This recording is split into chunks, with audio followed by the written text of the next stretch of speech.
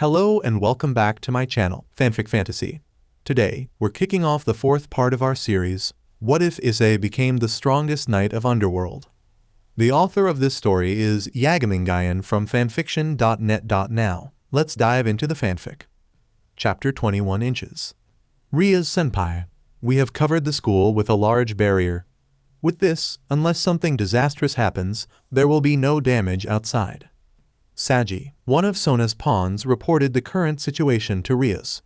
They, the Occult Research Club, Sans Kiba Yuyudo and the Student Council, had gathered at the park located right in front of Kyo Academy. Irina had been transported to Sona's house. Her condition had been stabilized by Asia and her sacred gear, but it would take her some time to wake up. Sona had gathered everyone from the Student Council, her servants, and put a massive barrier on the school after she heard the situation from Rias. It was a measure used to keep the things occurring inside from leaking outside. The opponent was one of the leaders of the fallen angels, whose powers rivaled even those who stood at the top of the Devil's Society. This is to keep it to the minimum. To tell you the truth, if Gabriel were to fight seriously, not only this academy but the whole region would be annihilated. Adding to that, he has already gotten ready for that. My servant has seen him releasing his power on the school grounds. Sona said seriously while looking in the direction of the school with eyes filled with hatred. My servants and I will continue to place the barrier to reduce the damages. I want to minimize the damages as much as possible. It's strong to prevent having our school getting damaged. But it looks like we have to since it's the leader of the fallen angels who is moving. Thank you, Sona. Rias nodded her head before asking, what about Grayfia? Tsubaki is working on the barrier that Gabriel set up around Momozono-san's apartment. Sona answered her friend's question with a shake of her head. However, we won't be able to get to her anytime soon. That barrier is so powerful that it is not only keeping someone as strong as Grayfia-san inside, but also preventing her from feeling anything abnormal. In Tsubaki's last report, she said Grayfia-san was still teaching Momo-san, who is struggling. Also, it's not like she's going to think about going back to Issei Hyodu-san anytime soon, at least not until Momo-san is able to manifest her magic power. I see. Issei's head dropped a little after hearing that. Currently, the only one that could stand toe-to-toe against Gabriel was Grayfia, the strongest queen of the underworld whose powers were Mao class.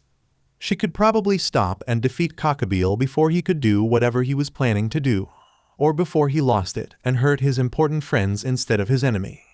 If only he could summon Shuguri no Antachi, but his grandfather said it's too soon for him to use the sword, and he had lost its trust when he lost control and used its power forcefully. Rias. Sona hesitated for a moment before saying, our enemy is a monster with strength above ours. It's still not too late. We can still try to remove the barrier that is imprisoning Grayfia-san together and let her handle this while we will support her from the outside of the battlefield. We should also get your Oni-sama. But Rias shook her head before saying to Sona, you also didn't call your one-sama. It wasn't a question. My one-sama is, your Oni-sama loves you. Sirzechs-sama will definitely move, so. I have already informed Sirzechs-sama.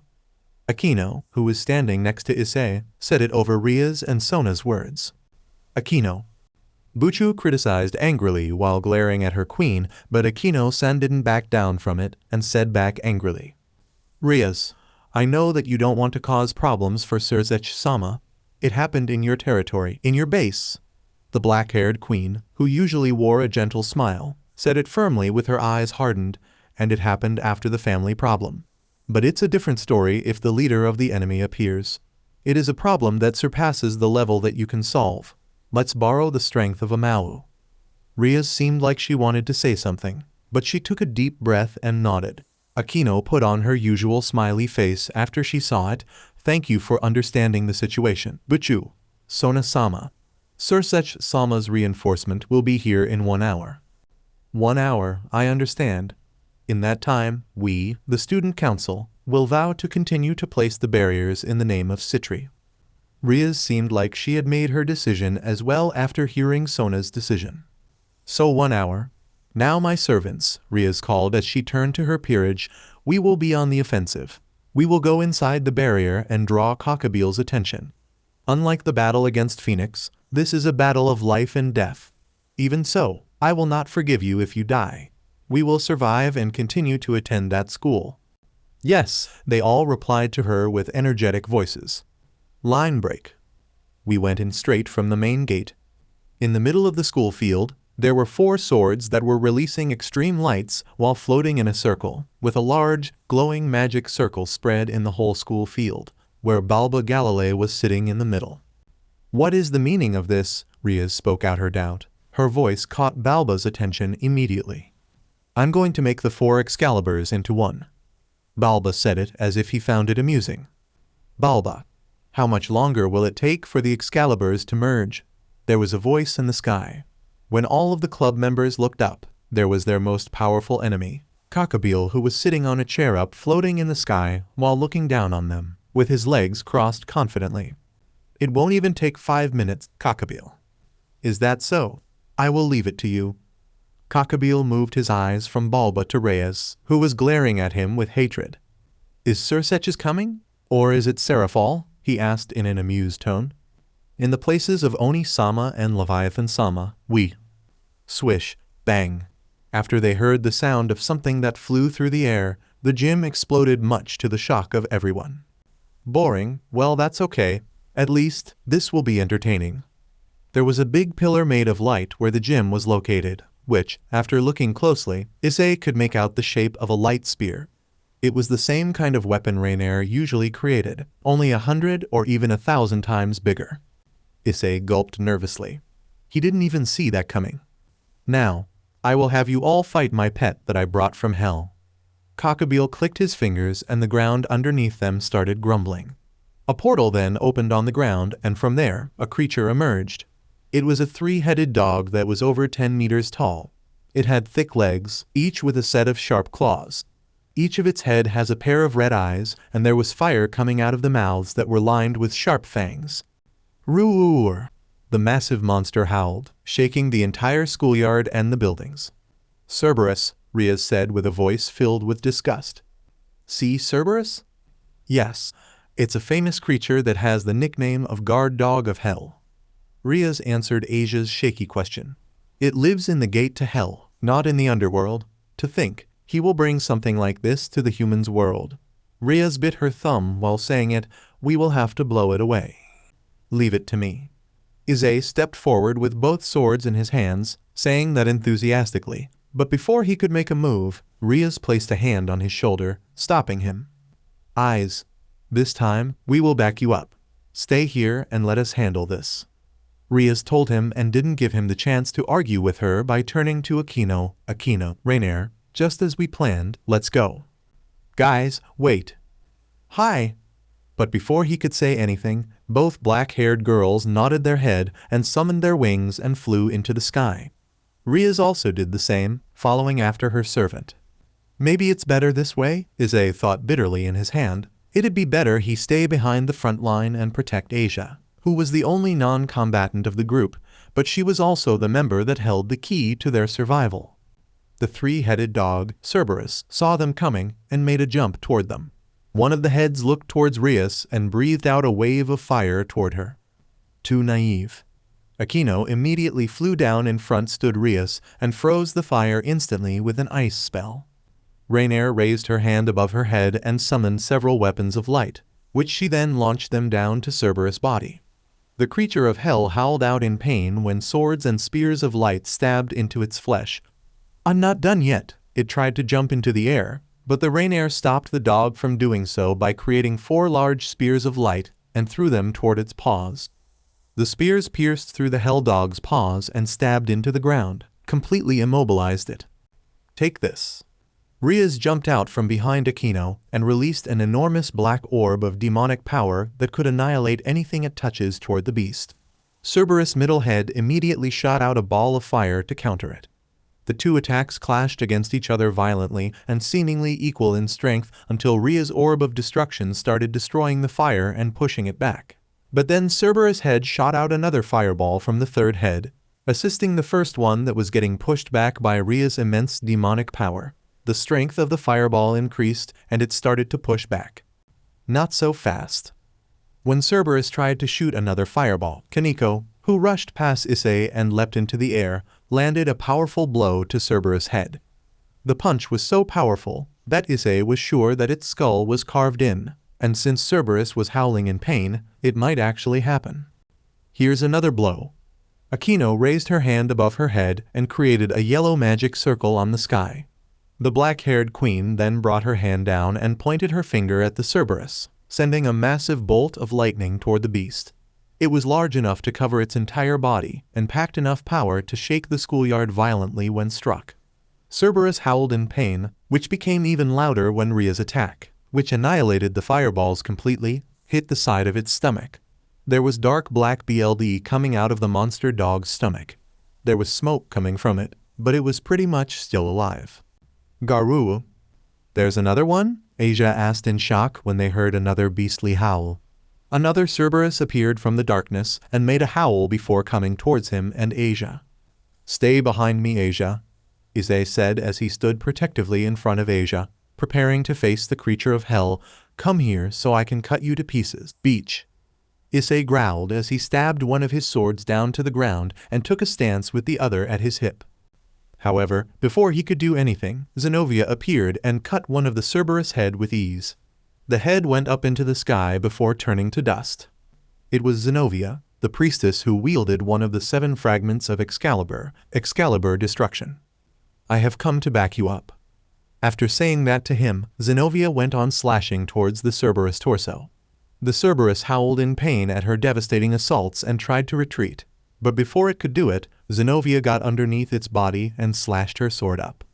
The Cerberus torso split in half after receiving a fatal strike, and the Cerberus started to vaporize the same way its head did. What devastating power! The strike of the Holy Sword, it gives critical damage to creatures. Zenovia moved her sword deep into the Cerberus chest to finish it off. That moment, the Cerberus body fully turned into dust and disappeared. Zenovia, Issei called before asking, Where's Kiba? Is he here? Zenovia didn't have to answer his question, because suddenly countless swords appeared from the ground and pierced through the Cerberus limbs, causing the Cerberus to roar out in pain as its limbs were pierced again. I won't let you escape. The person who appeared and used his sacred gear to create so many swords like that was none other than the handsome prince of Kyo Academy and Rias Gremory's pawn, Kiba Uyudo. Sorry, I'm late. Issei smiled in relief when he saw him, thinking that everything was going to be fine now. Flash. Akeno took the opening and sent a massive bolt of lightning down at Cerberus after it lost its movement due to the demonic swords. Her attack was so big that it couldn't be compared, covering more than half of the school ground and turning the dog of hell to nothingness. As expected, Raynare said as she looked at Akeno from the daughter of. Shut your DMN mouth, Akeno said in a cold tone as she glared at Raynare. It's bad enough that I have to fight alongside with you. Do not speak that man's name in my presence. Raynare didn't back down from her murderous glare, but she didn't say anything either. The moment the big dog disappeared, Buchu pointed her hand towards Cockabeel. Take this, Cockabeel, Rias cried and shot a gigantic mass of demonic power that was 10 times bigger than her usual shots, putting everything she had into a single strike. Her attack gained high velocity and went toward the leader of the fallen angels who was still sitting on his chair and smirking confidently. Much to everyone's shock, he just stretched one of his hands to the front and blocked Ria's shot with only one hand before lifting his hand up above his head. Ria's attack changed its direction, went up to the sky and disappeared. Cockabeel showed his malicious smile after seeing the smoke coming out of his hand. How pathetic, and you call yourself the sister of Sirzechs Lucifer. Cockabeel started to laugh as if he found it funny, causing Rias to grit her teeth in anger. It's complete. Balba called, drawing everyone's attention to him. The 4 Excaliburs are going to become one. The 4 Excaliburs that were placed in the center of the school field started giving out incredible amounts of light that spread throughout the school field. Because of its brightness, the devils had to cover their faces with their hands. When Issei looked at the center of the school field, I saw that the 4 Excaliburs were put on top of each other. When the bright lights were gone, there was one holy sword at the center of the field giving out a blue-white aura. Because of the light created by the Excalibur when it turned into one, the spell on the ground is also complete. This town will collapse within 20 minutes. The only way to dispel it is by beating Cockabeel. the magic circle spread around the whole school field and it started glowing and gathering power.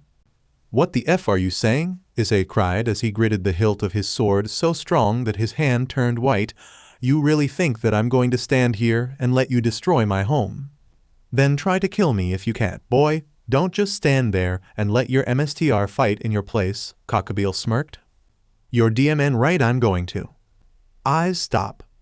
Rias cried, but it was too late. Issei had already jumped into the air with his sword raised above his head, aiming for a deadly strike that would cut Gabriel in half. Gabriel smirked widen when he saw the speed Rias Gremory's knight was moving at and raised a hand to stop Issei's sword when he brought it down. "Is that it?" he asked, but widened his eyes when he felt a sharp pain on his left shoulder. He turned his head slightly to the side and was surprised to see a cut there. "There's more for you, BSTRD," Issei growled and pulled his sword out of its scabbard, but couldn't attack because Gabriel created a sword of light with his other hand and slashed Issei. Issei raised his sword to block it, but the strike was so powerful that his sword broke on contact and knocked Issei down to the ground with a deep cut on his right arm. "Gah!" Fortunately for Issei, Koneko jumped in and caught him before he could crash. "Are you all right, Issei-senpai?" The white-haired girl gently put him down to the ground, her hands on his shoulders to make sure that he wasn't going to try to do something stupid again. Instead of answering her question, Issei turned his head up and glared at Gabriel, while gritting his teeth in pain. Being cut by holy-based weapons, there was smoke coming out of the cut on his arm. "Eyes, what the hell are you thinking?" With Rias, Asia quickly got to his side and started healing him. The pain soon disappeared, but the anger clearly didn't. The Crimson Heiress was angry at Issei and his reckless action. "Butchu, he's going to destroy my hometown and kill everyone in it. Are you really thinking that I will just stand in one place and let him do that?" Issei answered her without hesitation. "Of course not, but Gabriel is not someone you can fight alone, Eyes." Rias shook her head. "All we can do right now is... In 20 minutes this whole town will be blown to pieces, killing everyone in it, and that including my own parents." Issei suddenly stood up and snapped at Rias. "You think that we can wait for your brother's reinforcement to arrive?" he asked angrily. "Why doesn't he come personally? What was he doing when Akeno-san informed him? There is teleportation spell that can teleport people from place to place in a blink of an eye, and yet it will take him an all-powerful F1 hour to get here?" he asked mockingly. "Give me a break. We're on our own in this." He then summoned his second and last sword. "If all you can think about is do your best to hold him until reinforcement arrives, then stay out of my way. I don't have that kind of patient." He walked past her. "Eyes, wait." Rias immediately snapped out of her state of shock and turned around to grab his arm, stopping him from getting himself killed. "You can't do this, you will." "Turn into a monster?" he asked emotionless. "Well, that's good then. At least with that kind of power I can kill that son of a bitch." He pointed his sword to Gabriel, who was smirking in amusement at the scene. "Admit it, it's the best chance we have right now. We're wasting our time here, so if you're afraid then..." But he stopped when he saw the tears that fell from Rias' eyes. "But what about you?" Rias asked shakily. "You know that we cannot fight you. It's not because that we're far weaker than you and don't stand a chance, it's because we just can't. I can't." Butchu, his eyes softened a little, and some of his anger disappeared. "How romantic!" Gabriel suddenly laughed maniacally. "Is this love between the two of you, the MSTR and the servant?" He laughed before turning to the shitty priest. "Freed, use the Excalibur in the circle. It shall be the last entertainment." He ordered with a smirk. "Kill all of them but leave those two for the last. I'm going to enjoy hurting them right in front of each other." Yeah, Freed said lazily while stepping forward. "Geez, what an ugly scene. It's like a shitty drama romantic movie. If I were you, I would just order myself to kill those two first," he said while smiling crazily at Issei and Rias. But, I have to admit that I'm so honored to use the Excalibur Chan that has become super wonderful. Something like that? Yuhihe, I will just chop some devils now, and I will definitely save the Red Beach and Brown Samurai for your amusement later." Freed exclaimed while holding the fused Excalibur with both hands. "TCH, I should have killed you when I had the chance." Issei growled as he glared at Freed. "Eyes, you." When this is over, Issei said in a low tone, you will take me to your brother so I can get a proper explanation from him, he said with a tone that let Rias know that he was not going to take a no for an answer. I understand. Rias nodded her head softly and wiped the tears from her eyes. And to think that you didn't want to inform your brother about this in the first place. I'm going to fight, so please don't stop me. It was no longer a situation where he could just sit back and let the others handle everything. He then took a deep breath and spoke to Fried, hey you, I will only say this once. He pointed his sword at him. What is it? Fried asked lazily while picking his ear with his pinky finger. Don't waste my time and stay out of my way. I have no business with the like of you. He stated darkly, and Fried broke out in laughter. Balba also did the same, but with a much smaller laugh and a sadistic smile on his face. To think that a lowly devil like you can say such words even in the presence of a holy weapon like Excalibur's. The short man laughed. Don't you think that you're being overly confident in your ability? I'm not, Issei said and pointed his hand to the side. At Kiba, he will. After saying that, Issei suddenly disappeared from his spot in front of Rias and reappeared in front of Fried, who widened his eyes and could barely raise his sword to dodge Issei's strike.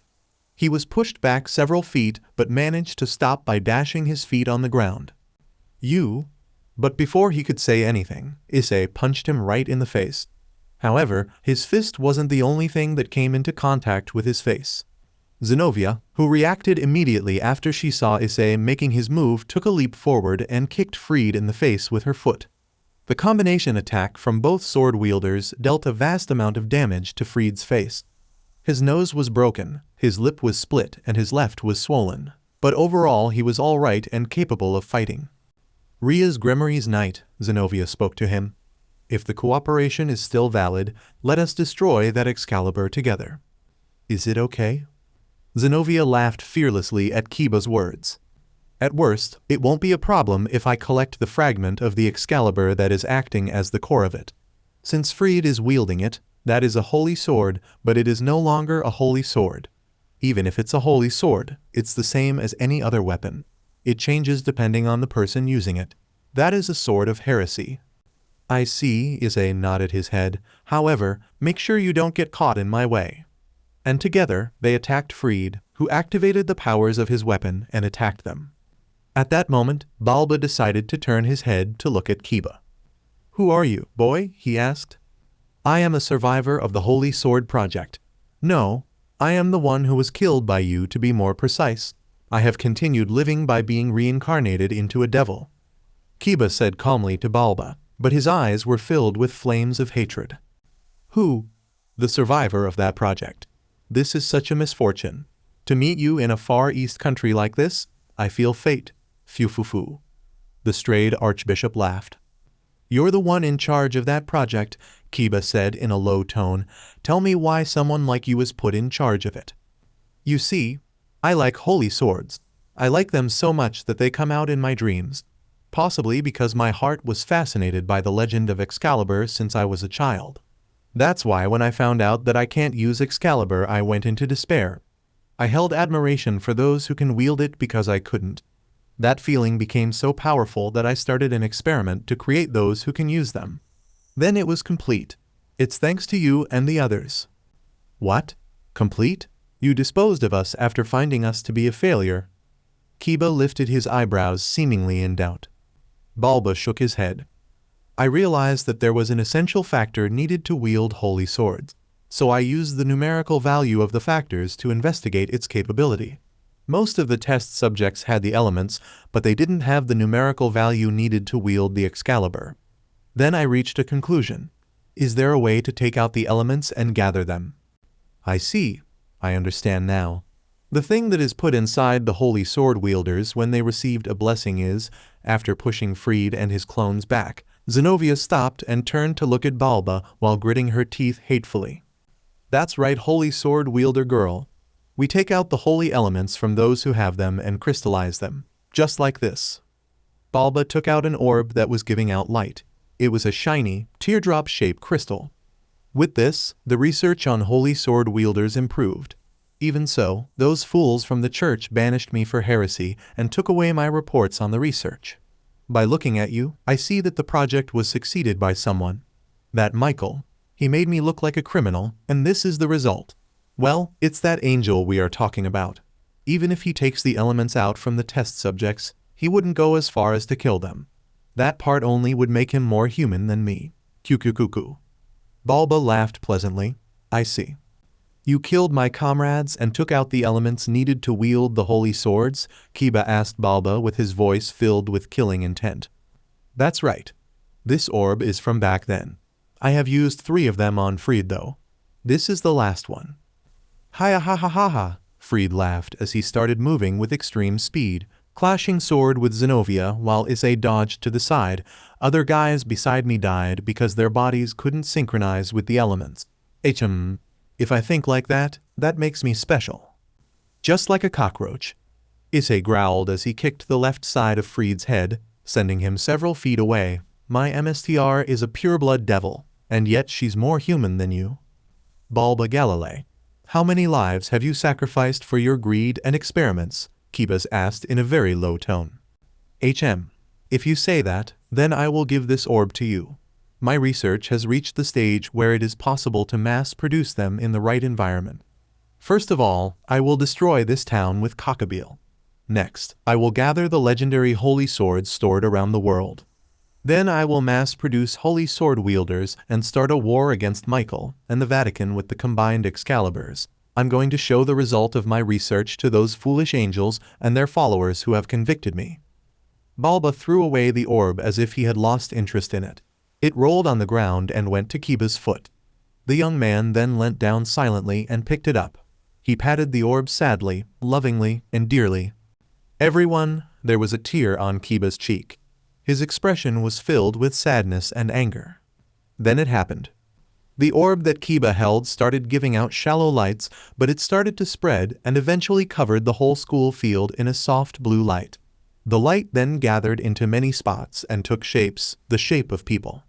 There were boys and girls who were giving out blue-white lights, and they were surrounding Kiba. The various powers that are present on this battlefield made the spirits within the orbs appear. Akeno said in amazement. The spirits looked at Kiba with a dear and sad expression.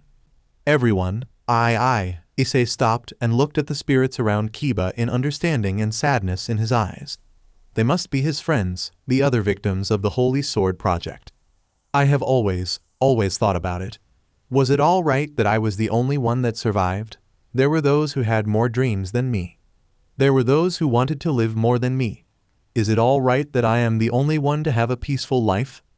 Then one boy's spirit smiled. Don't worry about us anymore. You are alive. At least more and more tears fell from Kiba's eyes as he looked at them in surprise. Then the spirits of boys and girls started to move their lips in a rhythm, singing a song. The sacred song.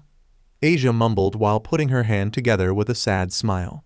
Raynare flew down and placed a hand on her shoulder, giving her friend a comforting smile. Kiba started to sing as well while shedding tears. When they were going through the painful experiment, it was the only thing they obtained to keep their hopes and dreams. It was the only support they had to continue living during their harsh life. Kiba and his late comrades had the smiles of innocent children. Their bodies started to glow blue-white. Those lights were getting brighter, with Kiba in the center. We were no good alone.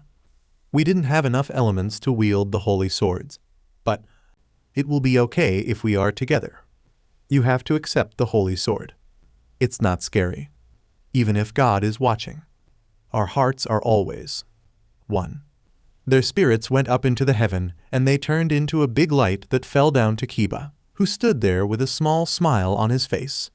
Balba Galilei, as long as I don't kill you, there will be those who would suffer the same fate as us, he said, looking at Balba with determination in his eyes. It's been said for a long time that research always comes with sacrifices. Haven't you realized that yet? Cut him down. Kiba, Issei cried out.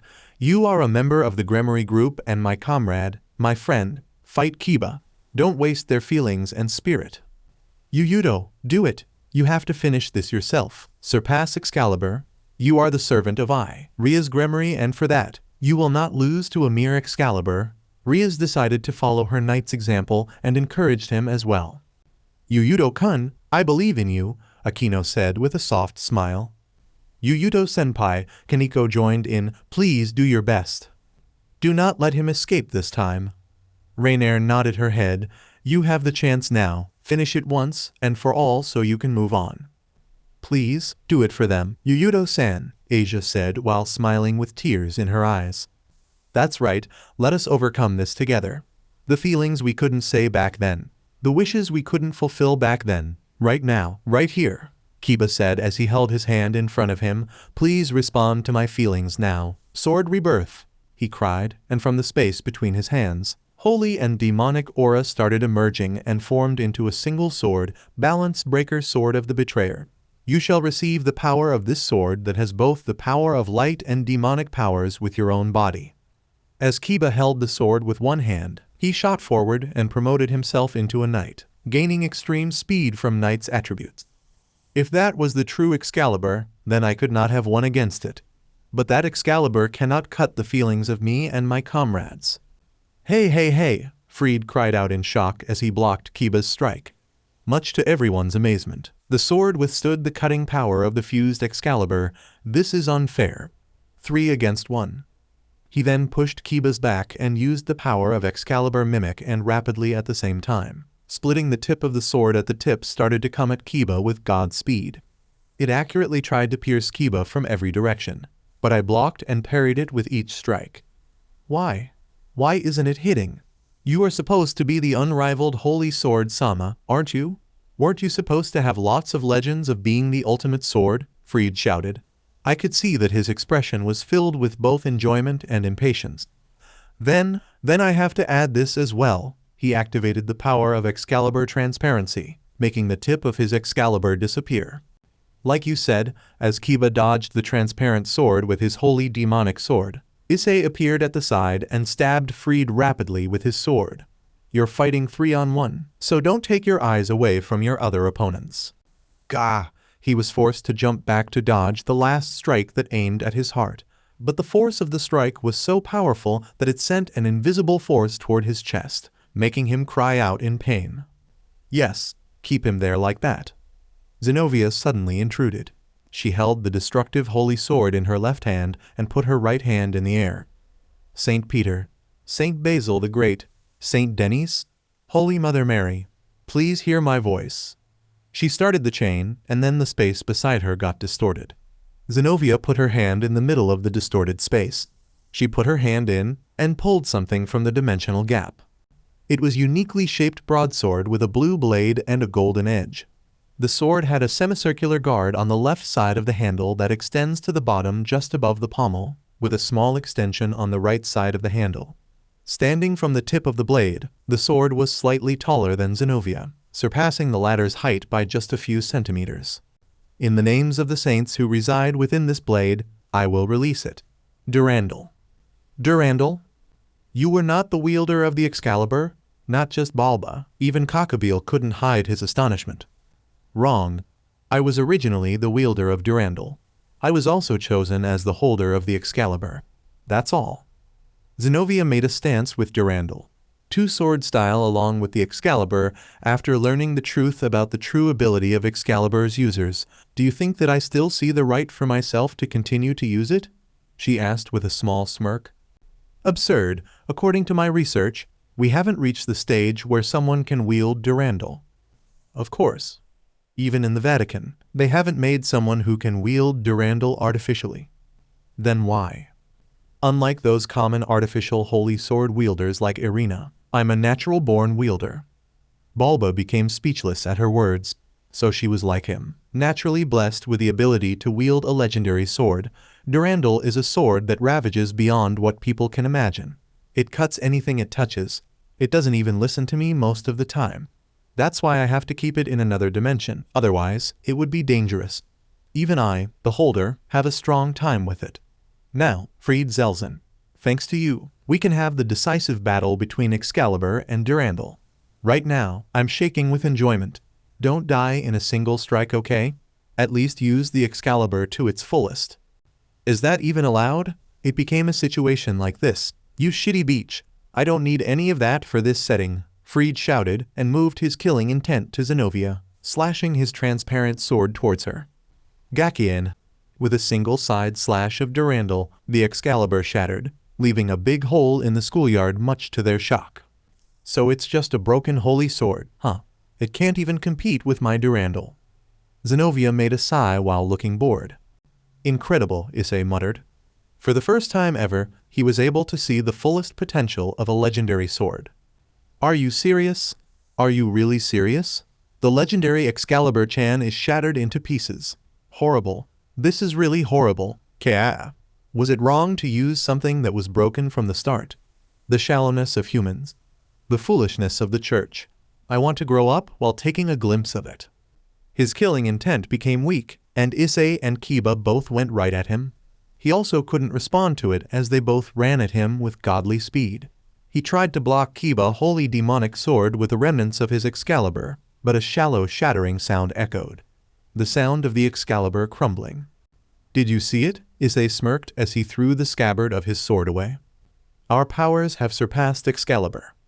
Kiba finished, and together they cut down the strayed priest, leaving a deep X-shaped cut from his shoulders to the side of his stomach. Freed fell down while BLD came out of the wound, probably would bleed to death. Ho, holy demonic sword, impossible. The polar opposite of two things cannot merge. Balba Galilei made a shock expression as he fell back.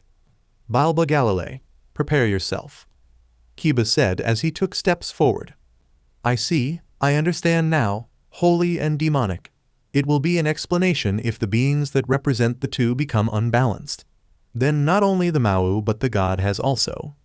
But before he could say it, a spear of light pierced through Balba's chest. Balba went down after throwing a solid amount of BLD. Issei quickly went up to him to confirm his state, checking his pulse. He's dead, Issei said and looked up at the leader of Fallen Angel, who was the one that ended his ally life. Balba, you were remarkable. The reason you went up to that conclusion proves that. But I don't mind whether you are with me or not. I could have done it by myself from the beginning. Cockabeel, who was up in the air, was sneering. Ha ha ha ha. Ka-ha-ha-ha-ha-ha-ha-ha. Cockabeel laughed loudly and landed on the ground with an overwhelming pressure. The actual battle had begun. Now, devils, he laughed confidently and fearlessly, give me your best shot. Let's see what you can do by combining your strength together. Are you trying to give us a chance? Don't mess around, Raynare shouted, but immediately Cockabeel sent her a glare that made her shake with fear. Shut your mouth, traitor. He smirked. Don't mess around? Ha ha ha. You guys are the ones who are messing around. Do you guys think you can defeat me? Of course we can. But before they could react, they heard a shout of a certain girl with pink hair and an energetic personality. Everyone. It was Momo Momonozo, the Sekiryute of their generation. She was running toward them with a smile on her face and the red dragon gauntlet, boosted gear on her left arm. That gauntlet, Cockabeel said in shock, it can't be. Momo-san? Momo-chan, Issei said in surprise, you're here. Hey, guys, Momo stopped in front Rias. I'm so glad that I make it here in time. She then turned to look at Issei, but her attention was drawn to Cockabeel instead. Whoa, who's that? 1, 2, 3, he has 10 wings, she counted and said in surprise. It's a long story, Momo. Rias shook her head and looked around to find a woman with silver hair, but how can you get out? Where is Grayfia? I'm sorry, but she's still being kept inside the barrier someone set up around my apartment. Momo said, it's fused with extremely powerful holy attribute magic, so Grayfia-san can't get out. At least for now. She said it's specially designed to imprison devil, but since I'm a dragon I can get out easily. She said, holding her sacred gear up, I noticed a blue barrier around school and rush here as soon as possible. Sona Kaichu didn't explain much. But when I said I could help, she pushed me in here and told me to help you. She finished, taking a deep breath. I see, Cockabeel smirked, Welsh dragon Sekiryute. To think that the one Grayfia Lucifuge was teaching is the legendary Red Dragon Emperor. He laughed loudly. This change everything. You might have the chance against me if you can unleash the full potential of your sacred gear. Well, the thing is, I can't. Rias and Raynare immediately jumped in to cover her mouth, but it was too late. He's the enemy, idiot, Raynare growled and made Momo widen her eyes in surprise. going around telling people about your inability like that. What are you? Eh, ahahahaha, Cockabeel laughed. I see, so that's how it is. You said you could help us. How? Rias asked curiously. I can power you guys up, boost your power at least 10 times greater. Her statement made them widen their eyes in surprise. See, I can talk to my dragon and... There's no time for the explanation, Rias suddenly cried, startling Momo. This town is going to blow up in 10 minutes. You have to boost our power right now. Eh? This town is going to what? Momo cried, and the green jewel on her sacred gear started glowing. It will take some time for me to charge it full, though. Boost, cried a male voice from Momo's gauntlet. All right, take all the time you need and then transfer everything to me. I will take him down. Rias nodded her head, eyes. Kiba and Zenovia, your 3 will. There's no need for that, Rias Gremory. Cockabeel smirked fearlessly. Take all the time you need to get a power up and attack me. After a few minutes and several boots, with each boost her power got doubled and then doubled. Momo's gauntlet started glowing brightly. It's here, Momo informed them. Now, who will you transfer it to? Cockabeel asked interestedly. Momo, Rias cried and started gathering her power, emitting a red aura from her body. Yes, Momo nodded. She placed her hand on Rias' shoulder and started transferring her power. Transfer. The light on the jewel passed on to Rias, and the red aura that covered her body increased drastically. Issei could feel a great amount of power from her with his skin, and an enormous amount of power was created within her hand. It was an amount that seemed like it wouldn't even leave a single speck of dust. Eyes, everyone gets out of the way. They didn't need to be told twice, and immediately got back as far away as possible. Phew, ha ha ha, good, that flow of demonic power. The demonic power I can feel right now is that of an ultimate class evil. A little bit more then you would reach that of a Mau. Rias Gremory, looks like you have a talent equal to that of your brothers. The fallen angel leader laughed as if he was truly enjoying it. His expression was colored in joy. Blow a wa eye. From Ria's hand, the largest, most powerful wave of demonic power was shot out, covered in the power of destruction, and came at Cockabeel, who didn't move an inch of his body to dodge. It made a shockwave that shook the entire schoolyard as it made its way toward Cockabeel, who then raised both of his hands and intended to block it. Interesting. Interesting indeed, Mau's sister, he said while gathering the power of light, and took Ria's shot head-on. His expression surpassed that of a normal one and looked dreadful. Nuun, much to everyone's shock and horror, Ria's shot started to get pushed back and started to lose its shape. Meanwhile, Cockabeel also wasn't uninjured. His black robe was being tattered in places, and the flesh of his hands was being torn apart by her demonic power. Butchu, Issei cried, and immediately got to Ria's side when she fell to her knees. Ria's breathing was ragged, and she had a tired expression on her face. I am possible, the crimson-haired girl muttered in shock. Lightning.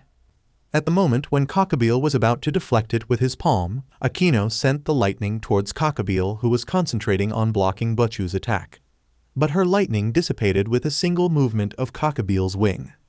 Will you stand in my way? The one who inherited her power from Barakweel. Do not put me in the same group as him. Akeno widened her eyes and got enraged when she heard the name. She continued to use lightning, but they were all deflected by Cockabeel's wings. Barakweel? Issei asked in confusion. It's the name of the Vice-Governor General of the Fallen Angel. Barakweel Sama of the Holy Lightning, Raynare explained. In terms of basic fighting ability, he is said to be on par with the Viceroy of the Fallen Angels, Azazel Sama. The one who inherited, does that mean that? Yes, Issei-kun, Raynare nodded her head as the shock realization, Akeno-senpai is the daughter of Barakweel. She used to be a fallen angel. He couldn't say anything. For you to become a devil, ha ha ha, you have pleasant servants. Rias Gremory, the leftover of the Holy Sword Project who reached Balance Breaker, and the daughter of Barakweel. You have weird tastes, just like your brother. I won't forgive you for insulting my brother, our Mau, Rias said in anger as she got up with Raynare's help. More than that, the insults you made to my servants will require your life. Then try to destroy me, Mau's sister. Crimson Hair Ruin Princess. The one whom you are up against is someone who has been an arch-enemy of the devils since a long time ago. If you don't see this as a chance, then your reputation will be looked down on." Gabriel laughed with his nose at Ria's anger and said provokingly. Then suddenly, Zenovia, who was behind Issei, moved. When she went past Issei, she muttered, "We will attack at the same time." She said the same thing to Kiba before charging ahead. After hearing that, both swordsmen also moved ahead. Issei put his strength into his sword and went on slashing at Gabriel with his comrades. He was up against a Mao-class opponent, but he wielded no Excalibur, so he could attack him without worrying about losing his weapon to fight. Gabriel dodged their moves, but Zenovia, who jumped into the air, brought her sword down as strong as she could. The 10 Wings Fallen Angel then created a sword of light with his hand and blocked her. HMPH, Durandal. Unlike the Excalibur that was already broken once, that light is the real thing. Boo what? Gabriel emitted an air wave from his other hand and made Zenovia's body float before kicking her in the stomach, but like you said, it depends on the wielder. Girl, you still can't control Durandal. The previous wielder was someone who had unrivaled strength. Gah! Zenovia flew back with an anguished cry, but she quickly adjusted her stance in the air and landed on the ground. She then went on slashing towards him once again. All 3 swordsmen and swordswomen were attacking at the same time, but there was little they could do to Gabriel, who was as fast as them and way more powerful. Ho! Attacks at the same time from a holy sword, a demonic sword and a holy demonic sword. Interesting. Good indeed. Come, you can't defeat me unless you do that much. Gabriel created another sword of light with his other hand and clashed with all 3 swords. Kiba's holy demonic sword, Zenovia's Durandal and Issei's demonic sword, taking on their attacks as if they were nothing. There, Koneko moved her punch from behind him. Naive! His black wings turned into sharp blades and cut up Koneko-chan's body. Her body fell down to the ground, while BLD came out of her body. Asia and Raynare rushed to her side to heal her, but it seemed she couldn't return to the battle anytime soon. Koneko-chan. Hey, looking away while fighting will easily get you killed. Issei let his guard down for a second because of the damage Koneko took, and he was knocked away by a powerful slap of Gabriel's wings. He crashed onto the ground several times before he was able to stab his sword down to the ground and stopped himself. Wiping the BLD from his forehead, Issei growled in frustration as he realized pure skills alone couldn't defeat him, someone who fought war and had a lot more experiences than any of them. If only. Oh, the autumn foliage, he started chanting in a very low tone. It was the poem he was taught by his grandfather from the early day of his life. He once forgot it, but it came back to him naturally after that day. Wah! Of the hill of Kamioka. At that moment, Zenovia and Kiba were helpless against the shockwave created by Gabriel's body, which sent them flying in the same manner as Issei.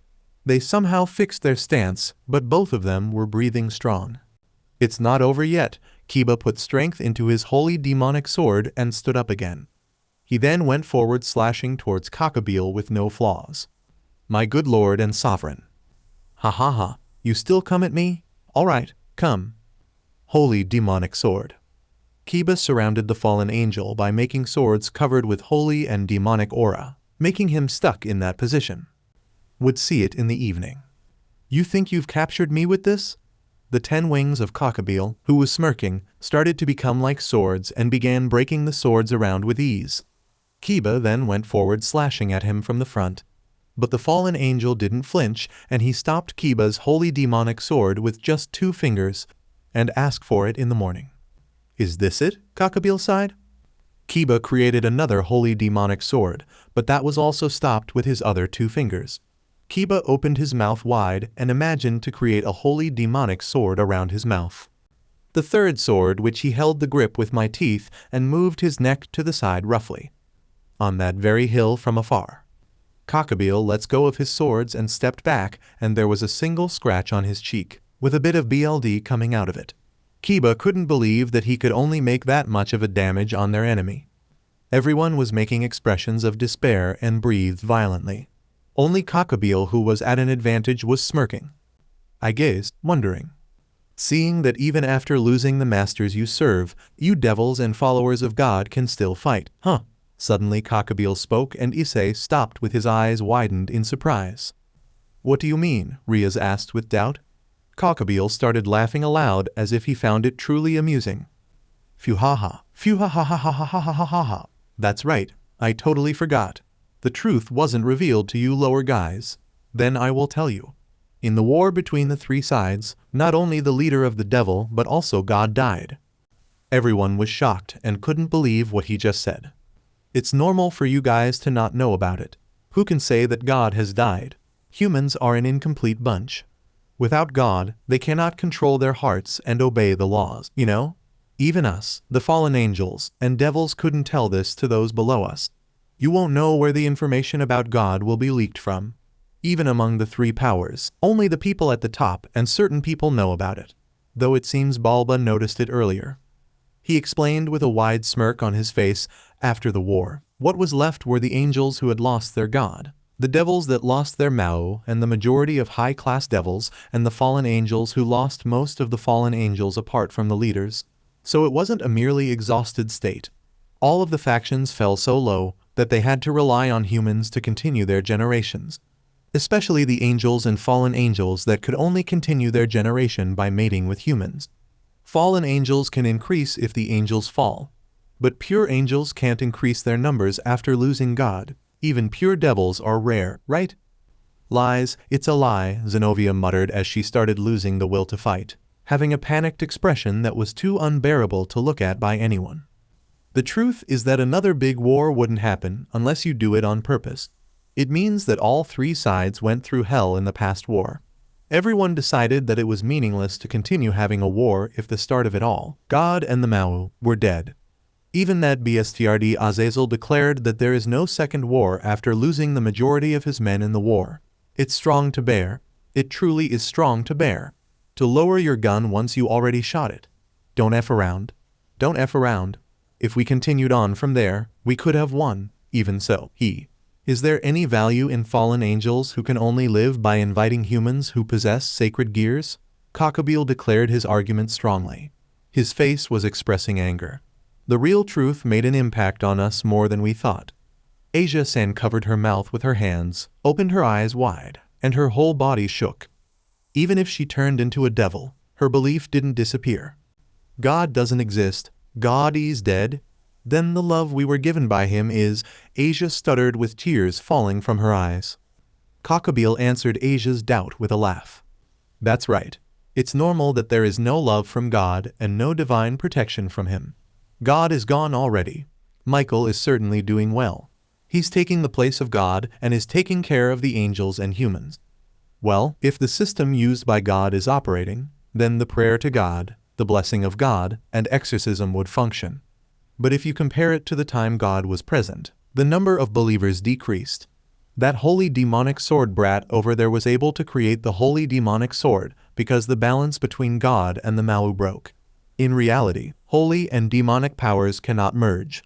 If the ones who rule the power of holy and demonic powers, God and the Mao, disappear, then lots of unique phenomena occur.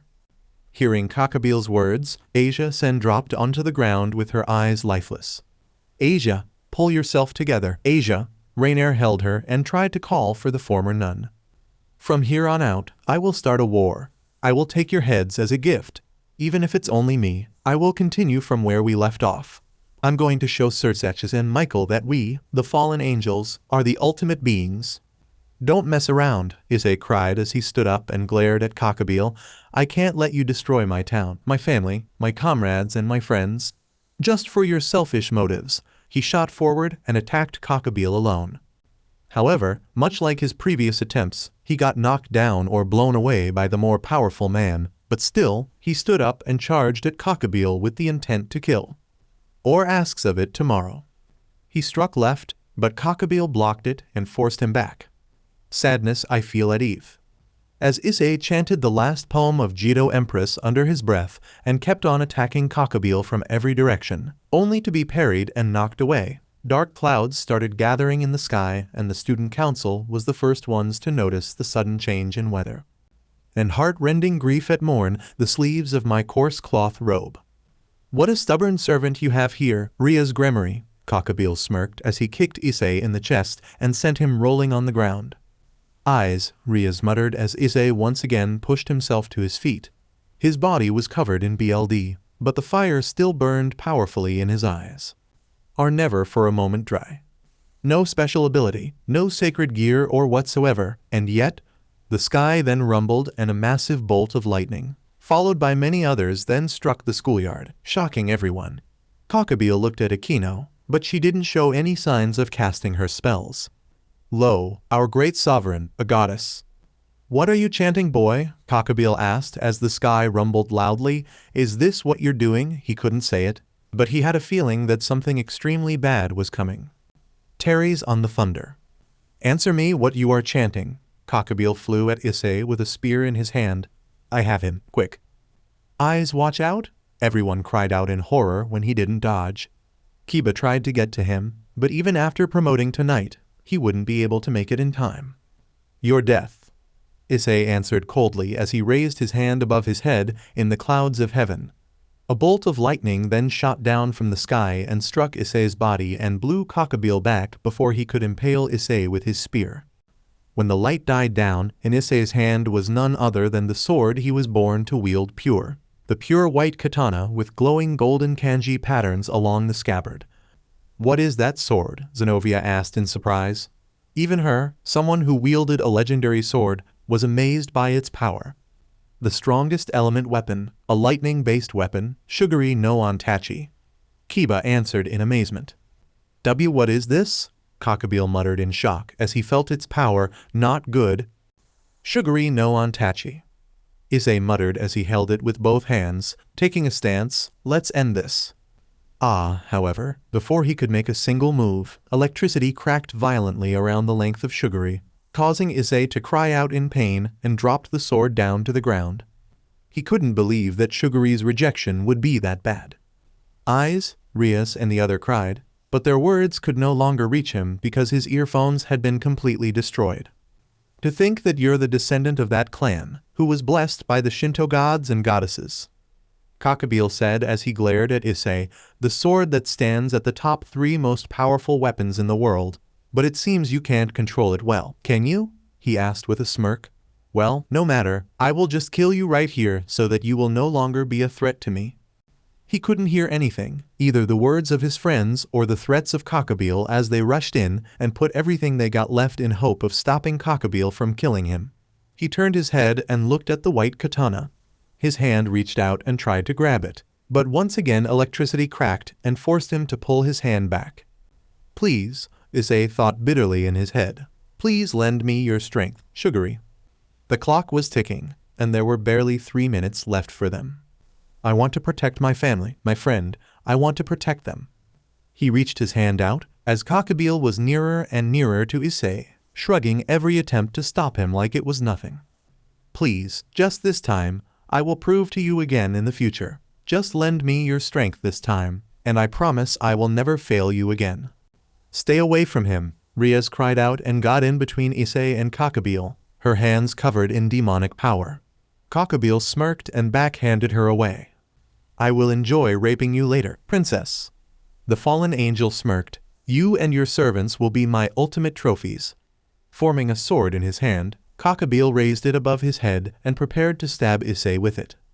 Please, just this time, he muttered. Please. He shot his hand forward and grabbed the hilt. To his surprise, it didn't reject him. Without taking any more time to think, Issei twisted his body around and parried Cockabeel's light weapon, and much to the evil fallen angel's shock, his sword was cut in half the moment it came into contact with the blade of Sugary. Pushing himself to his feet, Issei raised his sword above his head, holding the katana with both hands while standing in the most basic and traditional stance of swordsmanship. Take this, Issei cried and slashed his sword down, blasting Cockabeel back while crying out in agony in a massive bolt of lightning, which struck him right on his chest. Eventually, when they traveled to the other side of the schoolyard, the bolt of lightning disappeared, leaving Cockabeel on the ground with smoke coming out of his body. Did I gar? Issei cried out in pain when there was a small explosion of electricity between him and Sugary, forcing him to release it. The lightning sword was thrown into the air before falling down and stabbing itself down to the ground. One strike. All his sword gave him was one single strike. But he smiled nonetheless. Thank you. He mounted the words softly while looking at the white katana. Eyes, Rias cried out and ran at him to wrap her arms around him. You did it. She hugged him tightly, and since he got injured in many places, Issei grunted in pain. Oh, I'm sorry, she said and immediately released him. Her eyes then widened when Issei pointed to his earphones before making the signs. I'm sorry, Buchu, but I can't hear anything. I guess the earphone circuit was fried when Sugary rejected me. I see. Rias nodded her head. But then she shot her hands out to pinch his cheeks with both of her hands. Ah, Issei cried in pain. You stupid dummy, Rias gritted her teeth while muttering, how many times do I have to tell you to stop being so reckless? Ara, Buchu, I don't think it's the proper reward for the hero of the day, Akeno said while approaching them with a soft smile on her face. She then shoved Rias to the side and put her hands on Issei's cheeks, rubbing them softly. Poor you, getting treated by your MSTR like that? It seems it's up to your queen to properly reward you for your effort, she said. Issei didn't need to hear to know what she was saying since her hand was moving down to his lower body and getting dangerously close to his crotch. He wanted to stop her but didn't need to because Gabriel suddenly shot up to his feet and blasted a huge orb of light at them. He grabbed Akeno's body and tried to use his body to shield her away from the attack. But fortunately, Zenovia jumped in between them and slashed her sword horizontally, dispersing the orb of light with her Durandal. Issei looked up and glared at Gabriel, who had a horribly burned mark on his chest, where the bolt of lightning struck him. He should have known better that a strike like that could never put him down. You DMN brat. The black-haired fallen angle gritted his teeth in pure anger. To think I was hit by a lowlife like you. Everyone, prepare to fight. Rias called out to her servants. He's weakened and not as strong as he was. We can take him down together. She looked at Momo, prepare to give your powers to the other. Yes. Momo nodded her head with a confident smile. I will try my hardest, however. Her confident smile dropped when she felt an unknown fear and nervousness. Akeno, who he was still holding on to, suddenly looked to the sky with her eyes widened in surprise. The next person who noticed was Rias and soon the others, even Gabriel followed. Issei decided to do the same and found himself widening his eyes in surprise. There was a woman floating in the sky by a pair of dragon wings on her back, with a large energy-like feather. She had a voluptuous figure that clad in a set of revealing armor that was pure white in color and had blue gems on the armor parts. He couldn't see her face because she was wearing a helmet, but it was slightly open from behind so her long silver hair could flow freely behind her. The breastplate of her armor stopped just under her melons, leaving her stomach uncovered. It was composed of different plates joined together, with 4 prominent tube-like ornaments on the front, right above her melons, below the high armored collar. The shoulder pads are very large and sport prominent plates shaped like spikes. Her entire arms were covered in heavy plated gauntlets. For the lower part, her groin was covered by a white, thong-like armor, and she wore skin-tight mid-thighs black stockings, leaving the majority of her thighs and backside exposed. The greaves possessed matching protrusion on the gauntlets, with claws like feet and a particularly large pair adorning the knee guards, attached to simple, thigh-high boots with high heels. The feeling of his heart being grasped by it stopped me from moving. Issei was fascinated by the white appearance that emitted a mysterious light in the night sky. His heart was taken by it instantly. Appealing was the first thing he thought. Could it be? Vanishing dragon. His eyes widened when he heard Gabriel said that and looked to the side to see that Akeno was trying to fix his earphones with her magic. It didn't take her long to finish it, though. Vanishing dragon, Momo muttered as she looked at the woman in white armors. So you're my rival. Her whole body was trembling. One of the Longinus, divine dividing. If you are already in armor mode, it means that it's in the balance breaker state. Divine dividing scale male. Just like the boosted gear, it truly is an annoying thing. Gabriel said, so you were attracted to the red, aren't you, vanishing dragon, if you get in my way. Before Gabriel finished his sentence, his black wings were ripped from his back and went up into the air. It's like the wing of a crow. The vanishing dragon stated in a low, but femininely tone, holding Gabriel's wings in her hands. It has a disgusting color to it. Old man's wings are much darker and have the color of everlasting darkness, you know. No one was able to catch her movement, not even Issei. Why you, my wing? Cockabeel became enraged because his wing was plucked off, but the vanishing dragon giggled quietly. It's a symbol that you have fallen. There's no need for wings for those who fell down even below the earth, right? Are you still planning to fly? Vanishing dragon, are you opposing me? Cockabeel created a countless number of spears of light in the sky, but Vanishing Dragon wasn't intimidated by it and said clearly, "My name is Albion." Divide. Everyone heard the sound, and the aura around Cockabeel got reduced immediately. Half of the spears of light in the sky also vanished. One of the abilities of my divine dividing. It halves the power every 10 seconds.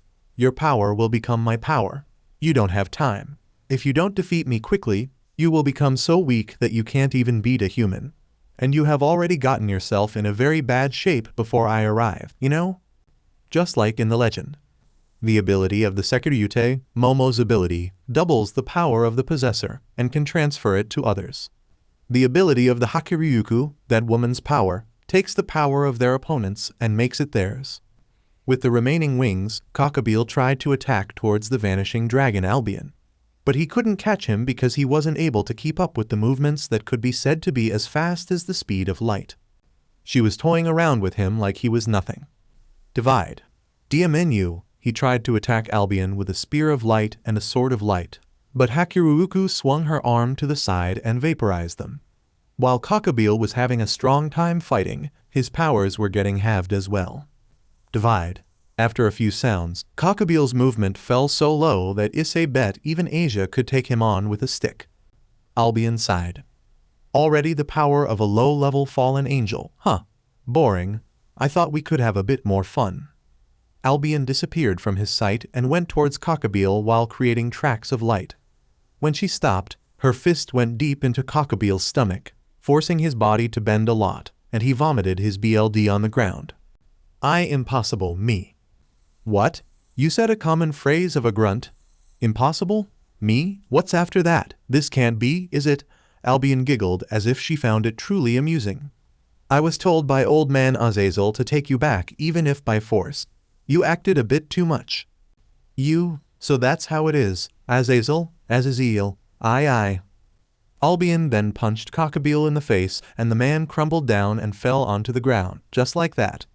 The silver-haired woman then reached down and picked him up before putting the defeated Cockabeel on her shoulder. Looks like I have to carry Freed as well. There are things I need to ask him. We will deal with him after that. Albion walked to Freed, who was on the ground, and carried him with her arm. She then tried to fly away while spreading her wings of light after retrieving the two. Are you ignoring me? Huh, white one. There was a male voice from Momo's gauntlet. The green jewel was glowing brightly. So you were awake, red one. Albion's armor jewel was also glowing white and the dragon inside her body, Albion, spoke up. We finally met, but in a situation like this. That's all right. It's our destiny to fight one day. Things like this happen. The silver-haired woman turned around so they could conversation normally. But white one, I can't feel the hostility from you like before. Red one, your hostility is incredibly low as well. Looks like both of us have things that interest us more than fighting. That's how it is. We should be having fun by ourselves for a while. It's not bad like this sometimes, right? Let's meet again, D-Drag. That would also be fun, huh? See you then, Albion. After that, the two heavenly dragons became silent. Albion then turned around and was about to walk away, but Momo stopped her by speaking up while taking a step forward. Wait, hold up, she called, are you? You're weak, get stronger. She flared her wings out and flew up, and at that moment, the magic circle of destruction that Cockabeel spread had already disappeared. It finished. The battle for Kuo had ended. Chapter 22. The reinforcements from the Mawu arrived 30 minutes after everything ended. By working with Sona's queen, Tsubaki Shinra, Grayfia was able to break herself out of the barrier Cockabeel set up to trap her a couple minutes after the battle ended. She arrived 20 minutes before the reinforcement, but quickly left to go back to the underworld to meet her MSTR after confirming that everyone was alright and apologizing to Rias that she wasn't able to help them even though she was sent there to protect them. During that time, Kiba was spanked mercilessly by Rias while Akeno and Asia patched Issei up with bandages and sacred healing light. There were burns all over his body, but they're not something Asia's twilight healing couldn't handle. The sword had disappeared shortly after Hakuruuku left with the badly beaten Kakabeel and freed. Is she going to be okay? Issei asked as he looked at Momo, who was sitting on a bench not too far away from them. She had been on her own for the last 10 minutes, which was rather unusual for an energetic and optimist young lady like her. I'm not sure, Issei-kun. Akeno shrugged as she answered his question. I mean, she just met her destined rival for the first time, who completely overpowered someone that we had so much trouble against. Momo-san is new to all these. That was also the first time she participated in a real life and death battle. It's actually not that easy to handle. Akeno said softly with her eyes in a sad manner, when Kakabeel tried to kill you, she was the first to rush in to protect you, but Kakabeel knocked her down with one of his wings. I saw great fear in her eyes, Issei-kun, and it was not the fear of seeing the life of her friends on the line. The black-haired queen released a heavy sigh. In the end, she's still human. Do you think we should talk to her? I don't think so. Raynare shook her head as she carried the broken pieces of his swords in a cloth. Let's just let her be for now. She put the cloth down to the ground beside him and said apologetically to her best friend, I'm sorry, Issei-kun, these are everything I can find, but I don't think we will be able to fix it or put it back together. It's all right. Issei shook his head. It was the sword he picked up from a stray exorcist back then when he tried to rescue Asia. Without it, he would have to use Ria's gift for him in his first attempt to fight Kakabeel. I guess it's everything. Asia then said as the green healing light around her hands disappeared, You're fine now, Issei-san. Issei looked at his arms and could see that all the burns and cuts had disappeared, leaving his body as good as new. Thank you, Asia. The knight smiled gratefully and pushed himself up to his feet. His body was functioning normally, which was a good sign. Since he didn't use any of the stronger techniques Sugary and no Ontachi could provide, the after effects of using it wasn't as bad as before. I wanted to help Issei-san and everyone more, but, Asia said sadly, lowered her head and looked at her shoes as if she suddenly found them very interesting. I'm sorry. Hey, you have nothing to apologize for. Issei said as he put a hand on her head and rubbed her blonde hair. We wouldn't be here without you, Asia. You and your sacred gear saved our asses back there. Please don't forget that you're the most important member of our team. Asia blushed and nodded her head with a grateful smile. Anyway, now that everything is over, Issei then turned his head to look at Rias, who had just finished spanking Kiba as a punishment for his actions the past week. Sorry guys, he said to the girls and walked toward Rias. Sigh, and next time don't ever do something stupid that again. Rias said as she poked Kiba on his chest while glaring at him with half-lifted eyes. You made me and everyone worry, you know? I'm sorry, Buchu. I promise it won't happen again. The pawn smiled while scratching the back of his neck. He then noticed Issei approaching them and raised his hand. Hey Issei-kun, how's your injuries? I'm good. Asia and Akeno-san patched me up, Issei said with a nod of his head. He then turned to look at Rias. Buchu, can we, Rias looked at him in confusion for a second before finally realizing what he wanted to tell her. Oh, that. She nodded her head then looked at Kiba. Yuto, you go tell everyone to go home first. Issei and I have something to do first.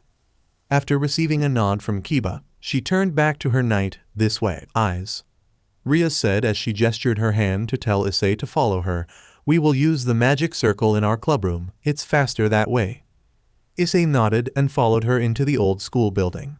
It didn't take them long to get to their clubroom, where the only light being the glowing magic circle on the floor. The reinforcement team will fix the school as soon as they remove the destruction spells Kakabeel prepared on our schoolyard, Rias said as she prepared the spell to teleport port of them to her brother's office. Even though Kakabeel has been defeated and taken away, we have to make sure that he didn't leave anything there, maybe a backup plan to destroy this town or something like that. I see. But he didn't say anything after that, making Rias look at him strangely for a second before sighing. Eyes, are you sure you want to do this? She asked him softly. I mean, Oni-sama will probably have a good reason. It was not a simple matter, you know. I know, Bushu. Issei shrugged. It's just, I want to hear it from him, you know. I want to hear the reason why he's not the one who personally came to rescue you. I mean, it's you we are talking about. Eyes, you know that he cannot. I know that he can't favor a devil over the others, his sister or not, but it's not what I'm talking. Issei pointed out, I'm talking about the heiress of a family of high class, pure-blood devils, one of the highest-ranking devil families of the underworld. Isn't your life very important for the society and future of devil? He asked. Sona Citri and her peerage are also residing in this town. Isn't she important too? Not to mention that Grayfia-san, the queen of the underworld, and Sekiryute are here. I remember that the higher-ups were so hyped when they heard about Momo-chan, who becomes our friends and has a friendship with us. He then took a deep breath before looking away. It's just. Hey, I understand. Rias said softly as she put a hand on his cheek and turned his head back to look at her. Let's just get this over with so we can all go home together, okay? She then gently grabbed his hand and led him into the glowing magic circle, which then flashed and started transporting them to Sirzechs' office. Okay? Issei nodded his head with a small smile. In a blink of an eye, they were standing in the middle of a hallway with the traditional Victorian interior design. Looking at the sky outside, Issei could see that it had the color of purple instead of blue or black because it's nighttime. There was the moon in the sky too, but he doubted it was real because they were under the ground. There's a magic barrier that prevents anyone from teleporting into his office, so this is the farthest the spell can take us, Rias explained, and Issei nodded his head in understanding. She then walked toward the opposite room and raised her hand to knock on the door. But before she could do it, the door was opened. It was Grayfia. Aju-sama, Aiz-san. The maid greeted and bowed her head to them. Please come in, Sirzechs-sama is expecting you too.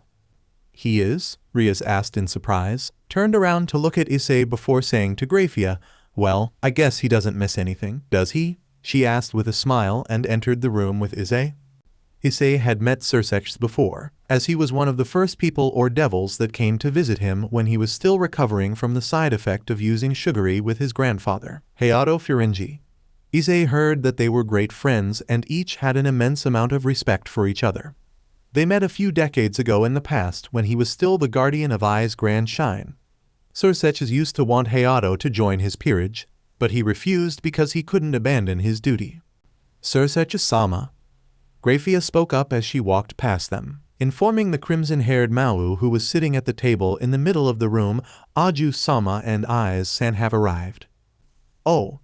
He looked up from the document he was reading and smiled to them. Rias-chan, Aiz-kun, I'm glad to see that you two are all right. He then pointed to the chairs that were prepared in front of the table. Please, have a seat you two. Thank you, Oni-sama, Rias said gratefully and took her seat, followed shortly by Issei. I know why you two are here, Sirzechs said with a nod of his head, closing the document before giving it to Grayfia. Actually, I'm surprised to see that it actually took you two this long to come to see me. I thought you would pay me a visit as soon as the battle was over, to get a good explanation from me. Both Issei and Rias widened their eyes at that, especially the knight since he didn't expect Sirzechs to see right through them right that, it's all right, I'm not angry at you two or anything. You have the right to hear it directly from me. Thank you, Oni-sama, Rias smiled. Please, ask me all the questions you want to know, and I will answer them to the best of my abilities. Yeah, Sirzechs-sama Issei cleared his throat and began asking, can I ask why instead of coming personally, you decided to send a devil troop that actually took an hour to get here to aid us? It's more complicated than you think, Aiz-kun. You're still too young to understand this, but Sirzechs took a deep breath before answering. The opponent you were up against was Gabriel, one of the leaders of Fallen Angel. He's a warmonger who enjoys wars, battles, and fighting more than anything else. But he's still one of the more important figures of Gregory. He then stood up from his seat and walked to a window, with his hand put behind his back. The Great War had ended long before you two were born, but it left the three factions in a state which you can call a Cold War. So while there was no peace between the factions and outright battles did not occur, there are still occasional conflicts between members who crossed paths for countless millennia.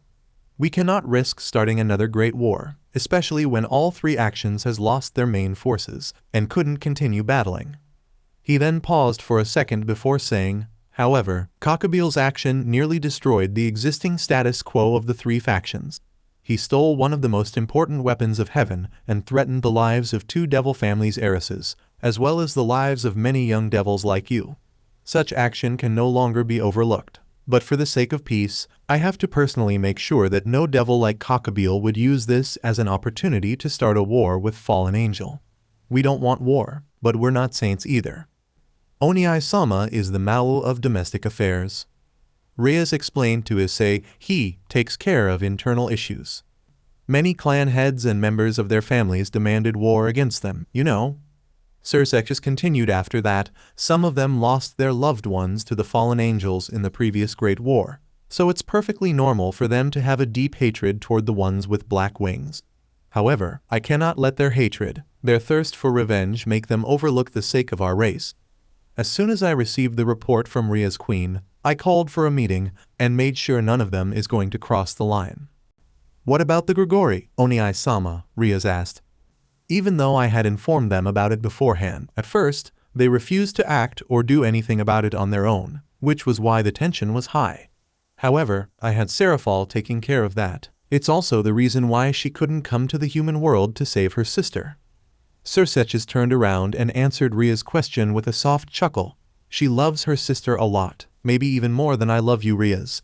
How far will she go to ensure her sister's safety against Cockabille? That's not the question I want to find out. And so do you. Is it that bad? Issei asked nervously. He had never met Serafall Leviathan before, but he did know that she was Sona Citri's elder sister and the most powerful woman of the underworld. Bad is a huge understatement, eyes. He could only nod his head. Anyway, Sirzechs cleared his throat before continuing. It shouldn't take any more than a few minutes for the reinforcement troops to arrive. But we have to make sure that Azazel won't misunderstand it as an act of starting a war first. But it seemed Azazel has become a lot more reasonable lately. He sent Hakiruuku, who we believe he has been in association with for a long time, to take care of Cockabille, so we don't have to do it ourselves and cause us even more problems. I see. I hope this will clear up your inquiries sufficiently, Eyes-kun. But he then said in a serious tone, I care a lot for my family, but I care for my people more. Sometimes, I will have to make the harsh decision that I don't like, but it's only for the sake of our faction that you're a part of. I understand, Rias put her hand on his shoulder as he said that maybe I should have thought about it more carefully before. You know, Rias was right. Her brother would have a perfect explanation for it. There's nothing wrong with that, Eyes-kun. It shows how much you care for my sister and your friends. Sirzechs smiled before looking at Rias. I will need you to send a full report to me in 24 hours. The higher-ups would like to know about the details of your battle with Cockabille. I understand, but there's also something I want to ask you, Oniai-sama. Rias said in hesitation, it's about God. So, you found out, didn't you? Sirzechs sighed. I guess it's only a matter of time. So it's the truth. Yes, it is, but you and Eyes-kun have already had a tough day, Rias-chan. Sirzechs said, you too should return home and get some rest. This matter is bigger than you think, and you've already had enough for today. But, sigh, Rias sighed and nodded her head forcefully. I understand, Oniai-sama. Now, if you excuse me, I have a lot of things to take care of now. Issei and Rias left Sirzechs' office after that, but instead of going back home right away, Rias asked him if he wanted her to give him a tour around her brother's place, which he said yes since he wasn't exactly in the mood to go home yet. After everything that happened, Issei needed some time to think, and his house wasn't exactly the place for it. Eventually, they stopped at a balcony where they could look at the city outside Lucifer Palace. Issei heard that it was the capital of the underworld, Lilith, which was named after the mother of devils. The city looked pretty original and like any cities he had seen in his life, with the only difference being the citizens. They're devils, and not many of them were using their feet to travel around. I think it's time for us to go home, Rias said as she moved a strand of her hair behind her ear. You're right, Buchu. Issei nodded and stood straight up. looking at his MSTR with a small smile. Rias turned around and was about to leave first, but Issei grabbed her wrist and stopped her. She was a little surprised by his action, but her expression softened when she saw the look on his face. "What's it, eyes?" she asked softly. I just want to say I'm sorry for how I acted earlier," Issei said nervously as he scratched the back of his head. "I shouldn't let myself." But before he could finish his apology, Rias stepped forward, grabbed his cheeks with both hands, pulled him down and placed her lips on his, kissing him with her eyes close and effectively shutting him up. Issei was stunned by her action, even though he couldn't help but start enjoying the feeling of her soft lips, just like when she kissed him in the bathroom of his house. After 10 seconds, she pulled back while smiling, and he couldn't help but ask, "So, is it another reward? What's that for?" "Do I need a reason to give you an embrace, eyes?" Rias asked softly with a warm smile. "Also, it's not a reward. I just feel like kissing you, that's all." "Yeah, right," the knight said sarcastically before saying, "Look, Butchu, about back there. Are you trying to make me embrace you again to shut you up? Because it's really working, you know," Rias asked playfully and pinched his cheek with her hand. "And how many times do I have to tell you to call me Rias?" "Butchu," Rias leant her head forward. Rias, I want to apologize for how I acted earlier. I shouldn't get angry at you like that. I should have thought about it more thoroughly. I also shouldn't rush in and try to fight him myself like that. You only care for me and everyone, and yet I make you worry every time," he said quickly, so Rias couldn't say or do anything to stop him. "It's all right. I would also react like that if I were you, you know, knowing that the town where your family and your friends are living in was going to get destroyed by a mad fallen angel, just like that," stated Rias, a soft smile on her face. "Like my brother said, it showed how much you care, eyes, for me and for everyone." "Rias," Issei said before smiling, "thank you. Let's go home, eyes," Rias said and removed her arms from his neck. But before she could leave, he grabbed her again and pulled her into his chest. With his hands put his hand on her back. Rias was surprised, but she didn't do anything against it. "Aura," she exclaimed softly in surprise, before asking with a teasing smile, "What do you want to say to me now, eyes?" "It's a request this time," Issei shrugged. He wondered if it was a good idea to be that close to his MSTRS, whose appealing melons were pressing tightly against his chest. Even a non-pervert like him had to admit that her melons were really appealing. "Can we?" To answer his uncompleted question, Rias kissed him, once again overlapped his lips with hers. However, instead of standing still like an idiot like last time, Issei kissed her back, pulling Rias even closer to him. At first, the embrace was small, but then it grew bigger, as they both let the intensity of their embrace build up steadily. Line break. A few days after the incident with Gabriel, Issei and Asia walked into the clubroom and were shocked by the presence of a certain foreign girl sitting on the sofa. "Good morning," it was Zenovia, and she was wearing Kyo Academy's girls' uniform. "Why, are you here?" Issei couldn't hide my unrest and pointed his finger at her, asking in surprise. "Pa!" Then suddenly, black wings grew out of Zenovia's back. It was the wings of a devil, which could only mean one thing. "I found out that God is gone, you know, so I decided to take a new way and turned into a devil as a self-abandonment. I received 3 pawn pieces from Rias Gremory. I was also placed in this school. From now on, I'm a second-year student and also a member of the Occult Research Club. Let's get along, Eyes-kun," Zenovia said seriously, but then smiled. "Oh, okay then." Issei nodded his head, but what with that expression? He deadpanned because it looked really weird on someone like her. "I copied Irina, but it looks like it's not easy." The Durandal wielder sighed longingly. "But reincarnating, Butchu, is it all right?" Issei had to admit that it was fast. "Well, having a Durandal wielder feels reliable, you know," Rias explained while sipping a cup of tea. "With this, it's a BRTH of the 3rd swordsman of my peerage or swordswoman along with you and Yuyudo." She was enjoying it, of course. Her group had become even stronger. "Yes, I'm a devil now. I can't go back. No, maybe this was a good thing. But since God is gone, my life was a failure. But serving under a devil that was once my enemy is, even if she is a sister of a Mao."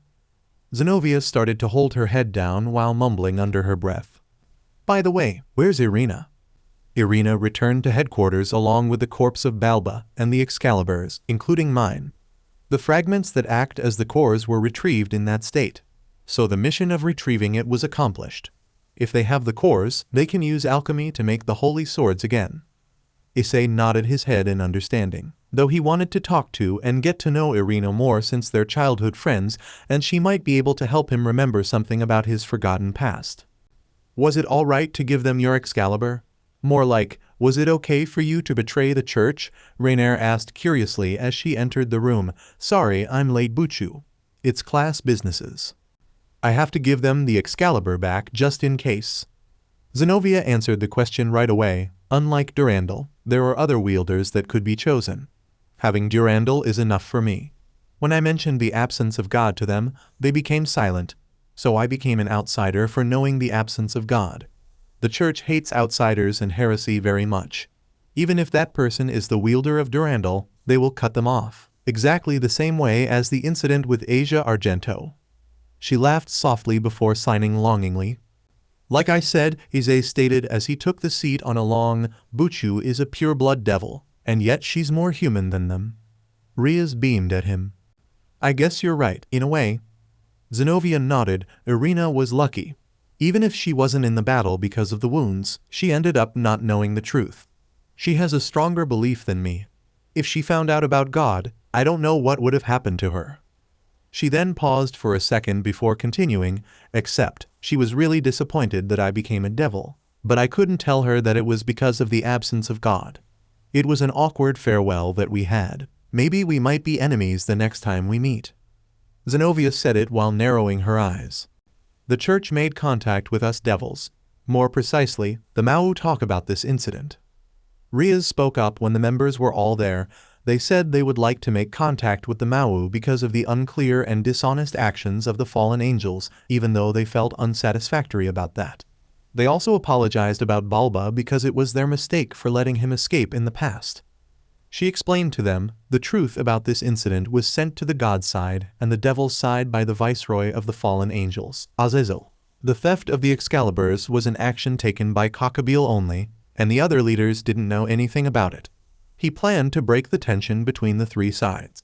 Because he tried to start another war, he was put in the Caucasus for eternity in a frozen state. It's the deepest part of the underworld that is connected to the realm of the dead. It acts as a prison for powerful and dangerous figures, and also the home of many rare and dangerous creatures. Raynare explained to those who didn't know, if they put someone down there, it's all right for us to believe that we will never meet them again. That's right.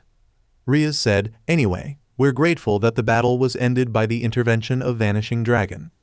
Grigori stopped the rampage done by one of them by sending someone from their organization. Hakiruuku, Momo muttered under her breath while looking at the cup of tea in her hands. She had, mostly, come back to her old self, but Hakiruuku and her immense power were always a sensitive topic to Momo. Even a human like her could see the wide gap between their powers. There would also be a meeting between the representatives of the angels, devils, and Azazel. Apparently, there is something Azazel wants to talk about, and I heard that maybe Azazel would be apologizing about Gabriel's action. Though to tell you the truth, I don't think it will happen anytime soon. Buchu says it with disgust while she shrugged her shoulder. We were also invited to that meeting. Akeno informed them with a smile, we have to report the incident at the meeting because we were involved. Are you serious? Issei wasn't the only one who got surprised by the Queen's words, as every member had a shocked expression on their faces. Momo broke the silence by asking the new member of the Occult Research Club, Zenovia-san, the Vanishing Dragon belongs to the side of the fallen angels, right? That's right. Zenovia answered, Azazel is gathering sacred gear possessors who have Longinus in their possession. I don't know what he is thinking, but it's definitely something not good. Have you ever met this woman before, Raynare-chan? Issei decided to ask his best friend, who used to be a member of Grigori before she became a devil. No, I haven't. Raynare shook her head, but I heard rumors about her. She is the top fighter among them, probably the 4th or 5th strongest out of all the strong people there, including the leaders of Grigori. Everyone widened their eyes at that while Raynare turned to say it to Momo. At this point, she is far stronger than you. Who is his rival? I see, it seems I am in a serious situation here. Momo laughed, but without her usual bright expression. Oh, that's right. Zenovia spoke like she suddenly remembered something. I would like to apologize to Asia Argento. She then turned to Asia and continued, since God didn't exist anymore, his love and help didn't as well. I'm sorry, Asia Argento. Hit me much as you want. She finished before bowing her head down, but her expression didn't change so Issei couldn't tell if she really meant it or not. No, I don't intend to do something like that. Zenovia-san, I'm enjoying my current lifestyle. Even though I'm a devil now, I met someone, people who are important to me. I am happy because of the place I live in now and the people I have met. Asia said it truthfully while she was smiling innocently. So you and I are the only Christians that found out about the absence of God. I won't be able to say something like a divine punishment to you now. Zenovia then chuckled bitterly. So a heretic, huh? I was a holy sword user who was admired, but now a heretic, huh? I can't forget about how their eyes and attitudes changed when they saw me. At that moment, there was a glimpse of sadness in Zenovia's eyes, but it quickly disappeared when she tried to leave the room. Then I will be leaving. There are a lot of things I need to know about before transferring to this school. Asia stood up from her seat and stopped her. On the next weekend, I'm going to go out to play with everyone. Would you also like to join, Zenovia-san? Asia asked it with a smile. Zenovia had widened her eyes in shock and then gave a bitter smile. It will be next time then, Asia. This time, I'm not interested. Except? Zenovia then said it with a smile to Asia. Can you take me around the school next time? Yes, Asia answered with a bright smile. After confirming that, Zenovia turned around and once again tried to leave the room. But when she was about to step through the door, she bumped into something that felt like a wall of firm bricks and fell back on her butt. What the? She muttered while massaging her nose, but then her eyes widened in shock when she saw him, sharing the same expression as Momo. Wah! Who is this? She cried when the giant, grinning old man crouched down and looked at them while giving them the peace sign. Hello there everyone, he greeted them with a deep, playful and booming voice. Hi, Issei-chan. It's a giant, cried the Securite. Jai-chan. Issei stood up and looked at his grandfather in surprise. This is your grandfather? Momo asked in shock. Momo, Zenovia, this is Hayato Furinji Oji-sama. He's Issei's grandfather. Rias stepped forward and introduced him to the new members of the club while Hayato was walking into the room. Also, don't worry, he knows about the 3 factions and the supernatural world. Indeed I am. The giant old man smiled as he put his hand on the door. I can see that you have reinforced the door, Rias-chan. Very good, he praised before offering his hand to Zenovia, who was still sitting on the ground. I'm sorry, young lady, but I think you should check your surroundings more carefully. It's not safe to blindly walk around like that.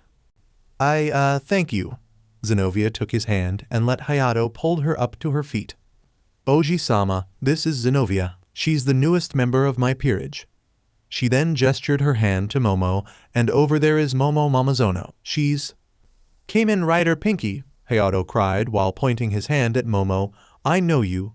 You're that girl from the TV show Kamen Rider Pinky, the 20th Kamen Rider. Wah? Momo was shocked, and she didn't know how to react. Big fan, big fan. Hayato laughed while stroking his beard. He then reached his hand into his robe and pulled out a rider belt. I even have Ichigo's rider belt right here.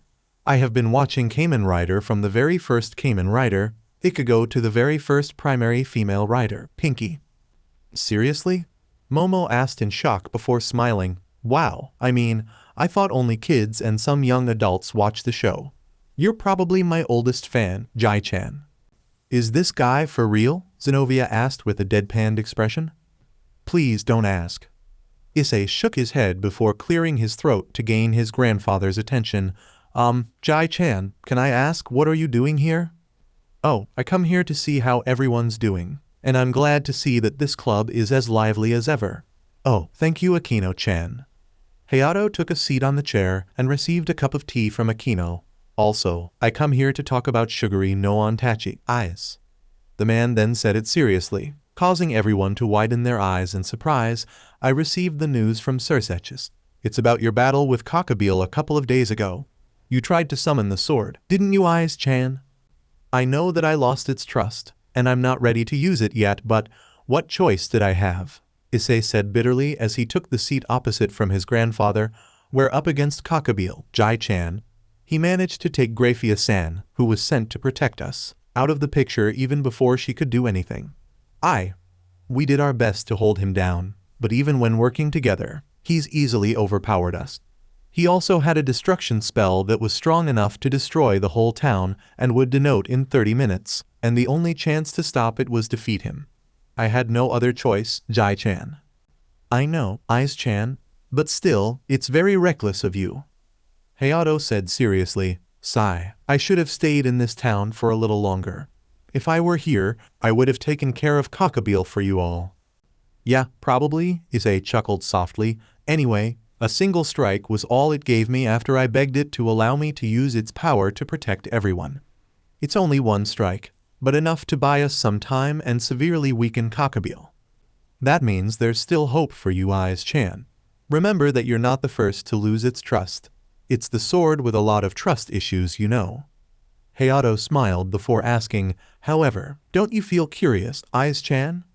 About what, Jai-chan? Normally, when a wielder lost its trust, the sword would never answer to them, not even their call, and yet it still came when you called for it. Don't you feel curious? Rias and her peerage couldn't stop themselves from widening their eyes in shock after hearing that. What do you mean, Jai-sama? Rias asked in surprise. It's drawn to this school, Rias-chan. Hayato explained, with or without its trust, Issei-chan is its current owner, but he's not the only one who has the right to use it. There's someone else, someone who is always there when us Furinji trains our heir, holding Sugary in her hands and waiting for the day she can hand her weapon to the next guardian of Ai's grand shrine. By that time, Issei had already realized it, Uno Sarara-sama, who was later known as Empress Jidou. But how's that even possible? Issei asked in shock. I thought he stopped and felt like something suddenly stuck in his throat. He couldn't say it. I don't know, eyes. Hayato shook his head, but one thing I can tell, her spirit, or at least something like that, is wandering around this school. Sugary answered to your call and came here because it was drawn by the presence of its first and rightful owner. Empress Jidou, or at least her spirit, is somewhere in this school. And if you want to earn the trust of Sugary no Ontachi again, Issei-chan, you have to find her. Everyone, especially the younger girls, paled at the thought of a creepy ghost wandering around school at night. But the bigger question was why there? At Kyo Academy of all place. Chapter 23. As he sat on one of the bed of the infirmary, naked from the waist down, Issei couldn't believe that it had become a daily routine for both him and his MSTRS, Rias Gremory. Said young woman, who was naked as the day she was born, was between his legs with her impressive large melons wrapped around his PP, using her hands to move them up and down on it. While she was doing that, she was also putting her mouth to use. Her appealing crimson hair was springing as she bobbed her head on the rest of the PP that was not getting pleasured by her melons. The moment the door of the infirmary was locked behind them, Rias stripped down to her birthday suit, while giving him a show of her body just for the sake of keeping him aroused. Then she proceeded to begin her favorite devilish job of the day by giving him oral sex, with her tips got involved not long after. It was the only time their positions were completely reserved. Issei exhaled from his nose as he looked down at Rias's bobbing head. She had a lustful expression on her face and looked really into pleasuring him with her mouth. Issei could see the usual burning determination to make him feel good in her eyes as she focused on giving him the best head yet. Her soft, lustful moans she let out as she sucked and licked on his turned him on like nothing else. How does that feel? Do you like it? Rias pulled back and asked with an seductive smile. She squeezed Issei's PP inside her melons even harder and started moving them in different directions, making Issei's grunt of pleasure become even louder. Are you holding back on me again, eyes? She continued her activity without stopping, using her tongue to treat the underside of his PP with nice and long lick that was slowly pushing him over the edge. It all started with just kisses. When no one was around and it was just the two of them, Rias would climb onto his lap and kissed him while her arms wrapped around his neck and hands tangling in his hair. However, as soon as she got comfortable with simple kisses, her tongue came into action. Recently, Issei had nothing but passionate French kisses from his MSTR, who openly allowed him to do whatever he wanted with her oral carvin. However, as soon as Rias decided that kisses were no longer enough to express how much she loved him, she got naked and allowed him to do whatever he wanted to do with her voluptuous body. "It's all yours, eyes." That's what she said. It's already strong enough for Issei to control himself in her presence. Those words simply broke the last of his control. Of course, while his hands were playing with her naked body, paying special attention to her melons, Issei couldn't stop himself from getting extremely aroused, to the point he felt like his PP would rip apart his pants any second. And of course, being an awesome MSTR as she was, Rias didn't hesitate when she wanted to make him feel as comfortable as possible while he was playing with his favorite new toy. She spoiled him with her mouth, which she did sloppily at first, like their first time in the bathroom, but she improved, and at the time being, she's able to take care of his PP with mind-blowing treatments. Issei had a feeling that soon enough, Rias would allow him to fully enjoy the utmost pleasure her body could provide the two of them. As human as she was, in nature she was still a pureblood she-devil, and he heard that pureblood devils usually followed their instinct and carnal desires more than anything. "Ara," Rias giggled in delight when Issei's prick shuddered in her cleavage and spurted out a huge rope of jizz, the thick line of cum shooting up over her head before falling back to land on her face in an unbroken stripe. By the time it landed, yet another had leapt from his knob, and another, over and over, the heavy wads splashing down over her gorgeous face. Rias released his PP from her melons and moved back, grabbing his PP and aiming it down towards her as she opened her mouth and held out her tongue. Viscous ribbons coated her features, laying across her cheeks, lips, nose, and sealing both her eyes closed as she pumped and jerked on his prick, getting out every last drop. "Yes, come all over me, eyes." The crimson-haired young woman sighed, milking his PP, feeling it buck in her hands as it laid another salvo over her face. She felt huge wads slide down her cheeks, over her chin and down onto her big tips, which were resting on his thighs. Time and again it lurched, delivering a huge load despite him having come not that long before. Finally, Issei's PP stopped coming and Rias leaned forward, sucking HRD on the big knob as it drizzled the last of his spunk into her mouth. "Ah, Rias," Issei moaned, "that was so good," he gasped slightly, trying to get his breath back. He watched as his MSTRS used her fingers to scoop his SPRM over her face and into her mouth, sucking her fingers clean as she did. You always taste so good, eyes," she said, opening her eyes once they were clear of cum and smiling up at him. She put both hands under her melons and lifted them up, bending her head and licking and sucking up as much as she could while putting on a show for him. "This is—" "Do you want more?" Rias asked as she smiled seductively. "I know that you want more, eyes. Surely 3 times in a row isn't not enough to satisfy you, isn't it?" "3 times in a row?" There was a voice, and the curtain around their bed was pulled to the side. "You two sure are taking your time, aren't you?" The girl that was standing there looking at them with a dark smirk on her face was, surprisingly, Raynare. "Raynare-chan," Issei said in surprise. While Rias showed no sign of shame, he tried to cover himself, but his legs hit Rias and failed miserably, losing his balance and fell off the bed, landing on his back and the back of his head. He grabbed his pants and boxer and quickly put them on, using godly knight speed to do it almost instantly, and stood up on his feet. He suddenly realized that his earphones had fallen from his ears, and quickly picked them up and put them on again. His face showed panic for a second, but it disappeared as soon as he could hear again, "Hey, Ray-chan, what's up?" He smiled nervously while Raynare kept smirking darkly while shaking her head. "That night." "Yo, devil kun. Sorry for today as well," said a man in his 20s. He was tall with an average build, black hair, golden bangs and black goatee, dressed in a light color yukata, and had a bright smile on his face when he opened the door of his house for Issei. "Please, come in." After looking at the client, Issei shook his head with a small smile. "No, it's all right." The knight smiled and walked into his house. Over the past few days, Issei had been summoned a lot by him, so much that he could say that he had become one of his regular client like Momo. His requests were various. Yesterday he asked Issei to go buy bread for him in the middle of the night, while before that, he wanted to go fishing and had Issei accompanied him to a nearby fishing spot. It's easy to get them done, so Issei didn't complain about those requests. However, Issei couldn't stop himself from feeling suspicious about the man. Every time he tried to ask for his name, he started talking about another topic, or simply urged him to work faster, ignoring answering his question for the rest of the day. Devil-kun, would you play a game with me? I bought a racing game in the afternoon, and I'm lonely without an opponent. I'm not that good at video game. In truth, he had never played a video game before, because he was deaf and all. Maybe he did when he was younger, but at the moment even if he wanted to start playing something, Issei wouldn't have the time to waste in video games. Don't worry about it. You seem like a quick learner. The man smiled brightly before heading to set up the game. It took him a minute to do. All right, I have set up the game. It's great to have so many items to waste time on in Japan. It isn't a bad place. Here, take the controller, he said and tossed the controller to Issei. Ah, thanks. I am a beginner, so please go lightly on me. Me too. The both took their seats on the sofa and started playing. Go.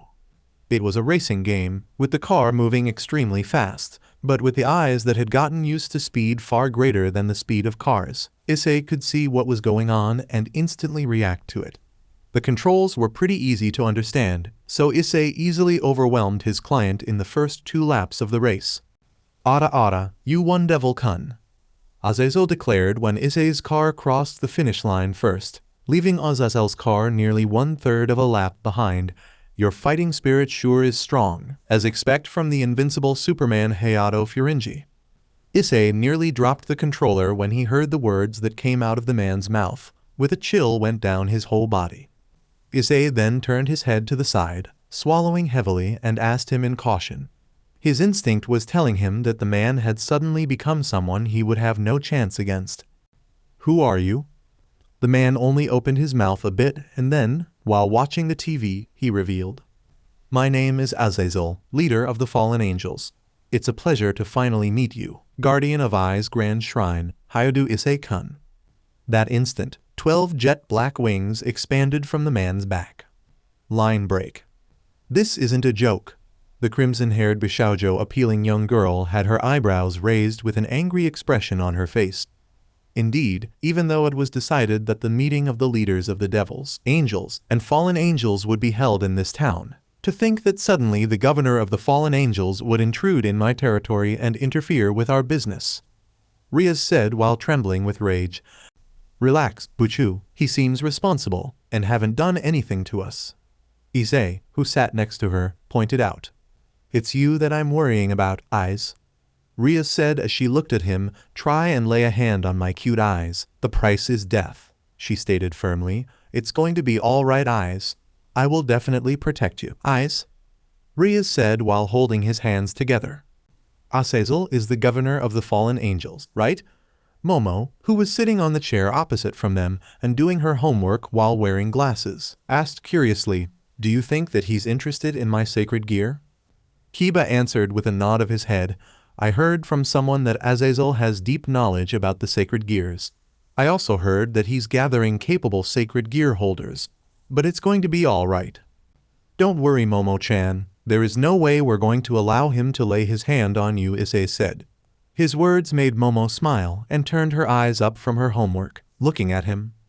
I know that you and everyone will, Issei-kun. Momo smiled gratefully and went back to her homework. Though, her smile disappeared. She was really appreciative and glad that Issei showed so much care for her, and was protective of her.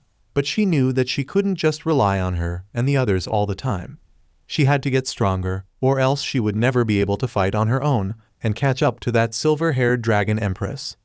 Anyway, I wonder what happened. Besides not knowing their movements, it's difficult to move here as well. The other side is the governor of the fallen angels. We can't even come in contact with him. Rias pondered, crossing her arms on her chest. Azazel has always been like that, Rias. Suddenly, they heard a voice that belonged to nobody among us. Everybody looked at the direction the voice came from and saw Sirzechs Lucifer, with Grayfia accompanying behind him, walking into the room while smiling pleasantly. Asia, Momo, and the newcomer, Zenovia, had a confused expression on their faces when Issei and the others stood up and bowed their heads to the... Rias, meanwhile, abruptly stood up and looked at him with wide eyes. Oh, Oniai-sama, she let out a surprised call. Azazel won't do anything like Gabriel did nearly a week ago. Rias, he may do a prank like last time, though. He looked at Issei and said with a smile, I believe that the governor will come earlier than the planned date. He then looked at the others, please relax and raise your head, I came for private business today. Everyone obeyed that. Hey, my little sister. This room seems like murder scenery, or a secret cult. I wonder how it is possible for this place to be full of magic circles, even though young girls gather here. While surveying the room, Sirzechs was giving a bitter smile. Oniai-sama, why are you here? Rias asked doubtfully. After she said that, Sirzechs reached his hand into his pocket and handed over an unfilled printed form. What are you saying, Rias? He asked with a smile. Classroom visits are coming soon, right? I am also thinking to participate. By all means, I want to see my little sister working strong in studies from up close. Just like what he said, the school's visit was really close. His parents were in high spirits, so much that they was even planning on taking a paid leave to come visit Issei and the girls they viewed as their own daughters, Asia and Raynare. The parents really wanted to see if the three of them were doing well in class. Grayfia, right?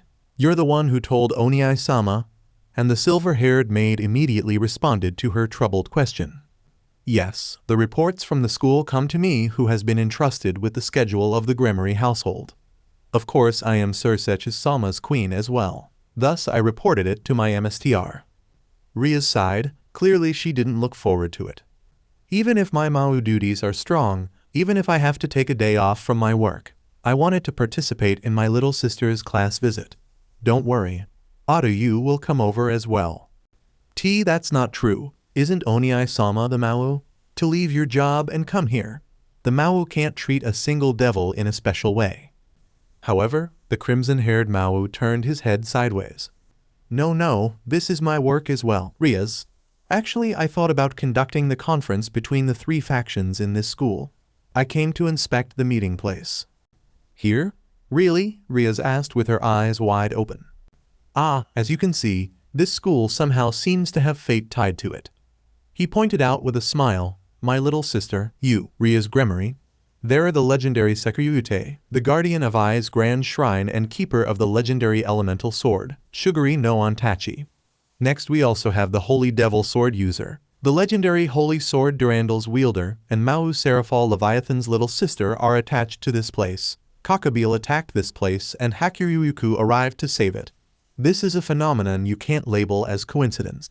Strong powers keep mixing in, it's like wave motion. He's right, Issei had to admit it. Not to mention that the soul of Jito Empress was also wandering somewhere around the academy. Excuse me, but, Zenovia interrupted, raising her hand, are you the Mau? Nice to meet you. I am the one called Zenovia. Oh yes, good day to you, Zenovia. I am Sirzechs Lucifer. I got the report from Rias. The holy sword wielder of Durandal got reincarnated as a devil, and not to mention becoming my sister's family. Truth be told, I doubted my ears when I heard it the first time. I also didn't think that I would become a devil, Zenovia said, to be reincarnated into the side I kept on killing. Even if I say so myself, I sometimes regret it and that it was quite a bold move. Yeah, that's it. Why did I become a devil? Desperation. However, at that time, truthfully, anything was fine. But, was it really fine to be a devil? She said while appearing to be deep in thought, once again doubting herself for her recent decisions. It's great that my little sister's family has a lot of interesting people. Zenovia, since you were just reincarnated, you won't understand your own way, but I want you to support the Gremory household as Rias' family. I'll be counting on you. If I am asked by the legendary Mau written in the Bible to do it, then I'll have no choice but to do it. I don't know how much I'll be able to do, but allow me to do whatever I can in my capability. After hearing Zenovia's words, Sirzechs smiled. Thanks. Now then, let's continue the difficult conversation somewhere else. However, even though I came to the human world, it's almost night time. Would a lodging institution be open right now? At that moment, Issei decided to raise his hand and joined in. Excuse me, but if that's the case, would you stay in my house? We have a spare room and a room for guests available so. Those 2 rooms were supposed to be Raynare, Asia and Ria's room, with the fallen angel and the former nun sharing the same, but they barely paid any attention to them. It was his room, their room now. The girls had moved in to sleep with him every night. At first Sirzechs looked at him in the eyes before saying with a smile, after remembering that his sister was living in her servant's house as well, "That's fine with me. I wanted to greet the couple whose place my sister was boarding in." No, Rias resisted cutely, but she knew that there was no way she could stop both Sirzechs and Gray from coming. She turned her eyes slightly to Issei and gave him a half-hearted glare, as if she was trying to tell him something, which he didn't notice because of Sirzechs' next words. "Nonsense, Rias." Sirzechs shook his head while exclaiming, "You know, this is a perfect opportunity to get to know Issei-kun's parents myself. Don't you want your brother to meet the parents-in-law soon?" "Parents-in-law?" Issei said in surprise, with a huge blush on his face, something that he shared with Rias and the younger girls within the occult research club, Sirzechs-sama. Please, why was he blushing and reacting like that? Issei didn't understand. He and Rias were currently in a relationship, a complicated one but a SXL romantic relationship no less. Shouldn't he feel happy when her brother addressed his parents as his parents-in-law like that? "Ada, there's no need for you to react like that. Issei-kun, there's nothing for you to worry about." The Mao came over and sat down next to Issei, patting his shoulder. Issei could only chuckle nervously. Line break. "I see. I am relieved that my sister wasn't causing you any trouble." "No way, Oni-san. Rias-san is a really good girl." Yes, I'm so glad that Issei-chan can find people like Rias-san as his friends." In the living room of Hyodu residence, the legendary Crimson Mao and Issei's parents were exchanging heartwarming greetings. Rias was sitting beside her brother, while standing behind him was Grayfia. "She has been a great help to our family, especially Issei. It's because of her that Issei-chan is able to open up more to the others and become more social to them. It's the first time in such a long time we're able to see so many positive emotions from our son like that. We're forever in her debt," his mother said. Issei, who sat at the staircase that led to the second floor, smiled. In a way, his mother's right. Everything started from Rias, his beloved MSTR. "Please don't say that, Aka-sama." Rias shook her head and said comfortingly, "Anyone would do the same thing." "Ada, she's so humble, isn't she?" Midori giggled softly while using a hand to cover her mouth. "Also, Grayfia-san was very helpful when she's still living here with Rias-san. I never have the chance to thank you for helping us with the household chores, so thank you, Grayfia-san." "It's my pleasure." The maid replied shortly with a small smile on her face and a bow of her head. "Anyway, Gremory-san, would you be attending the class visit as well?" Issei's father asked curiously while adjusting his glasses. For the time being, regarding Sirzechs-sama's personal info, they made it that he's Ria's older brother and was the heir to the company they father run. He used to be Sirzechs Gremory, but he changed his last name when he became Lucifer Mao of the Underworld. "Yes, I have taken a break from work, so I thought I could use this chance to see my little sister's school and also how she looks in class. On the day of the visit, my father should be coming as well." "Ara, Rias-san's Adu-san is there as well. Father helped in the establishment of Kyo Academy, like me. It seems this was a good chance for him to come visit as well. Although frankly speaking, I think he just wanted to see Rias's face." "Oh, is that so?" The eldest man of the Hyodu family nodded his head before bringing out a bottle of sake from underneath the table. "Gremory-san, would you like some sake? We have some delicious sake of Japan." In response to his warmly, but rather rude offer, Sirzechs smiled widely. "That is excellent, let's drink it by all means, since Japanese alcohol goes down well with a capable mouth." And that was when the party started. Line break. "Ada, where are you going?" "Issei-kun?" Sirzechs asked in surprise when Issei opened a drawer and took out a pair of Snickers, which he hurriedly put on.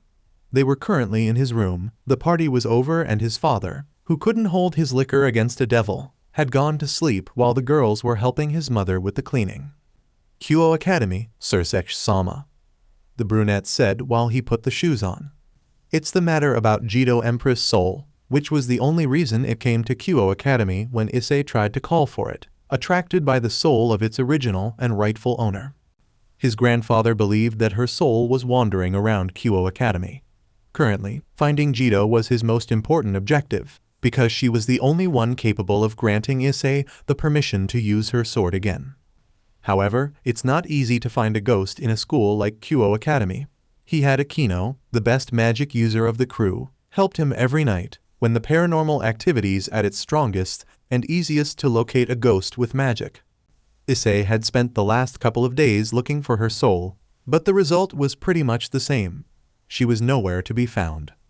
But he's not going to give up, not by a long shot. Ah yes, I heard about it from your grandfather. Sirzechs nodded his head before saying in disappointment, and here I thought I could spend some time with my sister's knight tonight. I will probably return before midnight, so please don't worry about that, Sirzechs-sama Issei said with a nod of his head. Don't worry, take as much time as you need. The Mawu pointed out, it's very important to you, after all. Thank you, Sirzechs-sama. Issei smiled, putting on his other shoe. Anyway, I heard you met Azazel. Yes. He acknowledged to that obediently, following with a nod of his head. I hear he did nothing to you, but did he say something to you? I'll meet you again next time, is what he said. I see. Since Azazel has always had a strong interest in the sacred gears, I thought Momo Momonozo-chan would be the one he paid special attention to. Maybe because she's human, and he cannot call her the same way he does to you, but it seemed he has more interest in you than in her, which is a good thing because we don't want another legendary Longinus to fall into his hand. I heard from Buchu that he's gathering Longinus sacred gears possessors, but do you know for what purpose? Actually, I am also at the blind side at this matter. Sirzechs shook his head, but Azazel is the governor of an organization with the power to affect heaven, underworld, and the human world. If he uses that, it will span a lot of digression. However, he doesn't like war like Gabriel does, and it's because of that that the fallen angels were the first to withdraw from the great war of the past. I see, Issei said slowly before standing up. Anyway, it's better I get going. Akeno-san is probably waiting for me there now. He turned around and opened the window. When he was about to jump outside, Sirzechs spoke up once again. Hyodu Issei-kun. Take care of my sister, of Rias, from now on too.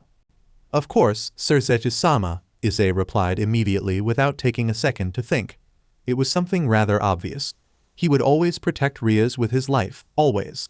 It's not just because he was his knight, but because she's his family. Thanks. Oh yeah, Hyodu Issei-kun. Is it all right for me to call you Issei-kun like my little sister does? Oh, of course, Issei said in surprise. It'd be an honor, sir. I see. Also, please stop addressing me so respectfully like that. Issei-kun. Oni-san is fine, you know. I think Sirzechs-sama is all right, Issei said while chuckling nervously. Then, let's do it that way. However, it's truly a pity. I wanted to be called Oni-san by the grandson of the strongest human, the invincible Superman Hayato Furinji, but, meh, it will become that before long, so it should be fine with this for now. Yeah, I guess. Issei chuckled nervously before saying, then, I will see you later, Sirzechs-sama. And with that, he left. Chapter 24 inches. Ah, here you are, Issei-kun. A smile crossed Akeno Himejima's lips as she saw the boy she had feelings for jumping down from the rooftop of the opposite building before landing in front of her after making sure that there was no one around to see him doing feats that were almost impossible for normal human. I'm here. Issei smiled to the black-haired maiden before asking while dusting his clothes, sorry I'm late. Did I make you wait, Akeno-san? Of course you did not, Issei-kun. Akeno smiled while shaking her head. Actually, she had arrived 10 minutes before Issei, but she believed he didn't need to know that, as he had already had so much to worry about. Well, shall we? Akeno asked, opening her arms for him. Of course. The knight chuckled and lowered his body down to pick Akeno up bridal style, with one arm under her knee and the other around her back. Letting the busty priestess of thunder secure herself against his chest and wrap her arms around his neck, Issei then took a leap and jumped over the tall fence of Kyo Academy, gracefully landing on the other side without making a sound. "Here you go, milady," Issei said with a respectful tone while gently lowering Akeno down to the ground, causing her to giggle wholeheartedly. "What a gentleman you are, Issei-kun," she said before leaning over and kissed him on the cheek. "You deserve a reward." Issei could only smile as he rubbed the spot Akeno's lips had touched. Clicking her fingers, Akeno summoned 2 magical flashlights, which could force ethereal spirits to become visually visible, and gave one to Issei. "Let's go, Issei." With a nod of his head, the 2 of them headed into the school and started searching for the ghost of Jidou Empress. It had become a nightly routine for Issei and the other member of Rias' peerage, ever since they found out from Hayato that there was a high chance Jidou's spirit was wandering around Kyo Academy. Every night, Issei would come to the school with Akeno, who would cast a spell that could detect ghostly energy to help them, and patrolled around the school with her, looking for possible paranormal activities. However, he had spent 3 nights searching every corner of Kyo Academy, and still the spirit of Jidou Empress was nowhere to be found. If the Empress spirit was truly wandering around Kyo, then it would make a pretty creepy story. Rias and Akeno had been staying at the academy for 3 years, and they had never found any abnormal activities of ghosts inside the school. It actually freaked Asia out when Kiba joked about the possibility of having the Empress sitting next to them in the clubroom, watching and listening to their conversations. "I don't think we will be able to find her like this, Issei-kun." Akeno spoke up when they were walking through the hallways of the 3rd floor. They had been looking for her for 1 hour, and still they hadn't had much luck doing that. "Yeah, you are right," Issei nodded his head in agreement, "but it's still better than doing nothing," Issei said as she looked into one of the classrooms, his classroom. "Maybe she doesn't want me to find her," he said and walked to another classroom, with Akeno following shortly behind him. "She's the creator and first wielder of Shuguri no Ontachi.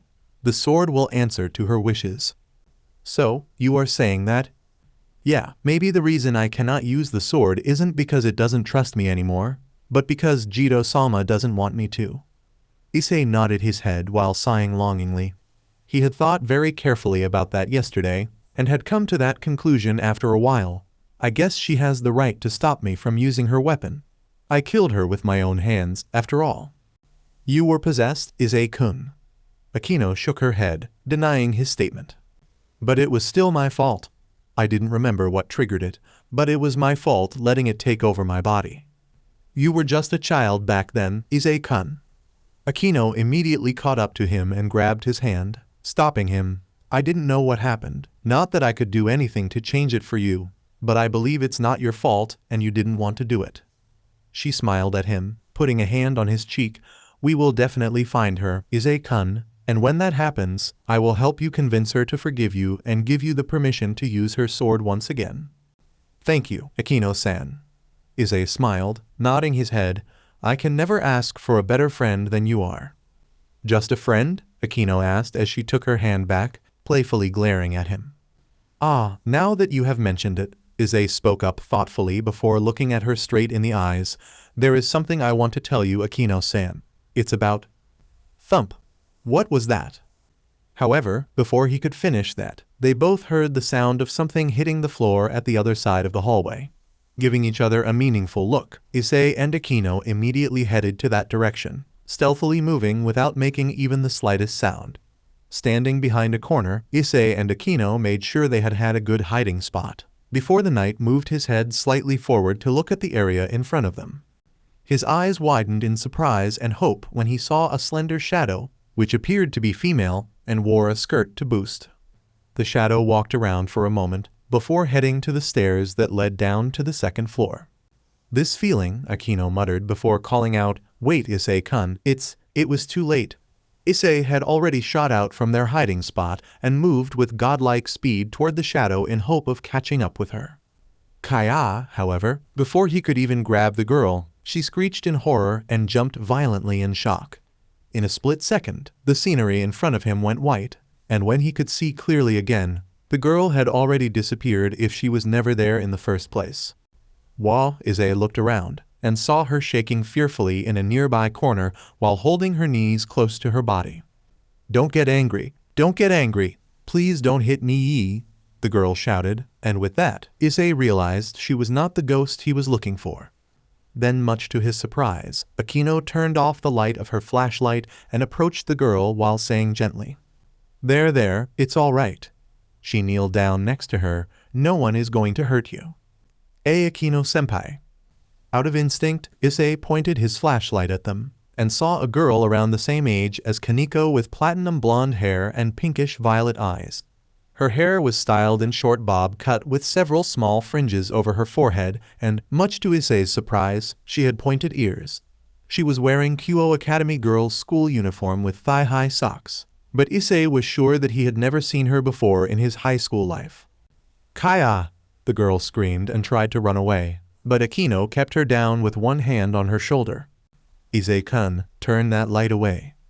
Akeno turned her head around to tell that to him, while using her hand to block the light away from her eyes. "Oh, I'm so sorry," Issei said apologetically and quickly turned off his flashlight. With his devilish eyesight, Issei could clearly in the dark. "Who is this person?" the girl asked loudly, pointing at Issei. "He is one of Butchu's new servants. You haven't met him or the other three, Gasper-kun." Aside from the fact that Akeno was telling Gasper he was Ria's new servant, Issei couldn't help but raise an eyebrow at the way Akeno was addressing the girl. As far as he concerned, in the Western countries, Gasper was a common name for men, and kun was a suffix that was normally used to friendlily address them in Japanese, even though some people still used it to address girls. And so, it didn't take long for Issei to put two and two together, and came to a single, most feasible conclusion about that Gasper. Gasper was a cross-dressing boy, a very cute cross-dressing boy. It must be his hobby, so Issei was not going to judge. He had many hobbies too, which he had developed recently. "Him and the other three, the members has increased by a lot?" Gasper fearfully said. Akeno could only nod her head while smiling softly. "Not just cross-dressing, but he also behaved like a girl as well." Issei nodded his head and took a mental note about that. "Come on, Gasper-kun, let me and Issei-kun take you back to your room," the black-haired queen said, looking at her and then at Issei for a moment as if he wasn't sure what to do. The cross-dressing boy nodded his head before standing up with Akeno. "Eyes-kun, can you carry that box for us?" Akeno asked, looking at Issei. Looking around, it didn't take it long for Issei to find a box lying on the floor next to him, which was probably the object that had fallen to the floor and made that sound. Picking it up, the knight took a glance and saw several drivers as well as other equipments that could be found inside a CPU of a computer. What was he doing in the academy in the middle of the night with so many computers equipments like that? And what did Akeno mean when she said his room? Issei was so confused that he could only follow the two of them in silence. "I shouldn't have come out," Gasper said when they walked into the old school building. "I know it's better to stay inside forever," he muttered. Now, please don't say that, Gasper-kun." Akeno giggled, gently patting the boy's back as they stopped in front of the room that was always closed in the first floor of the building. Issei had always wondered why that room was closed all the time. Putting her hand on the door, Akeno casted a spell and opened it, revealing a room that was even darker than the outside world.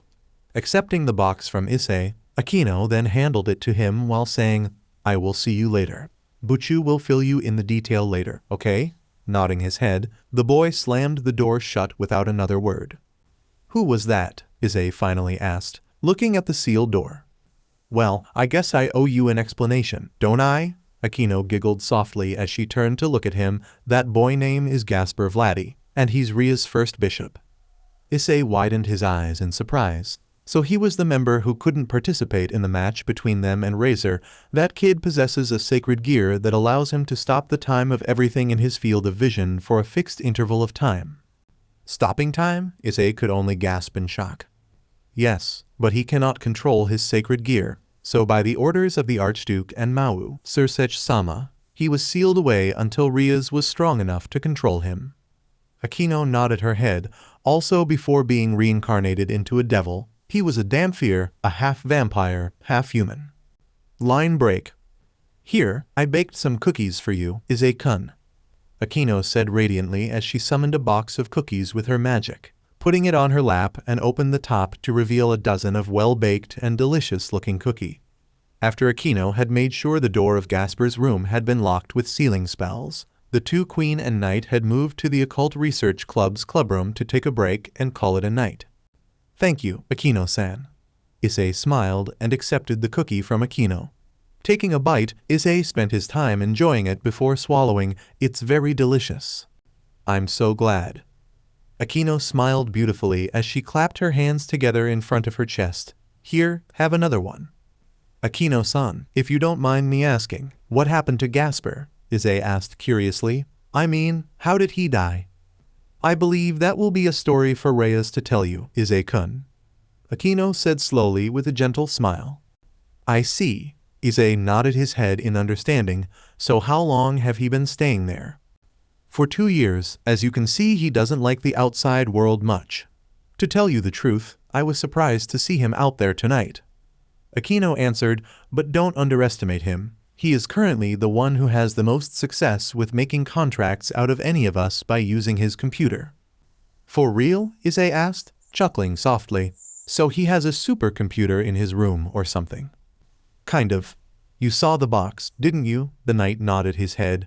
He must have bought it online for his computer. But maybe the DLVRY person couldn't go into the school. They had to leave it outside and forced him to leave his room to get it. They both laughed softly at that. But that is enough about our hikikomori. Akeno then leaned forward and asked interestingly, Issei-kun, what were you trying to tell me again? Oh yeah, I have been thinking recently about what you told me a few months ago. Issei finished his snack and took a deep breath. Akeno-san, do you like me? Akeno was rather surprised by his straightforwardness, but she smiled nonetheless. Of course I like you, Issei-kun, she answered honestly. No, I mean, do you? But before the young man could finish asking his question, Akeno placed her hands on his cheeks and turned his face toward her, giving him the gentle smile she was so famous for. So you want to hear something different? Do you want to hear the word love coming from me? Akeno asked, tilting her head to the side. Didn't I tell you before when we were training your lightning resistance? I don't. However, yet again before he could finish, Akeno leaned her body forward and, with her hands still holding his cheeks, pressed her lips firmly against his, kissing him softly. It took Issei a second to fully realize what she was doing, and when his mind finally caught up with it, Issei couldn't help but embrace her back, feeling her smile as they moved their lips against each other. The Knight of Gremory wasn't surprised when the Akeno was the one who took the lead, but he actually amazed by how soft the embrace they were sharing was, given Akeno's personalities. The embrace happened for a total of 10 seconds, but both Issei and Akeno felt it last much longer than that. Akeno was the one who made the retreat, slowly sitting back and opening her eyes to look at him before giving him a smile that was so appealing he felt his heart melt away. Was that enough to answer all the questions you wanted to ask me? Why, yeah, it was. Issei nodded his head, forcing a smile to his face. You know, you are a very lucky man to have the first kisses of 2 appealing young ladies. The lightning priestess said. One hand left his cheek, but the other slid down to his neck, and Akeno gently touched his lips with her thumb. And such an amazing kisser too. Bet that you have had a lot of trainings with Rias, haven't you? He stopped, remembering what Rias had told him, and decided to tell it to Akeno. I have talked to Boo. Rias, she said it was fine for devils, for me to have multi-lovers. Akeno widened her eyes in surprise, but Issei believed it wasn't because of what he was telling her. I guess you and Rias have really gotten to that point. It took a moment for Issei to understand what she said, and he could only chuckle nervously while saying, yeah, but that's not what I wanted to say. Fully turning toward the black-haired young woman, he continued, what I wanted to say is that, I know that you love me, a lot, Akeno-san, and I also really like you and want to return your feeling, but I love Rias, and she said she loved me too. I don't want to hurt any of you. You both are very important to me. He then grabbed her hands, which she put on her lap. I wanted to try out a relationship with you, Akeno-san. I was about to ask you to go out with me, but... Issei said, trying to find the right words to explain it to Akeno. Every word he had planned to tell Akeno, every answer he had prepared to answer her, and everything that he had prepared for this moment, flew out of the windows the moment he opened his mouth to talk. Fortunately for him, he didn't have to continue because Akeno decided to speak up at that moment. So, basically, you want to tell me that you want to date both me and Rias at the same time? Why, yes, of course, if that's okay with you, Issei stated uncomfortably. He didn't know how Akeno would feel about that, but it was the only solution he had at the moment, to answer the feelings the girls had for him, without hurting any of them. Then, much to his surprise, a huge smile broke out on Akeno's face, and shortly after that she started laughing, while trying to hide her laughter behind the back of her hand. Ara, Issei-kun, what a greedy man you are. I don't. Oh, relax, I was teasing you. There is no need for you to try to reason with me. Akeno shook her head before smiling gently. So, Rias has agreed to share you with me. Doesn't sound like her at all, but I will respect her decision. I guess it's only fair for both of us. So, Issei said slowly while scratching the back of his head, will you go out with me, Akeno-san? There was a second of silence between them. Then Akeno broke it with the answer he was hoping to hear, of course yes, I will go out with you, Issei-kun. Thank you, Akeno-san. Issei smiled, nodding his head with his own smile. However, he still had some doubt, so he decided to ask her, but, is this really okay with you? You don't have to say yes just because. To tell you the truth, Issei-kun, being the second is usually much better than the first, you know. Akeno stated with a smile while stroking his cheeks, it really doesn't matter to me. I'm fine with being your second girlfriend, because usually, the first one have this. She placed a hand on his chest, where his heart was. However, it only rested there for a moment.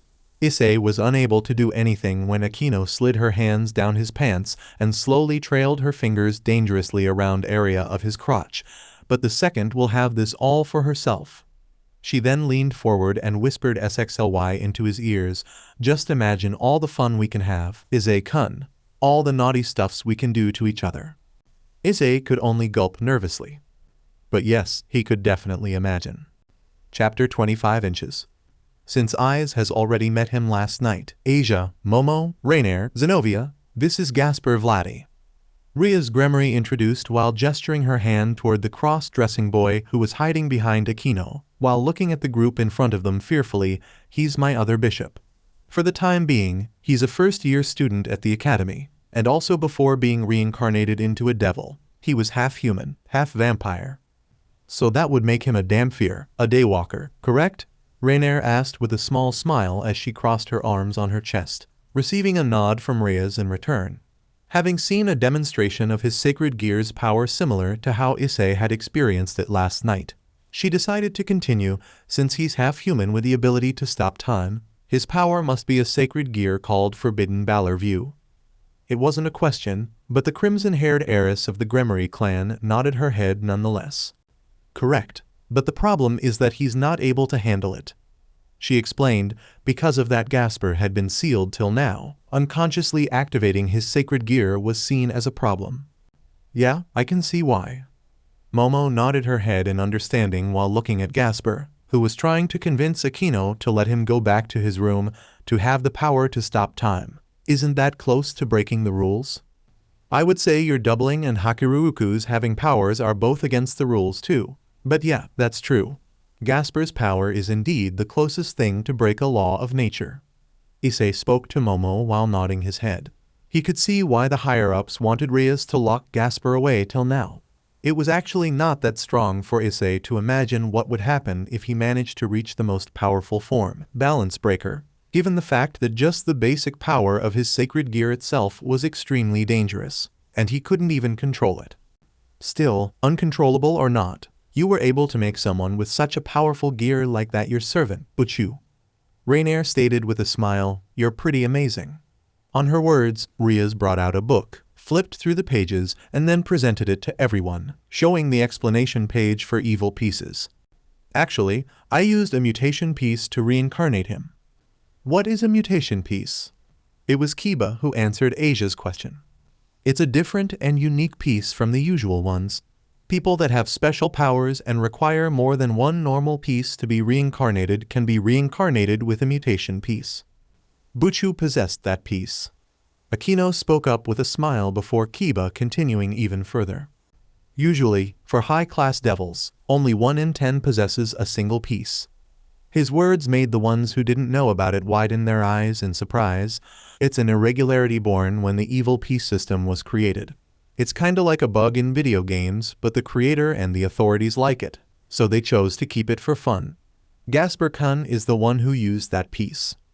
Anyway, it seems his sacred gear's power increases when he's unconscious.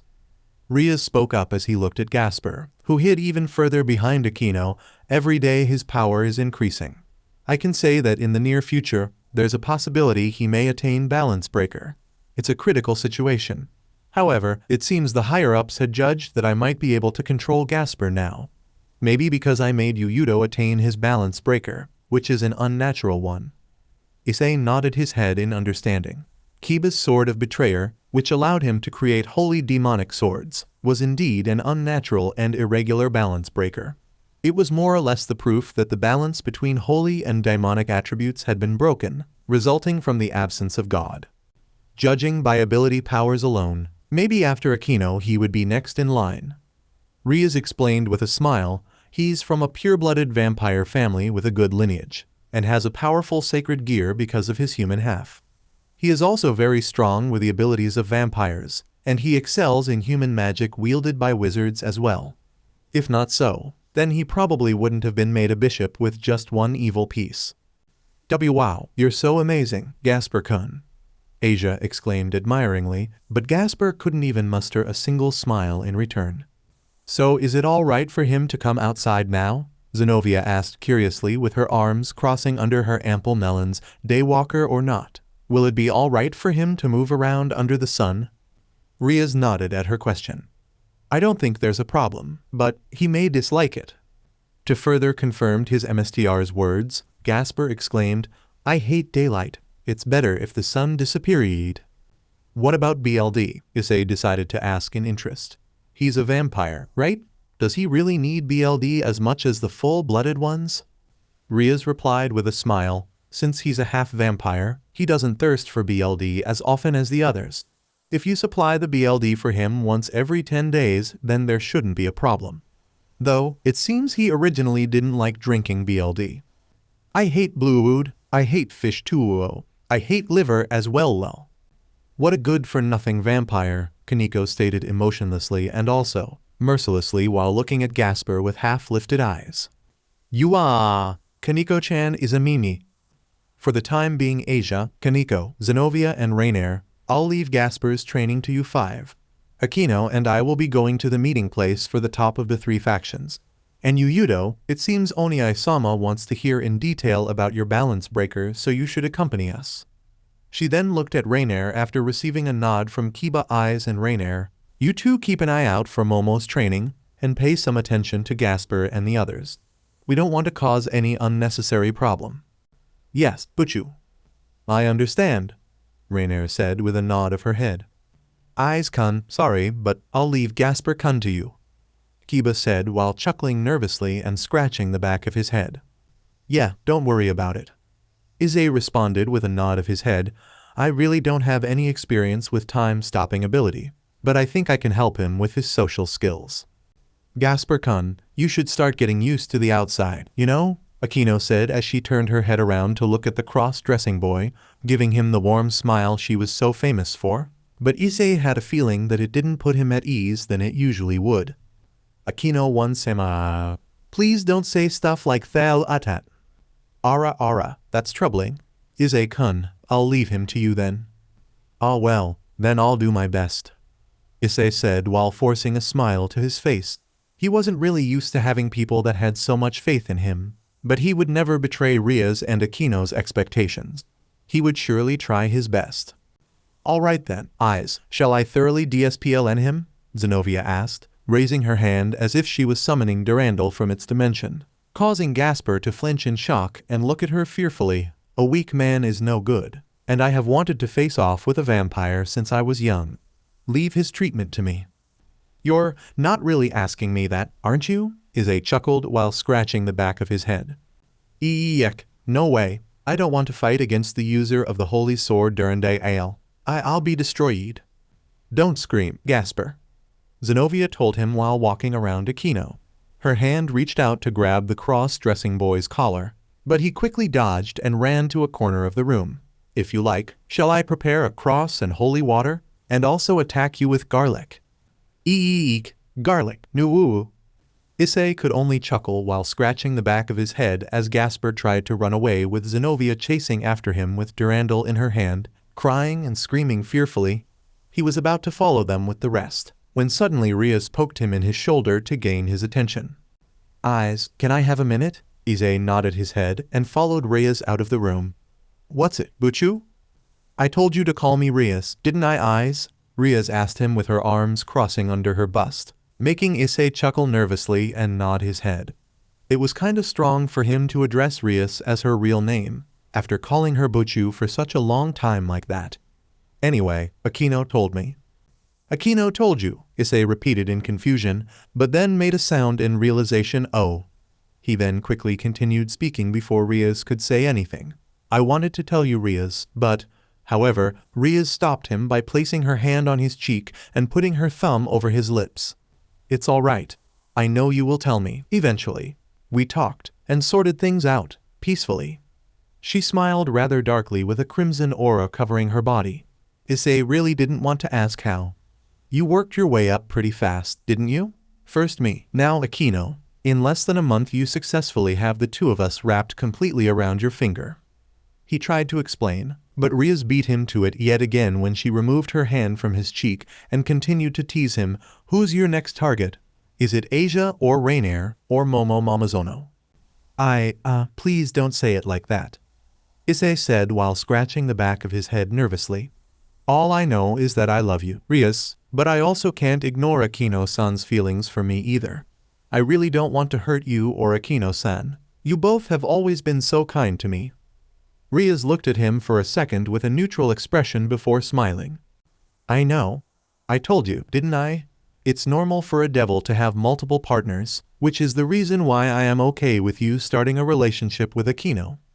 Rias reminded him, but he was sure she wasn't very honest about it, which he didn't blame her at all. I really don't want to share you with anyone, seriously I don't.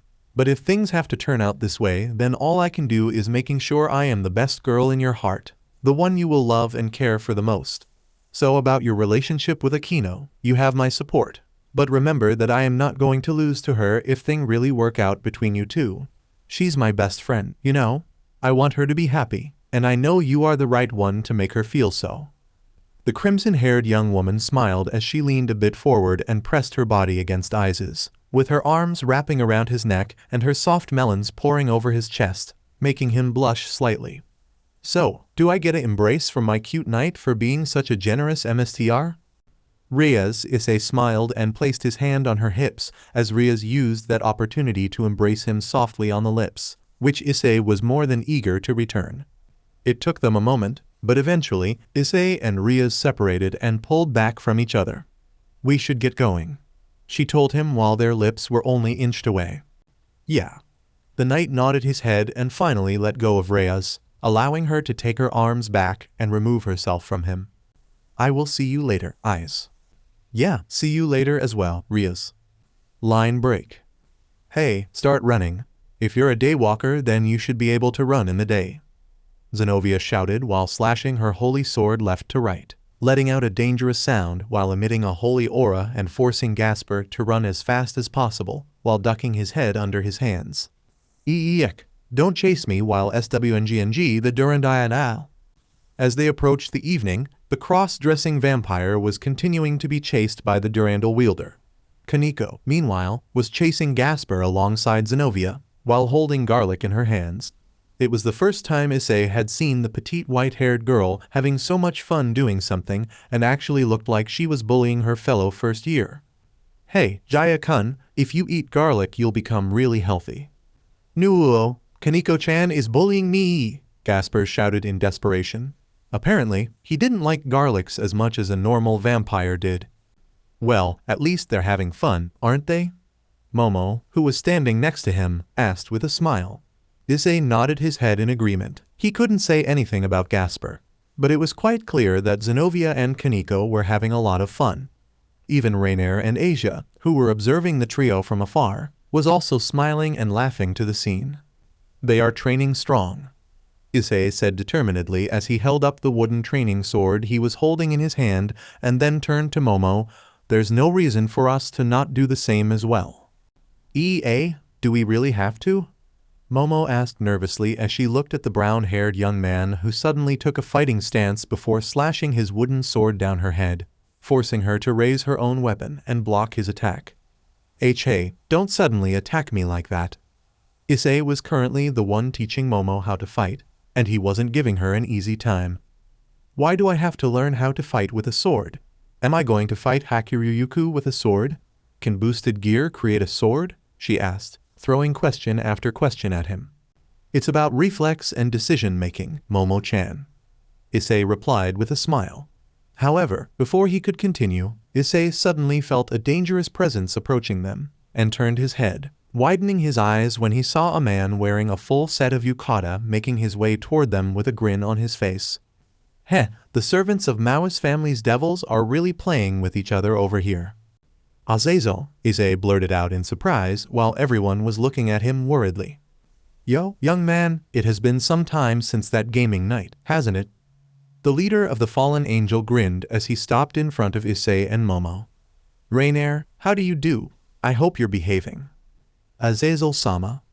Raynare greeted him and lowered her head respectfully, but she too was becoming rather uncomfortable by his presence. In a blink of an eye, Zenovia appeared next to Issei, with her sword at the ready. Momo was nervous, while Asia hid behind Raynare.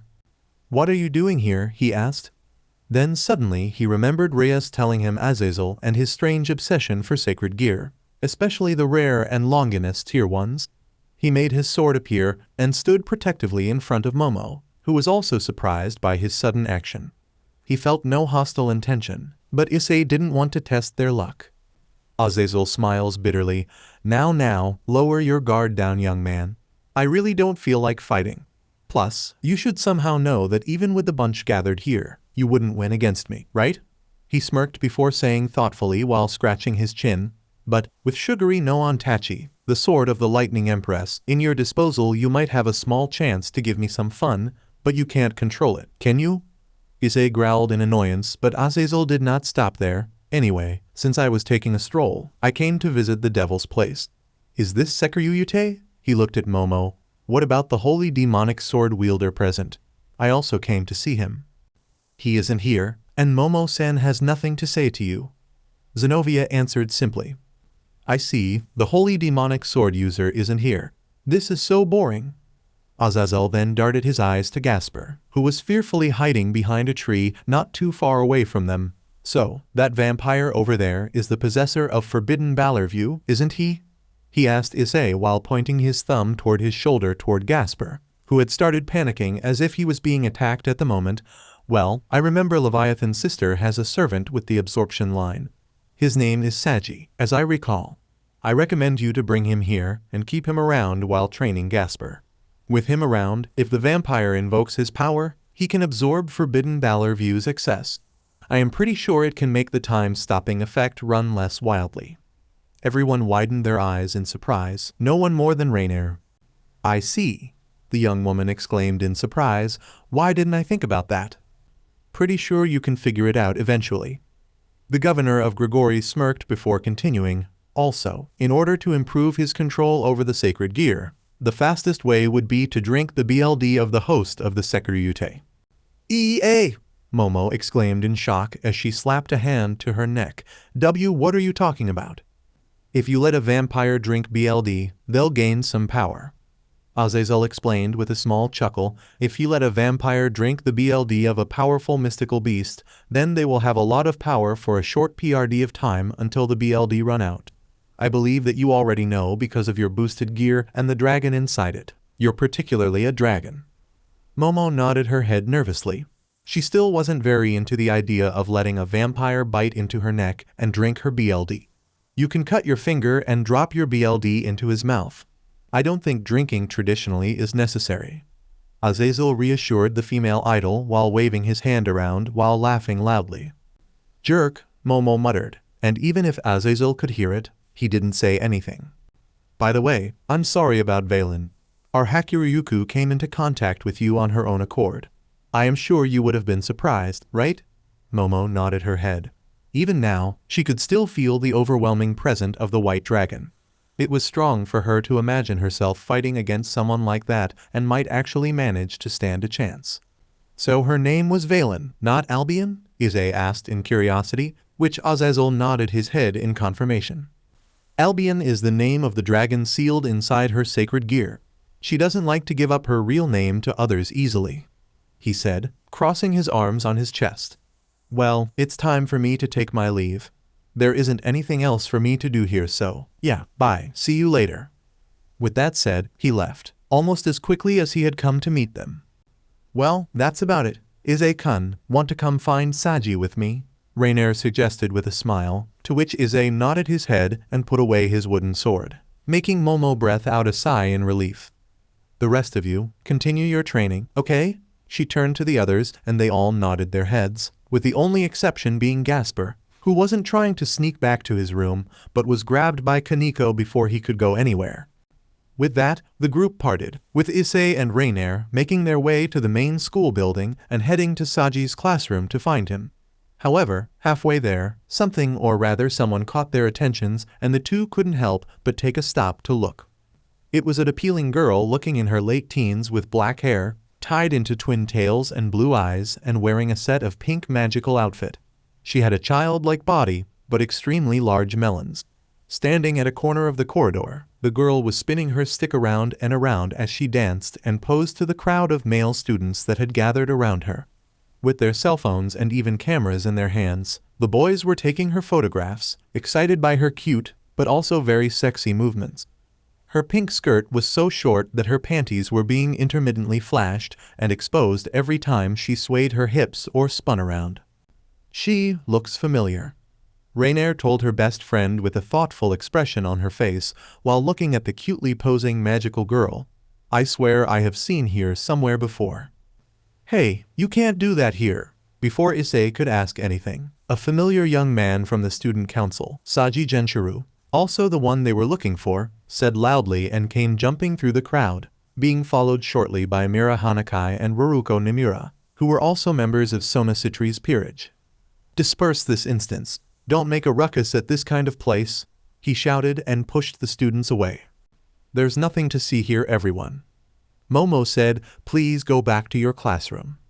With the help of his two fellow members of the student council, Saji managed to disperse the crowd and made them go back to their classrooms, not very willingly, however. When they were the only ones left in the corridor, Saji finally turned to the mysterious magical girl and told her with an annoyed smile, you two, please don't wear that kind of costume. Do you know there's a dress code according to the place? This is troublesome. But this is my uniform, the girl winked cutely, making Saji ground his teeth in annoyance, before she looked around and finally noticed eyes. Ah, it's you, she shouted while pointing her finger at the young knight, making him take a step back in caution when she suddenly ran forward and threw herself at him. It was at that moment Issei realized she wasn't a normal human, because the way she was running at him was anything but human. Issei was known for his speed, but it appeared that the girl was much faster, and she was able to tackle him with her arms wrapping around his head and her boobs smashing into his face, nearly knocking him to the ground if it wasn't for a certain muscular old man who appeared behind him without even making a sound, and then used his gigantic hand to stop Issei from falling. Oh my, Serafall-chan, it appears that you have found my grandson. Hayato Furinji laughed while stroking his beard, making Serafall to look up at him before looking back at Issei, her eyes widening in surprise. This is your grandson, but I thought, she said and released Issei, standing up and raising her hand to ask him with the same cheerful now, you're an old man now? What a surprise, Hayato laughed boomingly. Serafall then snapped her head back to look at Issei as he stood straight up. So, this is really your grandson? He's cute, she said and grabbed his face with both hands. He looked just like you when you were younger. Indeed he is. How have you been, Issei-chan? Hayato gave his grandson a smile before nodding his head at Raynare, who smiled and lowered her head to greet him. I have been doing fine, thank you, Jai-chan. Issei smiled back at his grandfather before noticing Rias walking out of the classroom and making her way toward them, following shortly behind by Sona Citri, the student council's president and also the heiress to the Citri household. Butchu, he and Raynare greeted her. Hey there eyes, Raynare. She smiled at them beautifully. Rias senpai. It appeared that Saji took notice of Rias first. You came at the right. However, he immediately became lost for words when he saw Sona, approaching him with a stern look on her face. The black-haired young woman then looked around and asked stoically, "What's the meaning of this, Saji? I always tell you to settle things concisely." However, when she saw Serafall, she immediately stopped speaking, and it didn't take it long for Issei to notice the similarities between Serafall and Sona. "It can't be," Raynare gasped in surprise, having already putting the puzzles together and figuring out who she was. "Sona-chan, found you." Serafall cheered and happily clung to Sona after removing her hands from his face, making the young president of the student council to become extremely uncomfortable. "You're Leviathan, Serafall Leviathan-sama." Raynare's words made the other members of the student council to cry out in shock. Issei would have done the same if he hadn't figured that out himself beforehand.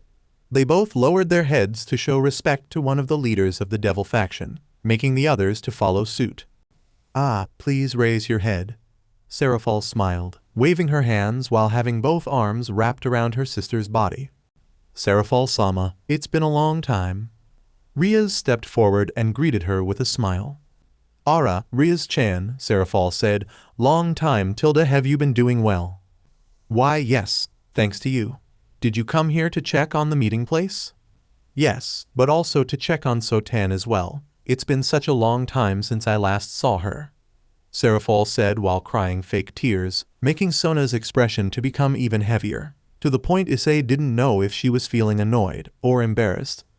"Also, it's been a long time since I last saw you too. Hayato, you're an old man now, but you're still huge," she said, looking at Issei's grandfather. "Ah yes, indeed I am." Hayato laughed while stroking his beard. "I see that you have taken a liking to the outfit of magical girl. Quite suit you, by the way." "Ara, of course, it is the fashion in this country." She then turned her head back to look at her sister, whose face was completely red, almost matching the color of Ria's hair. It was like looking at her elder sister, her speech and conduct. She was feeling extremely embarrassed. "Sona-chan, what's wrong? Your face is completely red, you know? Since it's the long-awaited reunion with your one-sama. Me? I think it would be better if you were a bit happier. One-sama Sotan, calling like that and embracing each other in a Yuri way. That sort of development is fine with me as well." "Oh one-sama." Sona stuttered while looking at her sister. "This is my school and I am entrusted with the job of the student council president here. No matter how close relatives we are, one-sama's behavior is too much. I can't also approve of that sort of outfit." "No way, Sona-chan. If I am told that by Sona-chan, your one-chan will be sad." Sona-chan doesn't know that her one-chan is admired as the magical girl, since with the glittering stick, I erase angels and fallen angels. "One-sama, please be prudent." Sona then ran away with tearful eyes. It had been the first time Issei had ever seen the usual calm and collected Sona Citri acting like that. "Ooh, I can't bear it." "Wait, Sona-chan, where are you going and leaving your one-chan behind?" Serafall cried out and immediately chased after her sister. "Please don't follow me." "No, don't abandon your one-chan, Sotahan. I have asked you so many times not to add tan." "This is probably a bit much to take in," Issei muttered while scratching the back of his head. It was quite clear that Serafall had a sister complex, and she really loved her sister, Sona. "So I take that this happens a lot?" he asked, looking at his grandfather, who nodded his head in response. Serafall truly loved her sister. "I actually have never seen anyone so happy in my life the day Sona-chan was born." The muscular old man said, "Ah Tilda, it's good to be young, isn't it?" "It sure is." He then smiled before asking in surprise, "What are you doing here, Jai-chan? Are you going to attend the meeting too?" "I am, Issei-chan. Because of your involvement and its importance, I have been assigned by Amaterasu Dono and her council to participate in the upcoming meeting between the three great factions." Hayato nodded his head seriously. "I see." Issei nodded his head in understanding. He had never met any of the gods of his country before, but he knew that they cared a lot for his well-being, as he was one of the protectors of their sacred shrines, the one dedicated to the leader of the Shinto pantheon, Amaterasu herself. His grandfather had told him that he would meet them soon in the near future, probably as soon as he returned to his duty as the guardian of the Eye's grand shine, something that he was sure he could manage while continuing to serve under Rias. "So, do you have any luck with the Empress spirit?" his grandfather asked, and Issei shook his head. "I understand. You will find her, Ise-chan, I am sure of it," he said encouragingly, putting a hand on his grandson's shoulder. Issei looked at him, and couldn't help but return his grandfather's warm smile with his own. Chapter 26 inches. "Now then, let's go everyone." Rias took a deep breath before standing up, and everyone nodded their heads at her words, Issei included. The day for the conference of the three great factions had finally arrived, but the brown-haired knight couldn't help but feel somewhat uncertain, and it wasn't because this could be the first as well as the most important political meeting he had ever and would ever attend in his life. Issei wasn't quite sure what it meant and why he felt this way, but something was wrong and he just knew it. It was late at night and Issei had sensed the overwhelming magical signatures of each leader of the factions entering the new school building. He had heard from Rias beforehand, so he wasn't surprised to see Sirzechs and, of course, the Mau of Foreign Affairs Serafall Leviathan, representing the devils. As for the fallen angels, Azazel and the current Hakiryuku, Momo's destined rival, Valene, showed up a moment after the devil representative arrived, whereas the archangels Michael and Gabriel came on the behalf of the church and angels. Looking up, Issei could tell there was a strong magic barrier around the school, and knew it would prevent any unwanted intrusions. He heard from Akeno that it is possible for someone to break it, but extremely difficult for them to do so without alerting the entire meeting. Outside, the knight could also see a number of angels, fallen angels, and devils guarding the outer perimeter, and while the atmosphere was tense, this had to be the first time that none of them were at each other's throat. If by chance something happens during today's conference, this place can easily become a battlefield, Kiba muttered, causing Asia and Momo, who had been formally invited to the conference because she was the holder of boosted gear, to become even more nervous than before. Rias then turned her head to look at the cardboard box in a corner of the room, and said with a soothing voice, "Gasper, because you still can't control your power and the conference is important, it's best that you remain here, okay?" Rias said gently to him, and Issei could understand how easily the Damphir could lose control of his sacred gear if he freaked out in the presences of some of the most powerful individuals in the world. It would be a disaster if his sacred gear was activated in the middle of the meeting. "Do your best to be a good boy, okay, Gasper-kun?" Akeno said to him with a gentle smile, one that could calm anyone down. "Why, yes, Akeno-senpai," Gasper replied from inside the cardboard box. "If everyone is ready then let's go," Rias announced, and Issei wasted no time to move to his spot beside her, following his MSTR to the meeting room with the rest of her peerage. It did not take it long for them to get there, and the crimson-haired heiress of the Gremory clan knocked her hand door a few times to announce her arrival before she opened it and walked in with everyone else. In the middle of the room was a round table, and sat on the chairs surrounding it were the leaders of each faction. Sona and her servants had arrived before them, and all of them had taken their seats. The atmosphere in the room was tense and extremely serious. Even Serafall Leviathan, who Issei assumed was a cheerful she-devil, had a stern look on her face that didn't fit her at all. There was also Grayfia, who stood in a corner of the room near the tea cart, but a stern expression was something that he had seen from the most powerful queen of the underworld. It seemed that she would be the waitress of the meeting. Seeing his sister and her servants, Sirzechs smiled warmly at them while Azazel, the one who was as carefree as ever even in such a tense atmosphere, waved a hand at them. "Ah, the ones we have been waiting for," he said to them with a small smirk on his face. "Everyone, these are little sister and her family. Of course, you all must have heard of Momo Momonozo, the current securite and holder of the boosted gear." Momo's cheeks flushed a little when all eyes in the room turned to her. "You, please, to meet everyone." She stuttered before she made eye contact with the woman who sat next to Azazel, and immediately knew that she was none other than Valene, the Hakiryuku and holder of the dividing gear.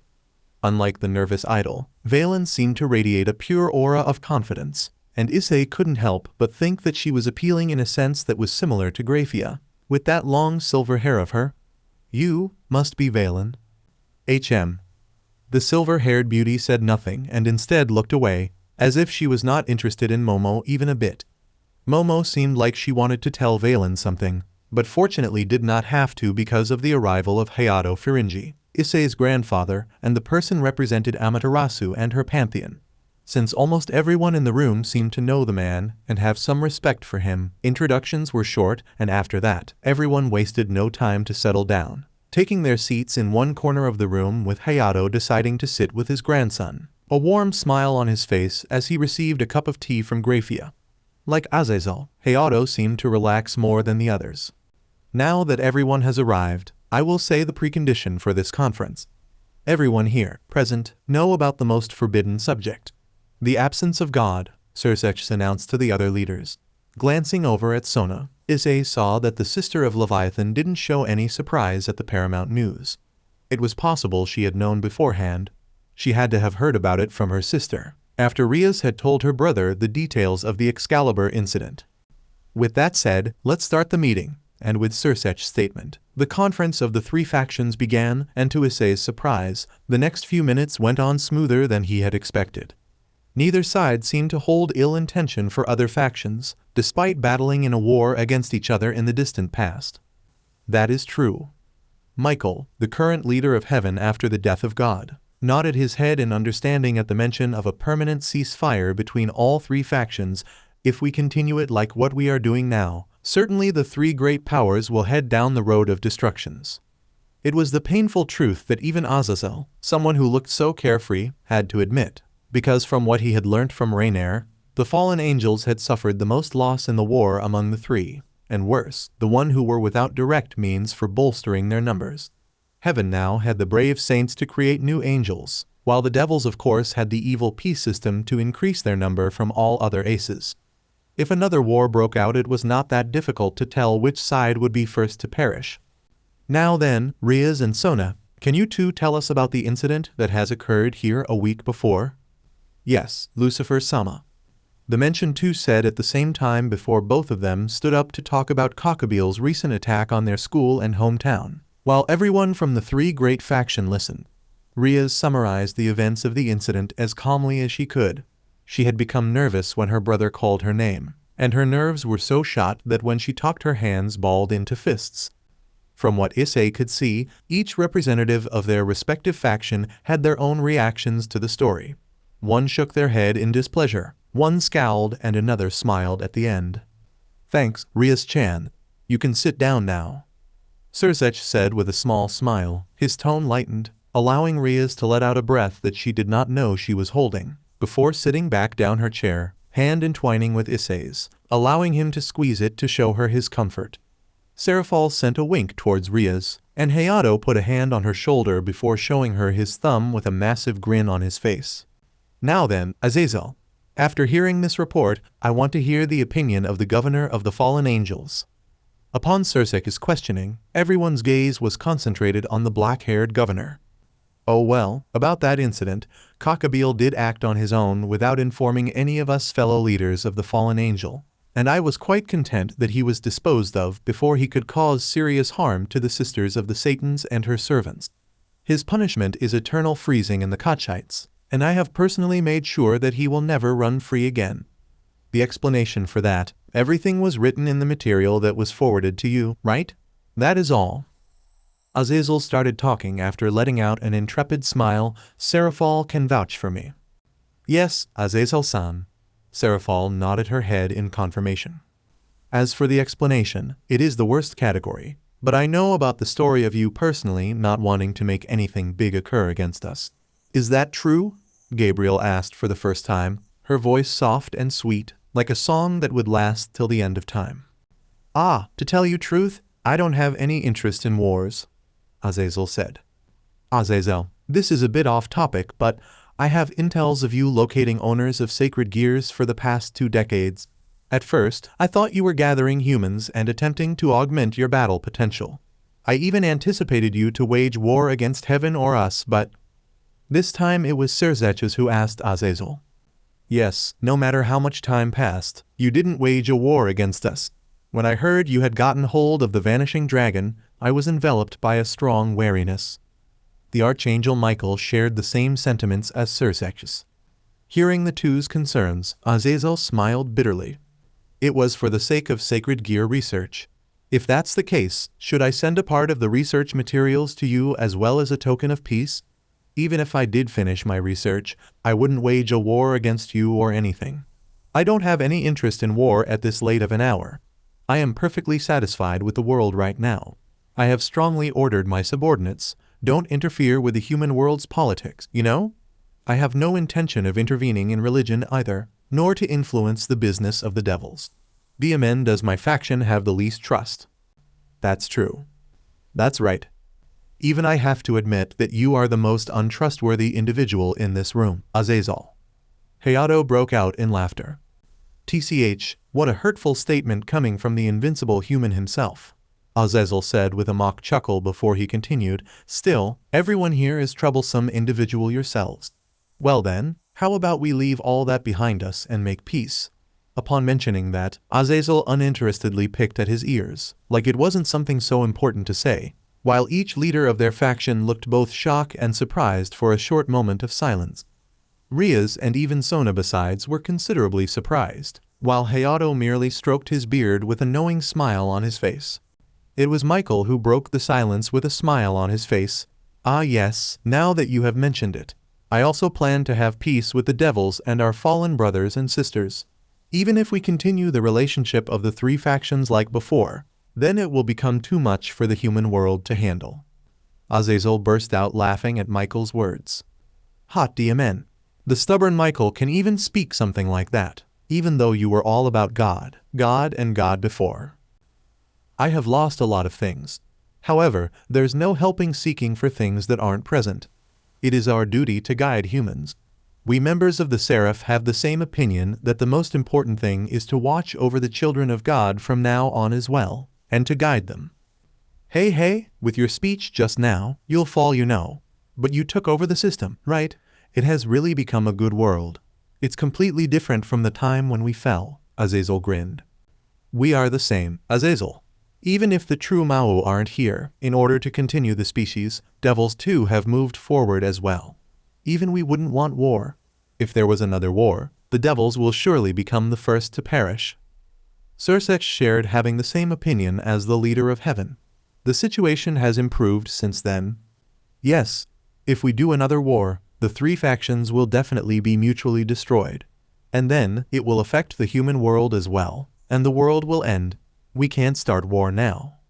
Azazel nodded at Sirzechs' words, with a serious expression on his face. Do you think a world without God is wrong? Do you think a world without God would decay? I am sorry to say, but that isn't the case.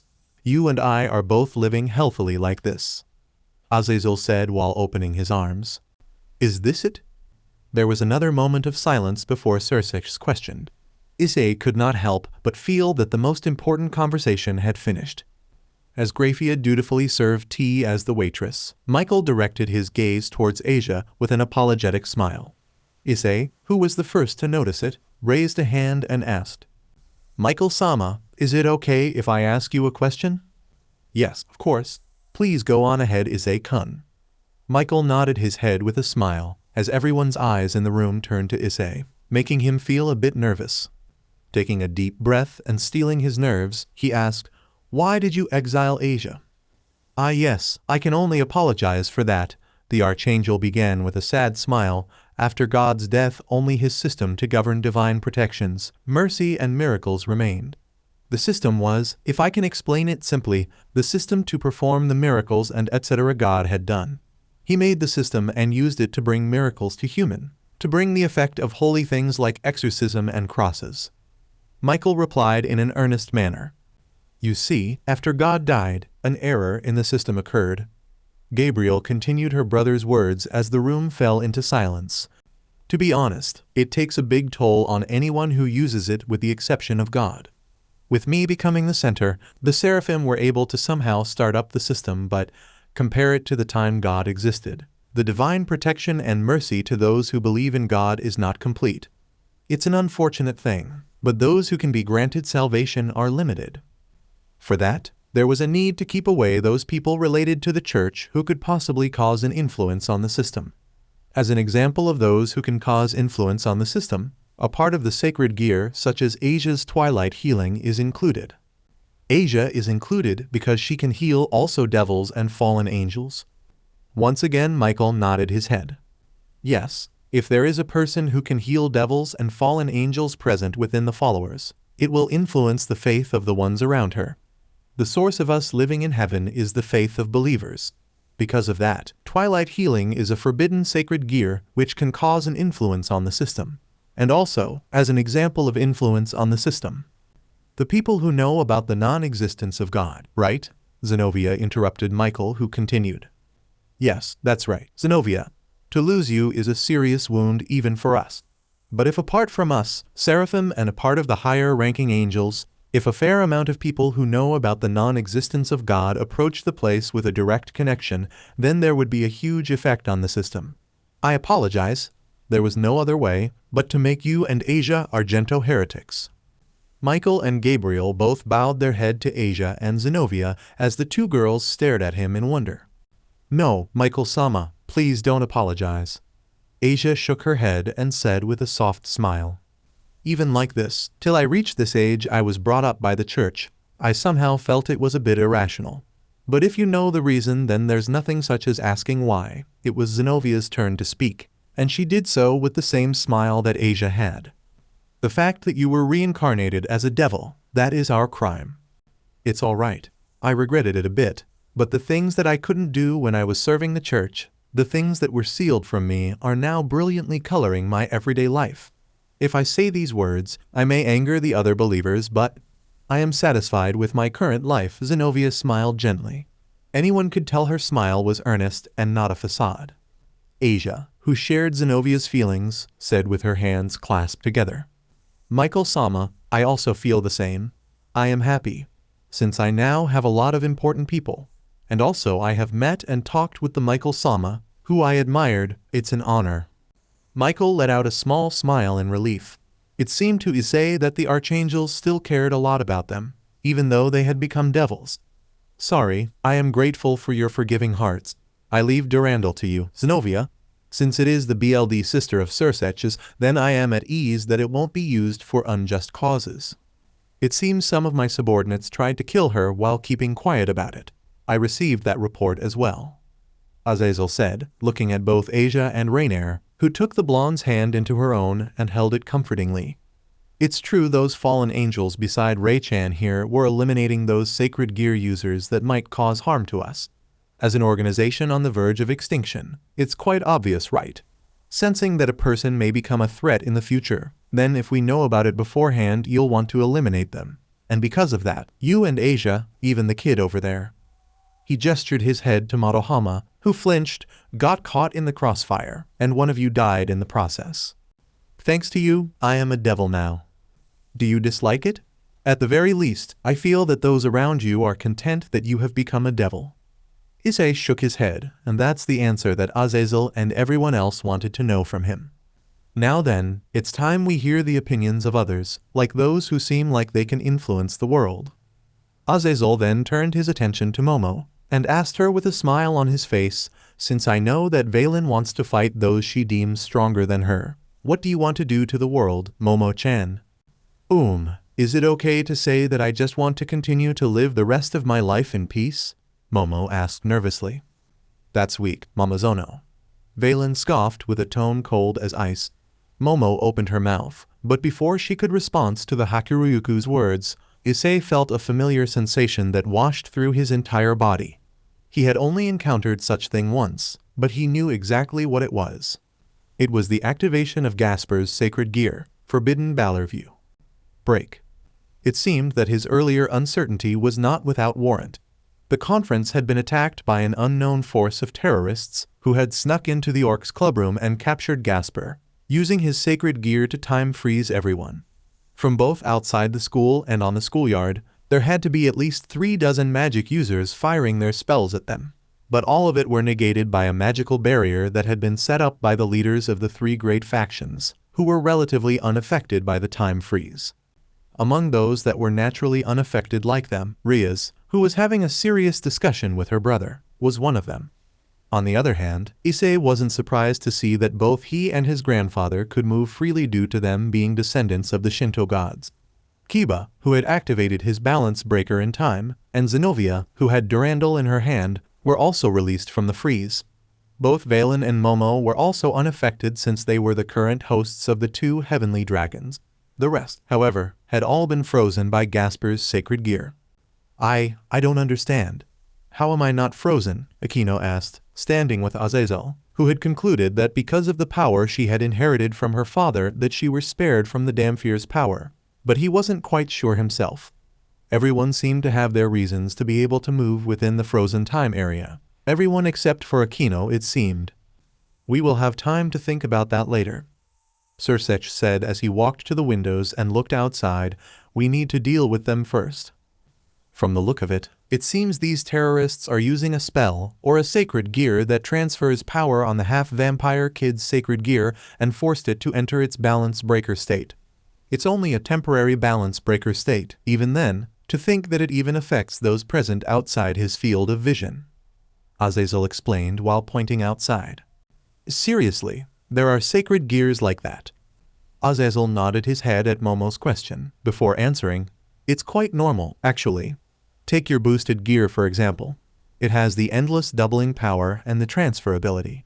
There actually exist independent sacred gears with either of these respective powers. The doubling sacred gear and transfer sacred gear. Each of the Longinus tier gears are just combination of abilities that aren't supposed to be combined. I see. So how do we stop it? Akeno couldn't help but ask, but everyone in the meeting room knew the answer. We rescue Gasper, of course.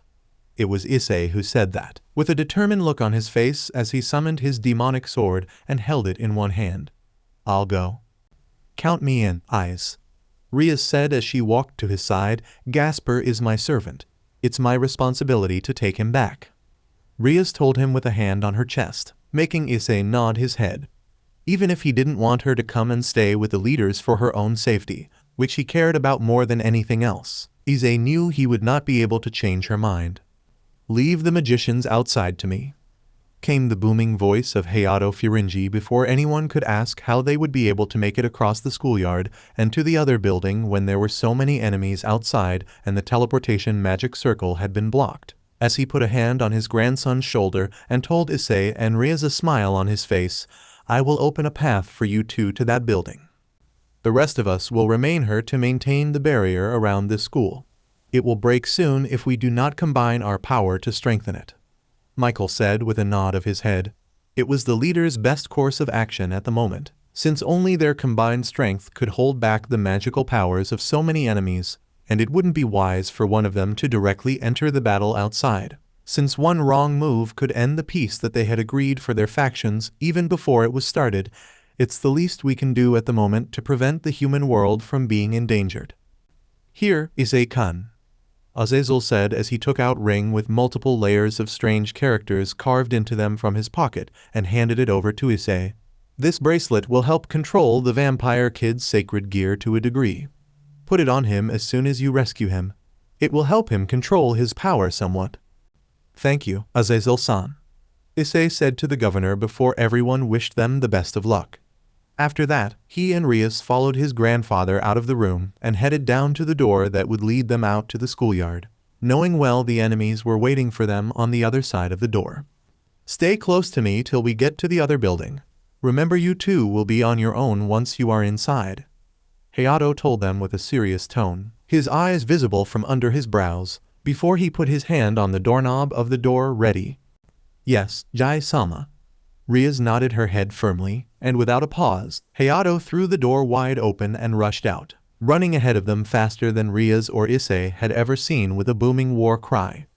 The first wave of magicians, who were shocked to their cores by the overwhelming entrance, got blown away instantly with a series of lightning-fast palm strikes from the invincible Superman. At the same time, their armors and weapons were shattered to pieces by the forces that came with his powerful attacks. Even after the rest had noticed him and realized how dangerous he was, turning their most powerful spells at Hayato, the current protector of Ai's grand shine continued to push forward, striking down everyone and everything that was in his way, hurling away spells with his punches and kicks like they were nothing but mere objects and not concentrated magical powers. Issei and Rias didn't even have time to be shocked at the amazing display of power from his grandfather. The moment the doors were opened, their feet carried themselves to follow after him, with only one goal in mind. Chapter 27 Inches. Rias, cover me. Once the duo was able to get inside the old-school building, having the door slammed shut behind them by Hayato, Issei shouted and unsheathed both of his swords, having no intention to hold back when he saw a group of mages and warriors charging at them. Rias, hearing the seriousness in his tone, decided that now was not the time to appreciate how good her name sounded coming from her beloved knight, and called for her power of destruction, sending out multiple orbs of annihilation demonic power at their enemies, either sending them flying or vaporizing them on the spot, while Issei was clearing a path for both of them. It was a struggle because neither of them had fought this many enemies before, and each one was capable enough to hold their own ground against the crimson-haired ruined princess along with her knight for a moment before being eventually defeated. The magicians had no chance, but some of the more skilled and experienced warriors were able to deflect and engage Issei in close combat, pushing him back with much powerful swords than the ones he was having. If it wasn't for Rias who was covering him with her power of destruction, Issei was sure that he wouldn't make it through the first wave. Be careful, eyes. I feel that there are many powerful enemies above us. Each one of them is at least mid to high-class devils. Issei nodded his head in understanding as he observed the second floor from the stairs. They couldn't back down now, not that they wanted to. The sooner they rescued Gasper, the better the chance for them to fight back the terrorists. Rias, you should, Issei was about to say, but Rias put both hands on his cheeks and turned his head over to look at her. I am not going to let you head up there alone, eyes. Rias told him determinedly, in a tone that said she had made up her mind and there was no chance he could argue with her. And didn't you hear what I said earlier? Gasper is my servant, and it's my responsibility to take him back. I know you are worried for my safety, but I am your MSTR. I am strong and can take care of myself too, you know. With that, she smiled and leaned forward to embrace him softly on the lips, making Issei widen his eyes for a second before his expression softened and he started to embrace her back as well.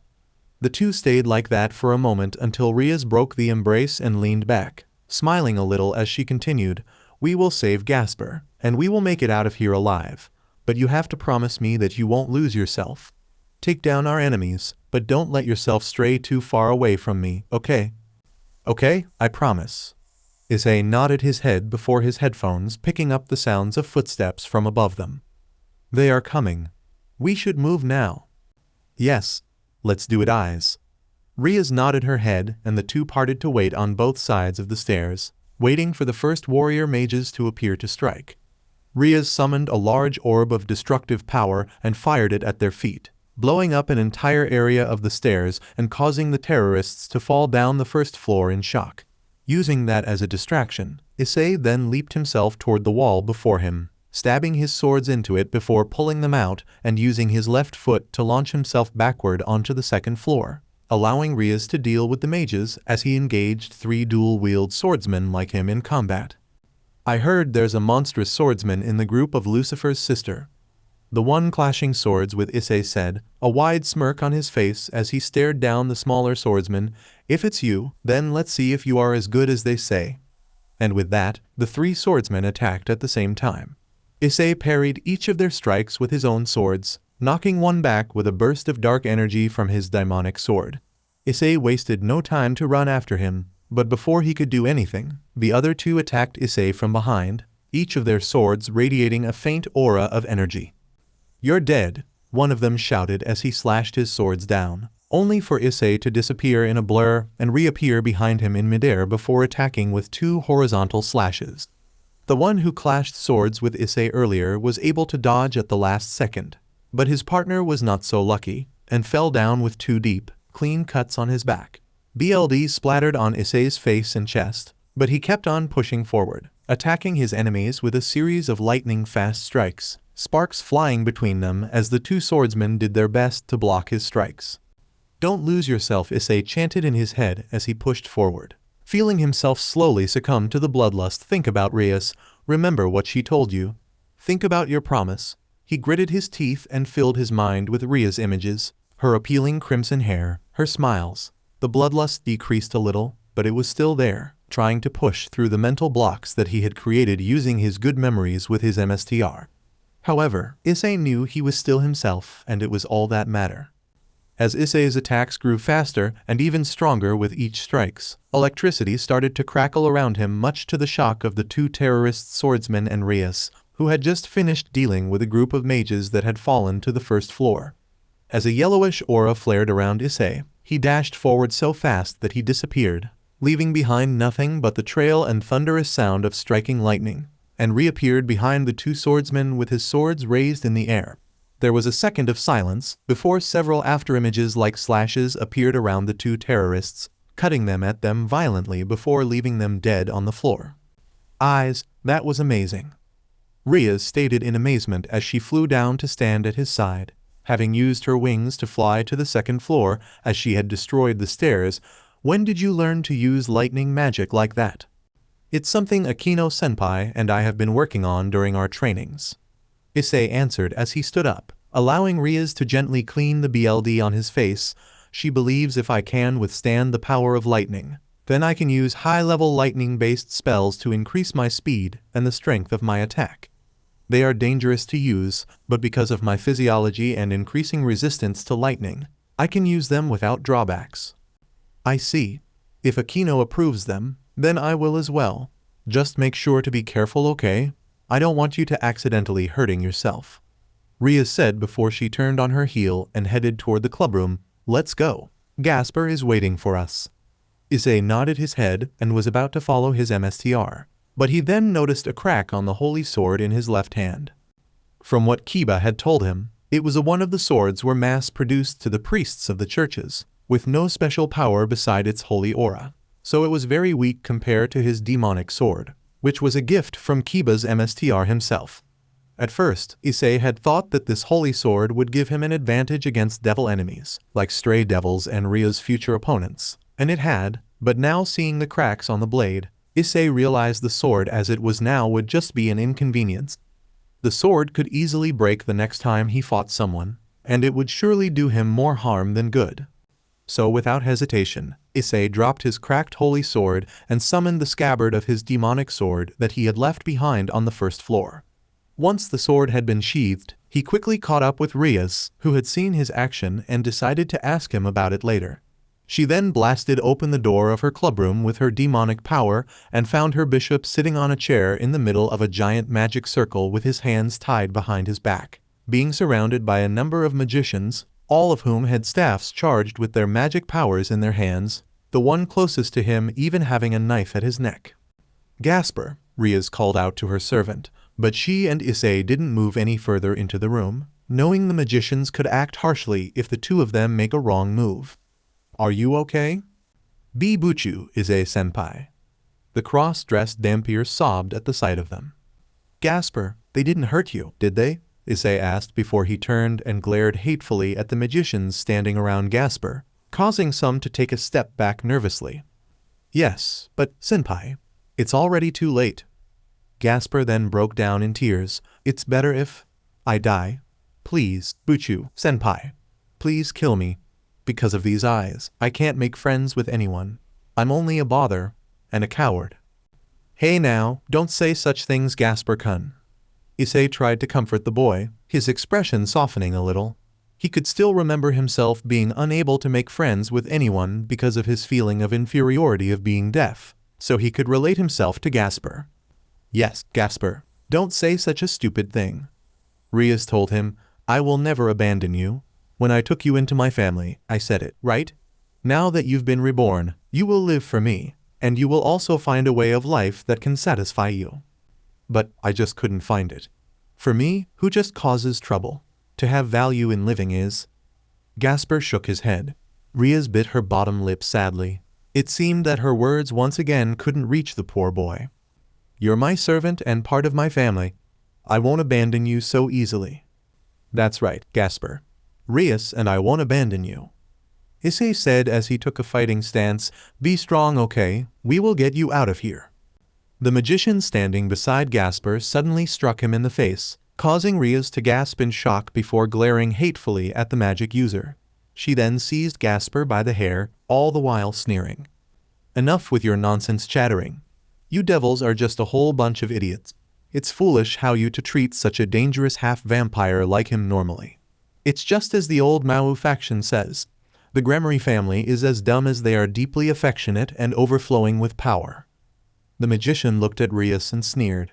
Maybe you would have gotten more value if you'd quickly brainwashed this half-vampire and used him effectively as a tool. If you had made his sacred gear run amok and threw the berserk child into a territory of opposing fallen angels, he might have taken out a leader in his rampage. Why didn't you do that? Could it be that you intend to treat a servant as a close friend? That's because I treasure my servants, she announced calmly as Issei appeared before her to deflect a fireball fired at her by one of the magicians standing in the room. His sword was never seen leaving its scabbard. What a cheeky mouth you have. Also, I don't like how you're appealing even though you're a devil, daughter of Gremory. Her words were coated in jealousy. The magician put her blade even nearer to Gasper's neck. You move and this child dies. Let's have some fun. The other magician stuck out a hand and started releasing even more magic. Issei deflected them all for his MSTR, who then fired her own orb of demonic power at a fireball, destroying it. Gasper, please cause me a lot of trouble. I'll scold you over and over again. I'll comfort you. I'll never let you go. Rias smiled kindly to the boy. Be Buchu. Gasper broke into tears, but it was from neither fear nor sadness. Don't run away. Don't be afraid. Don't cry. Me, Eyes, Akeno, Asia, Yuyudo, Koneko and Zenovia as well. We're all your friends, your family. We will absolutely never abandon you. We won't do something like leave you out.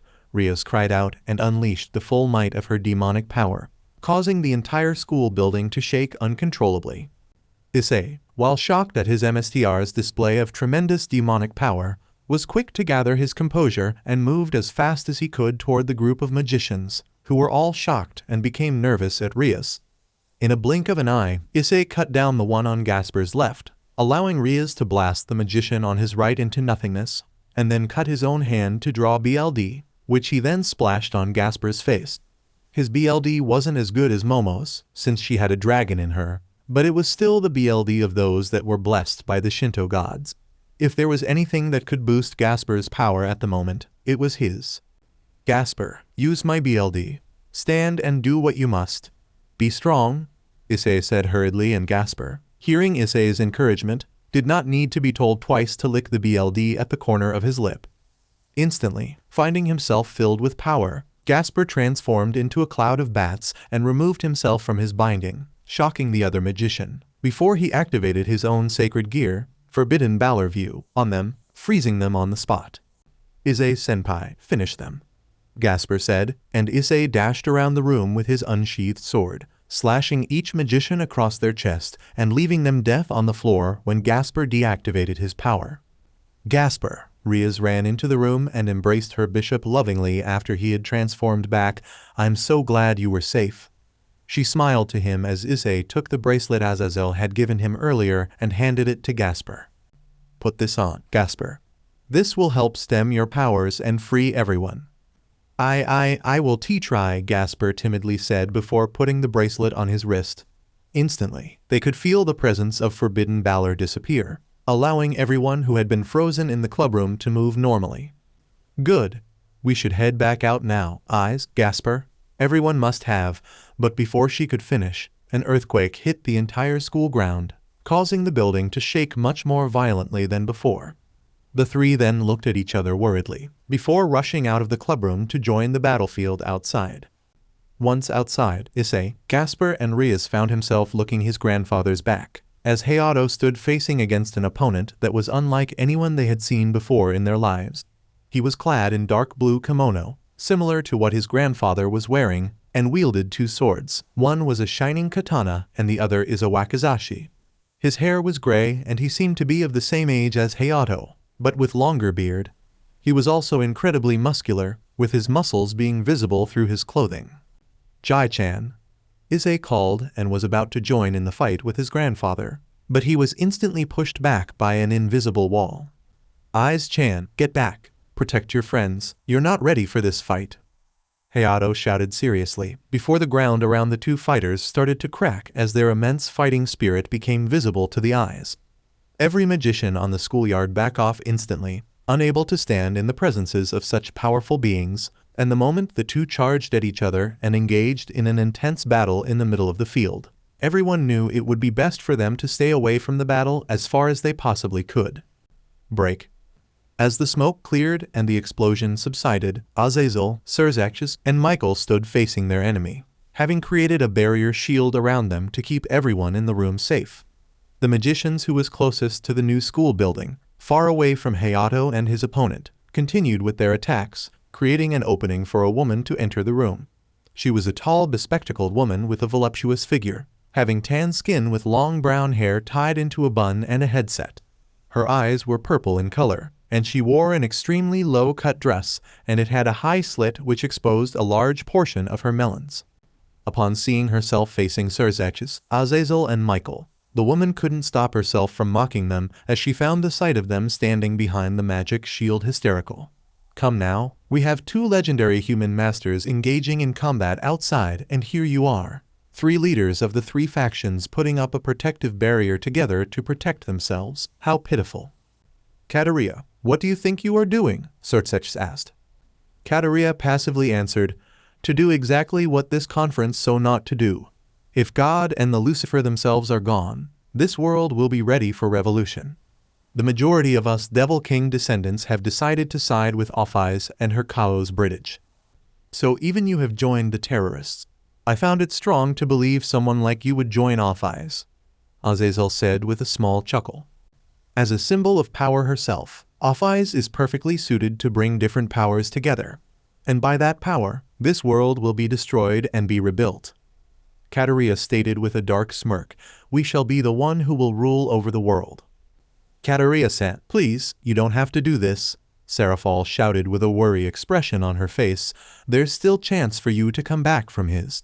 Please back down. TCH, you are as shameless as you have ever been, Serafall.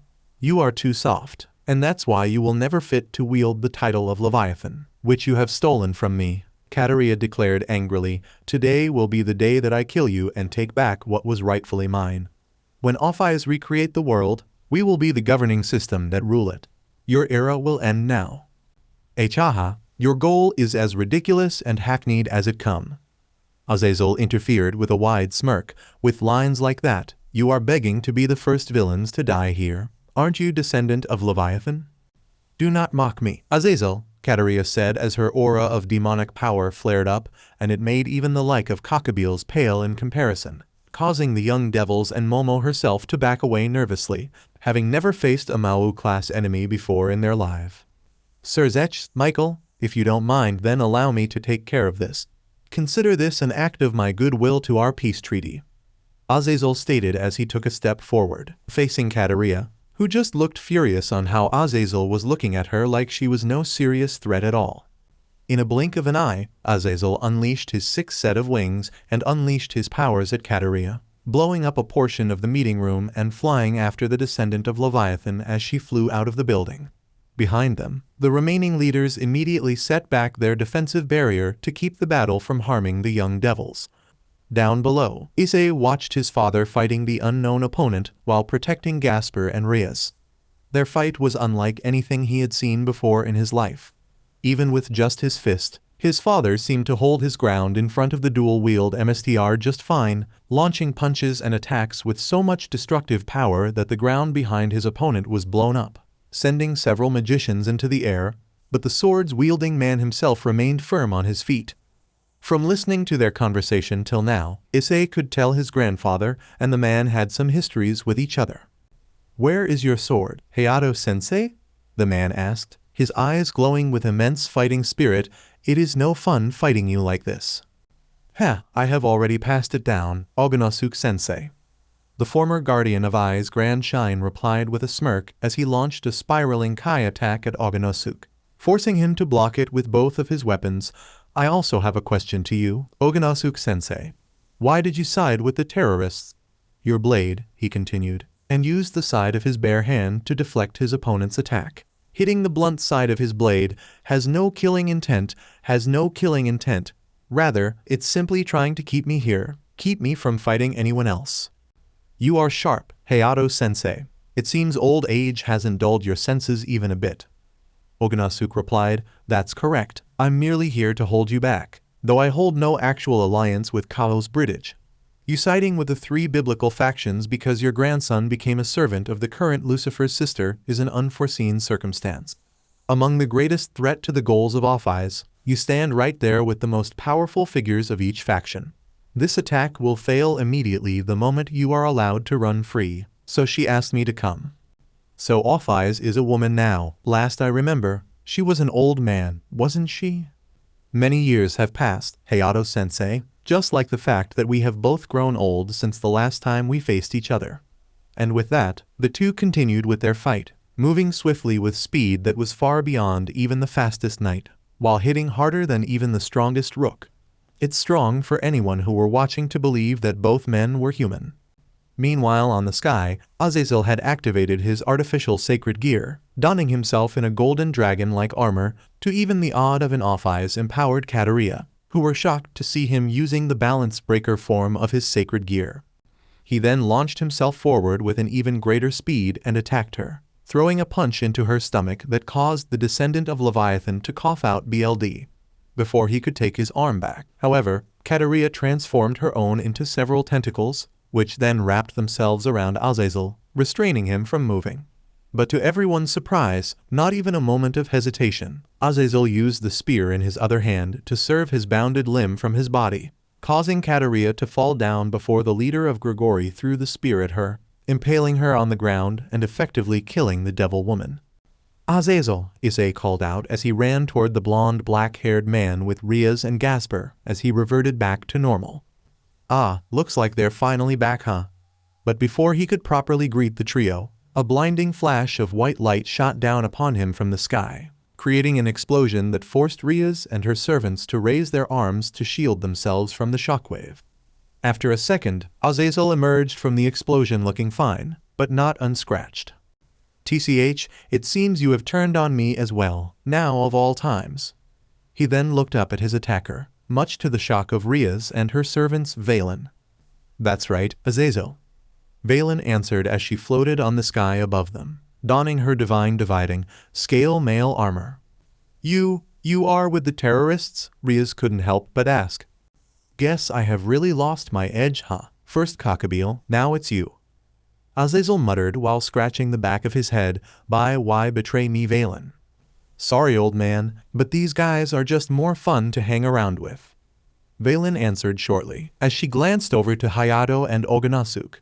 Seeing the two powerful human battling it out like the gods themselves while still holding an immense respect for each other like that, just made she wished that she could fight a strong and worthy opponent like them. So even the great vanishing dragon is submitting to Issei? Nah, just cooperating. Issei asked me if I wanted to fight Asgard, and it felt like it was a nice way for me to test my strength. Valene answered, her expression hidden behind the helmet of her armor. I don't imagine you'd allow me to oppose the Earth gods ever, would you, Azazel? Yeah, that's the thing you will do when you view someone like she's your daughter, Azazel answered. Like I care about that, I just want to become stronger. I just want to gain even more strength, Valene answered with a snarl.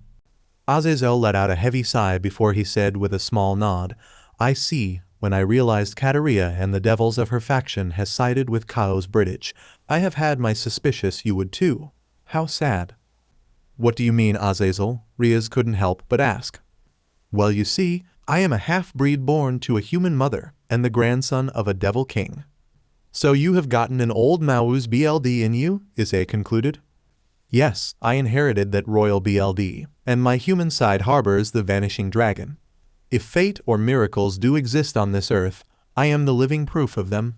She then paused for a second before revealing, much to the shock of everyone but Azazel, my name is Valene Lucifer.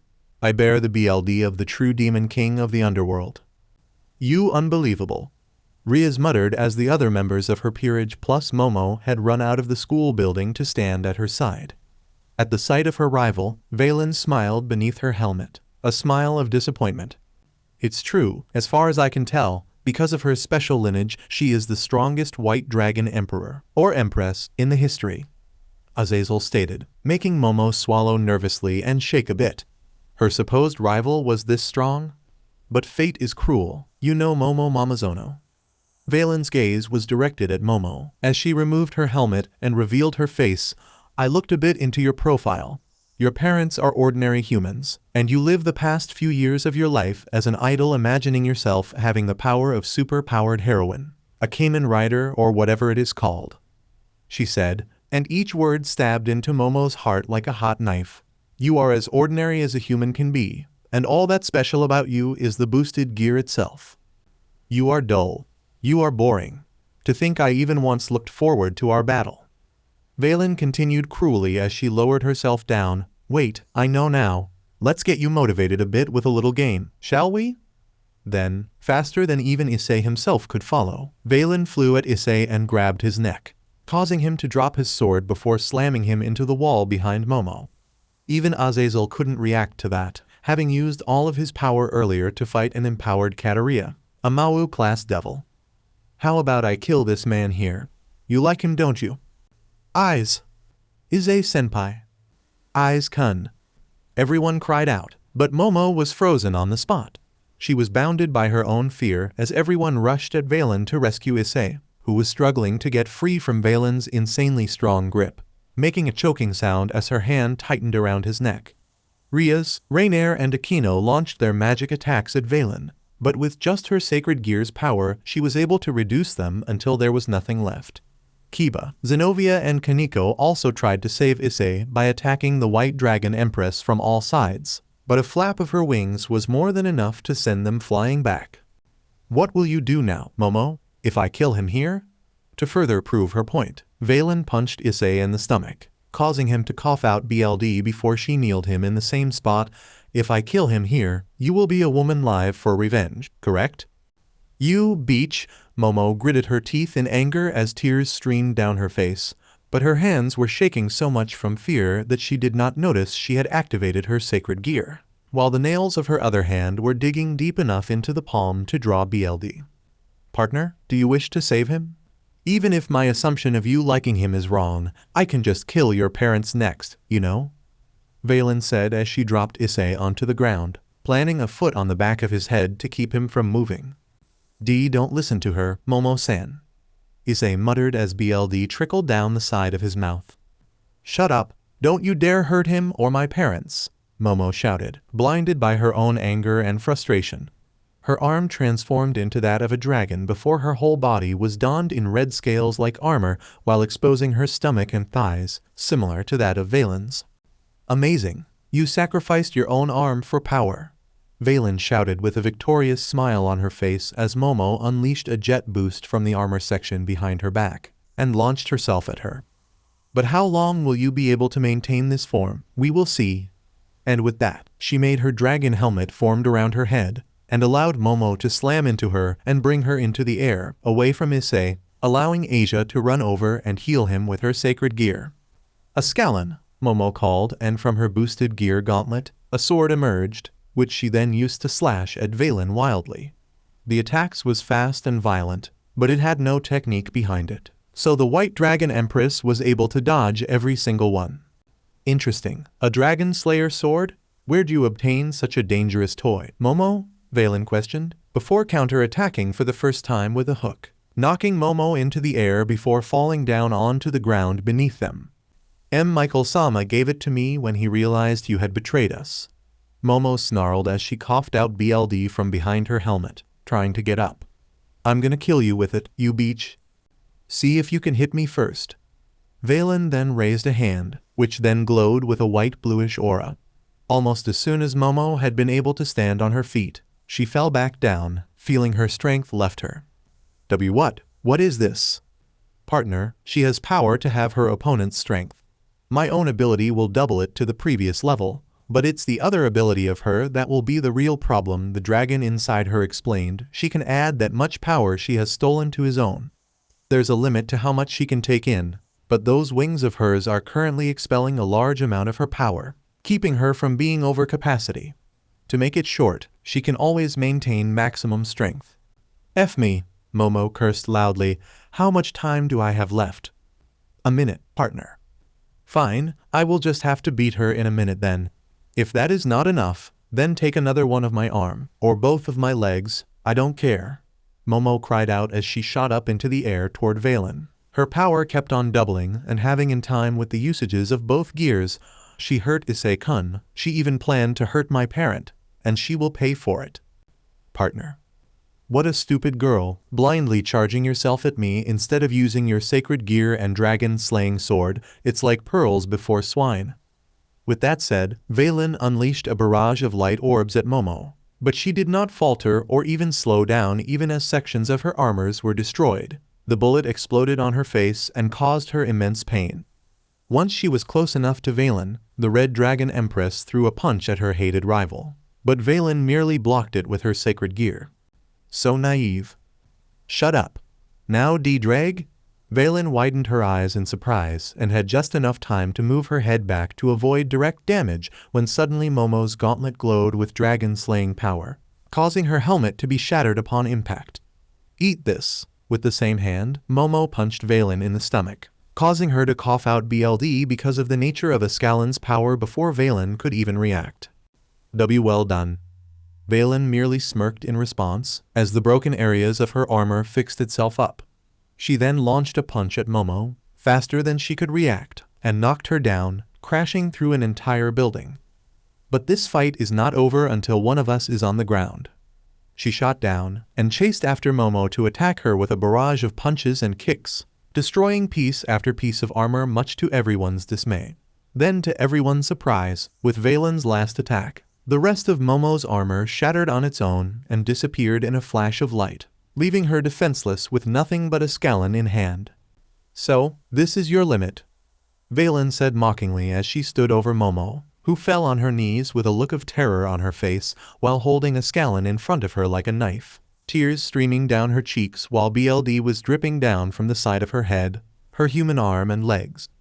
How pitifully weak. Let me remove you from this burden, D-Drag. I hope your next host will be much stronger than this. Valene muttered, then raised her hand. But before she could deliver the killing blow, Valene felt a presence coming at her from behind at extreme speed, and had enough time to turn around to block a sword attack. It was none other than Issei Hyodou, all healed up thanks to Asia and her sacred gear, his entire body covered in a yellow aura of lightning. You? Before she could finish, Issei disappeared, flipping over her head to get down in front of Momo, who widened her eyes at Issei before she let him take a Escalan from her hand. With the dragon-slaying sword and his own demonic sword, Issei turned back and started attacking Valene. Interesting. So you wish to protect her? She asked, blocking Issei's demonic sword with ease, but having some trouble with the dragon-slaying one. Of course I do. She's my friend, my client. Like hell I am gonna let you hurt her. Issei growled and struck his sword down with all of his might. From all around them, Rias and the others provided him with the necessary support so that Valene would not have the chance to fight back, while Azazel and the others were fighting to eliminate the magicians, as Asia and Raynare ran over to check on Momo, who was looking at Issei with tears in her eyes. But she's weak, pitifully so. The granddaughter of Lucifer pointed out as she grabbed both Issei's weapons in midair, stopping him from attacking her. Her left gauntlet, which held the Escalan, shattered immediately and caused her palm to bleed, but even so Valene didn't look like she gave a DMN about it. You are weak too, you know, but you have more potential than her. She told him while slowly pulling his swords to the sides to look at him in the eyes. Given time, you may become as strong as your grandfather, the invincible Superman who can fight on par with the gods themselves, but you as you are now are nothing without your precious lightning sword. She then head-butted him, knocking Issei back with a bleeding forehead and causing him to let go of both of his swords, which was still firmly held in Valene's hands. Without it, you cannot hope to defeat me, while I don't even need my sacred gear's power to defeat someone like you, Issei Hyodou. She then threw Issei's swords to the side and charged at him, avoiding bolts of lightning fired from Akeno and orbs of destruction from Rias. Once she was right in front of him, Valene crouched down low with her fist cocking back, and before he could react, she shot up and swung her fist at his chin, sending him into the air, crushing his skull and even shattering his earpieces. That should teach you a lesson of interfering with my business, she said, but she knew that Issei couldn't hear her anymore as he fell down in a dull thud, still alive but unconscious and bleeding badly. Eyes-san, Asia immediately left Momo's side and ran over to heal Issei. She was the only one that could move, while the others stood on the schoolyard in dead silence. Momo, who had stopped crying with Raynare's comfort a moment earlier, felt hot tears coming back to her as she looked at Issei's fallen form. "You, how dare you?" Finally, with a low mutter, Rias unleashed a storm of dark crimson aura, covering her entire form and blowing away anything that was close to her. "How dare you hurt eyes?" She then gathered that much power into a single orb and launched it at Valene, who even with her sacred gear's power, was forced to move to the side to dodge, causing the orb of destruction to miss her and crash into a school building, completely annihilated it. Then, before Valene could regain her composure, a barrage of lightning bolts struck the area around her, all of which came from the gigantic magic circle above Akeno, who had a dark expression on her face as she glared murderously at Valene. She deflected and absorbed several bolts, but the rest she was forced to dodge when she sensed holy power within them. So the girl had called for the power of holy lightning unconsciously, which her father Barakweel was so incredibly famous for. Then, on her left and right, Zenovia and Kiba appeared, having promoted themselves tonight to gain immense speed, and slashed their swords, Durandal and the sword of the betrayal, at her. Valene blocked both of them with the back of her gauntlets, which cracked and almost shattered when came into contact with Zenovia's legendary holy sword. Growling, Valene knocked Kiba back and used that hand to punch Zenovia away, but the girl used the blunt side of her weapon to block it to reduce the damage. With the help of Raynare, who fired spears of light at Valene, Koneko continued on with the assault, punching Valene strong enough to leave cracks on her scale mail armors. "Enough!" Valene roared and unleashed a wave of energy from her wings, knocking Koneko back and also destroying Raynare's spears of light. She turned to Rias and fired a barrage of energy orbs at her, forcing the crimson-haired ruin princess to raise defensive barrier to defend herself.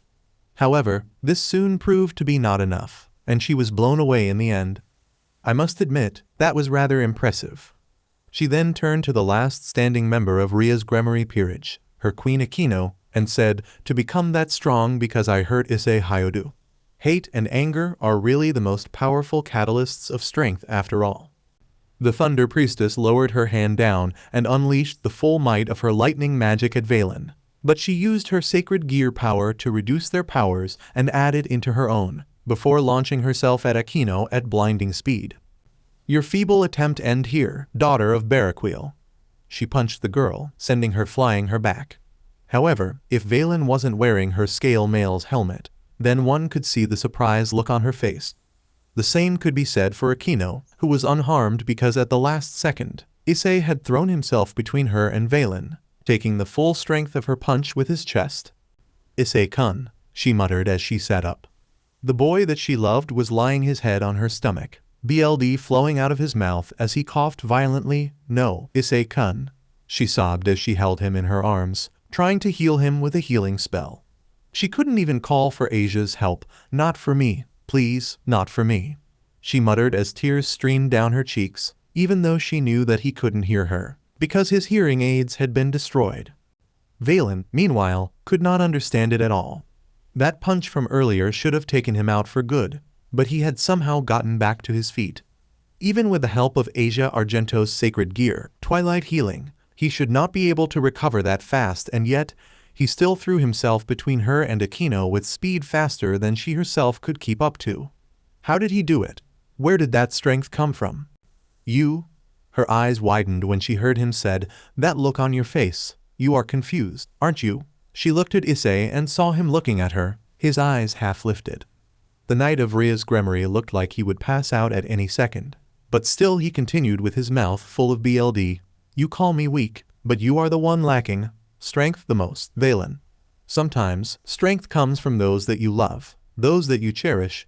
You stand there alone, while we will always have each other's back. That's how I was able to do it. Don't talk anymore, Issei-kun.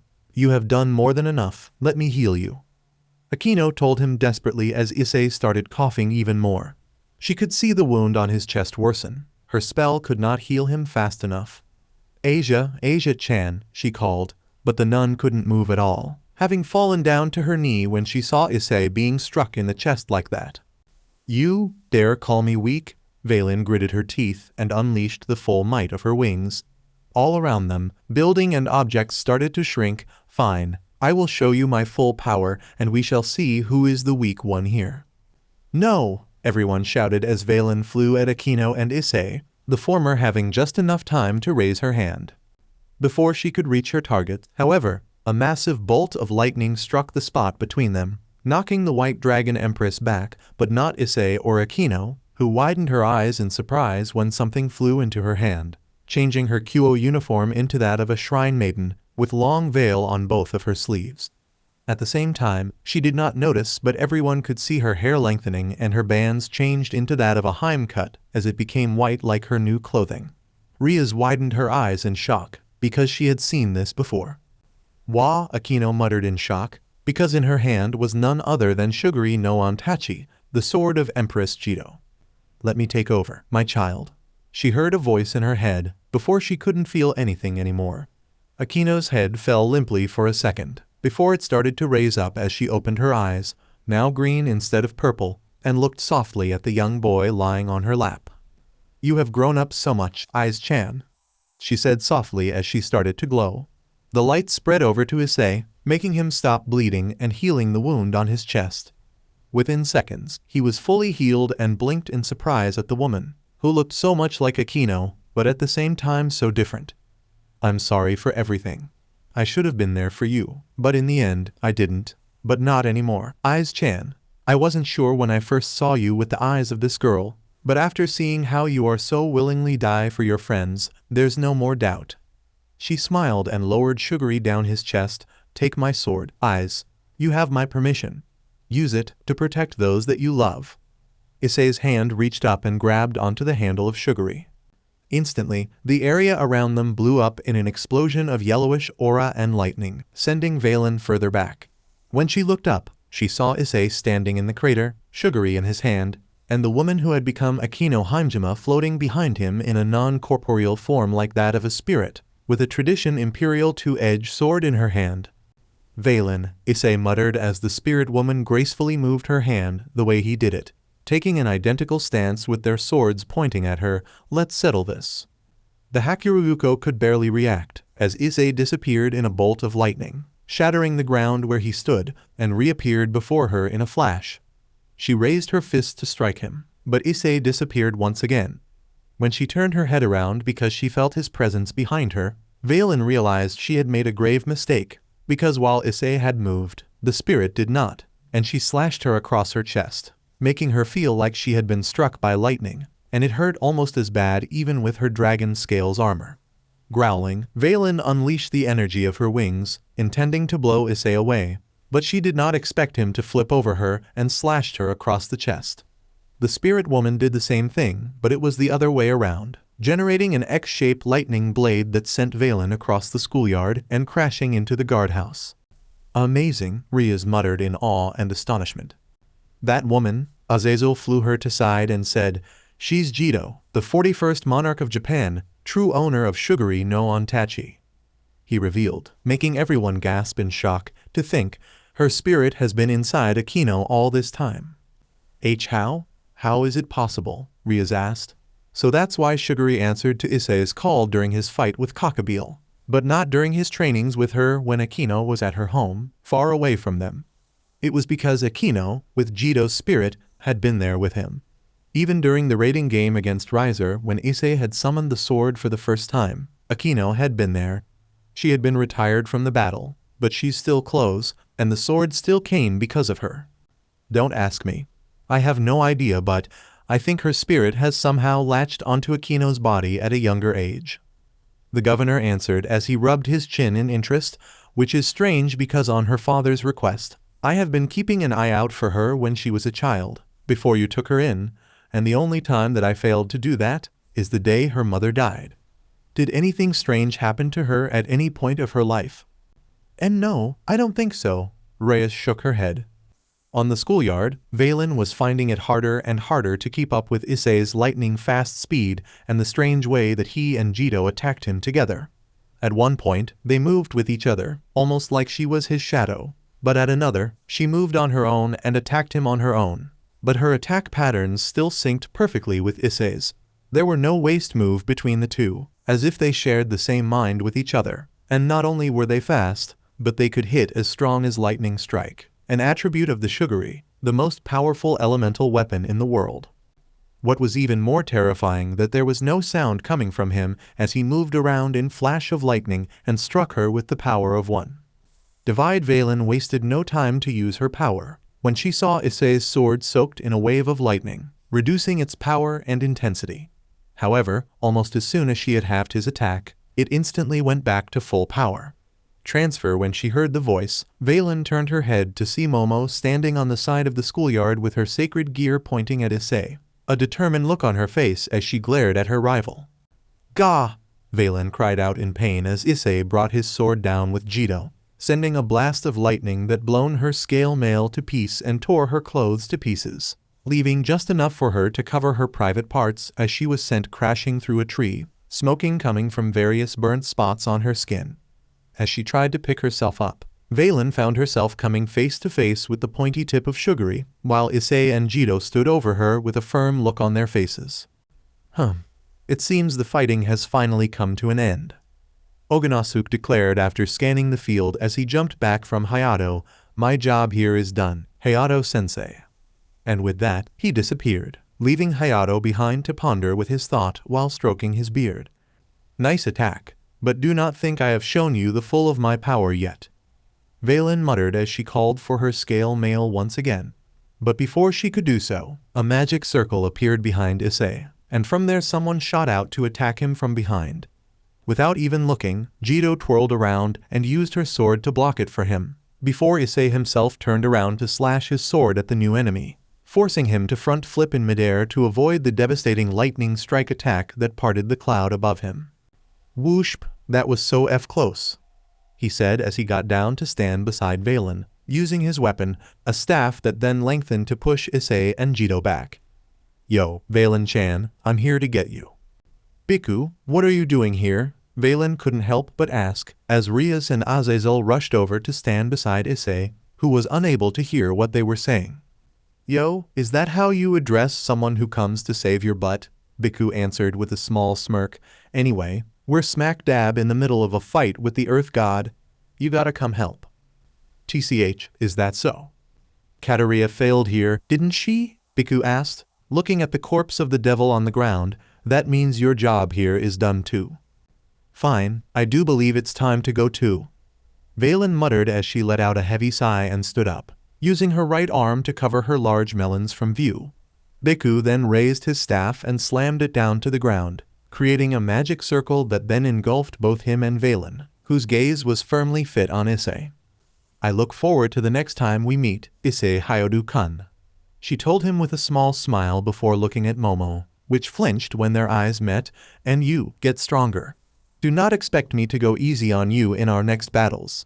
She didn't know if she could read lips or not, but she truly hoped that his MSTR would transfer her words to him later, because it would be too bad if he didn't know how much she looked forward to their next meeting.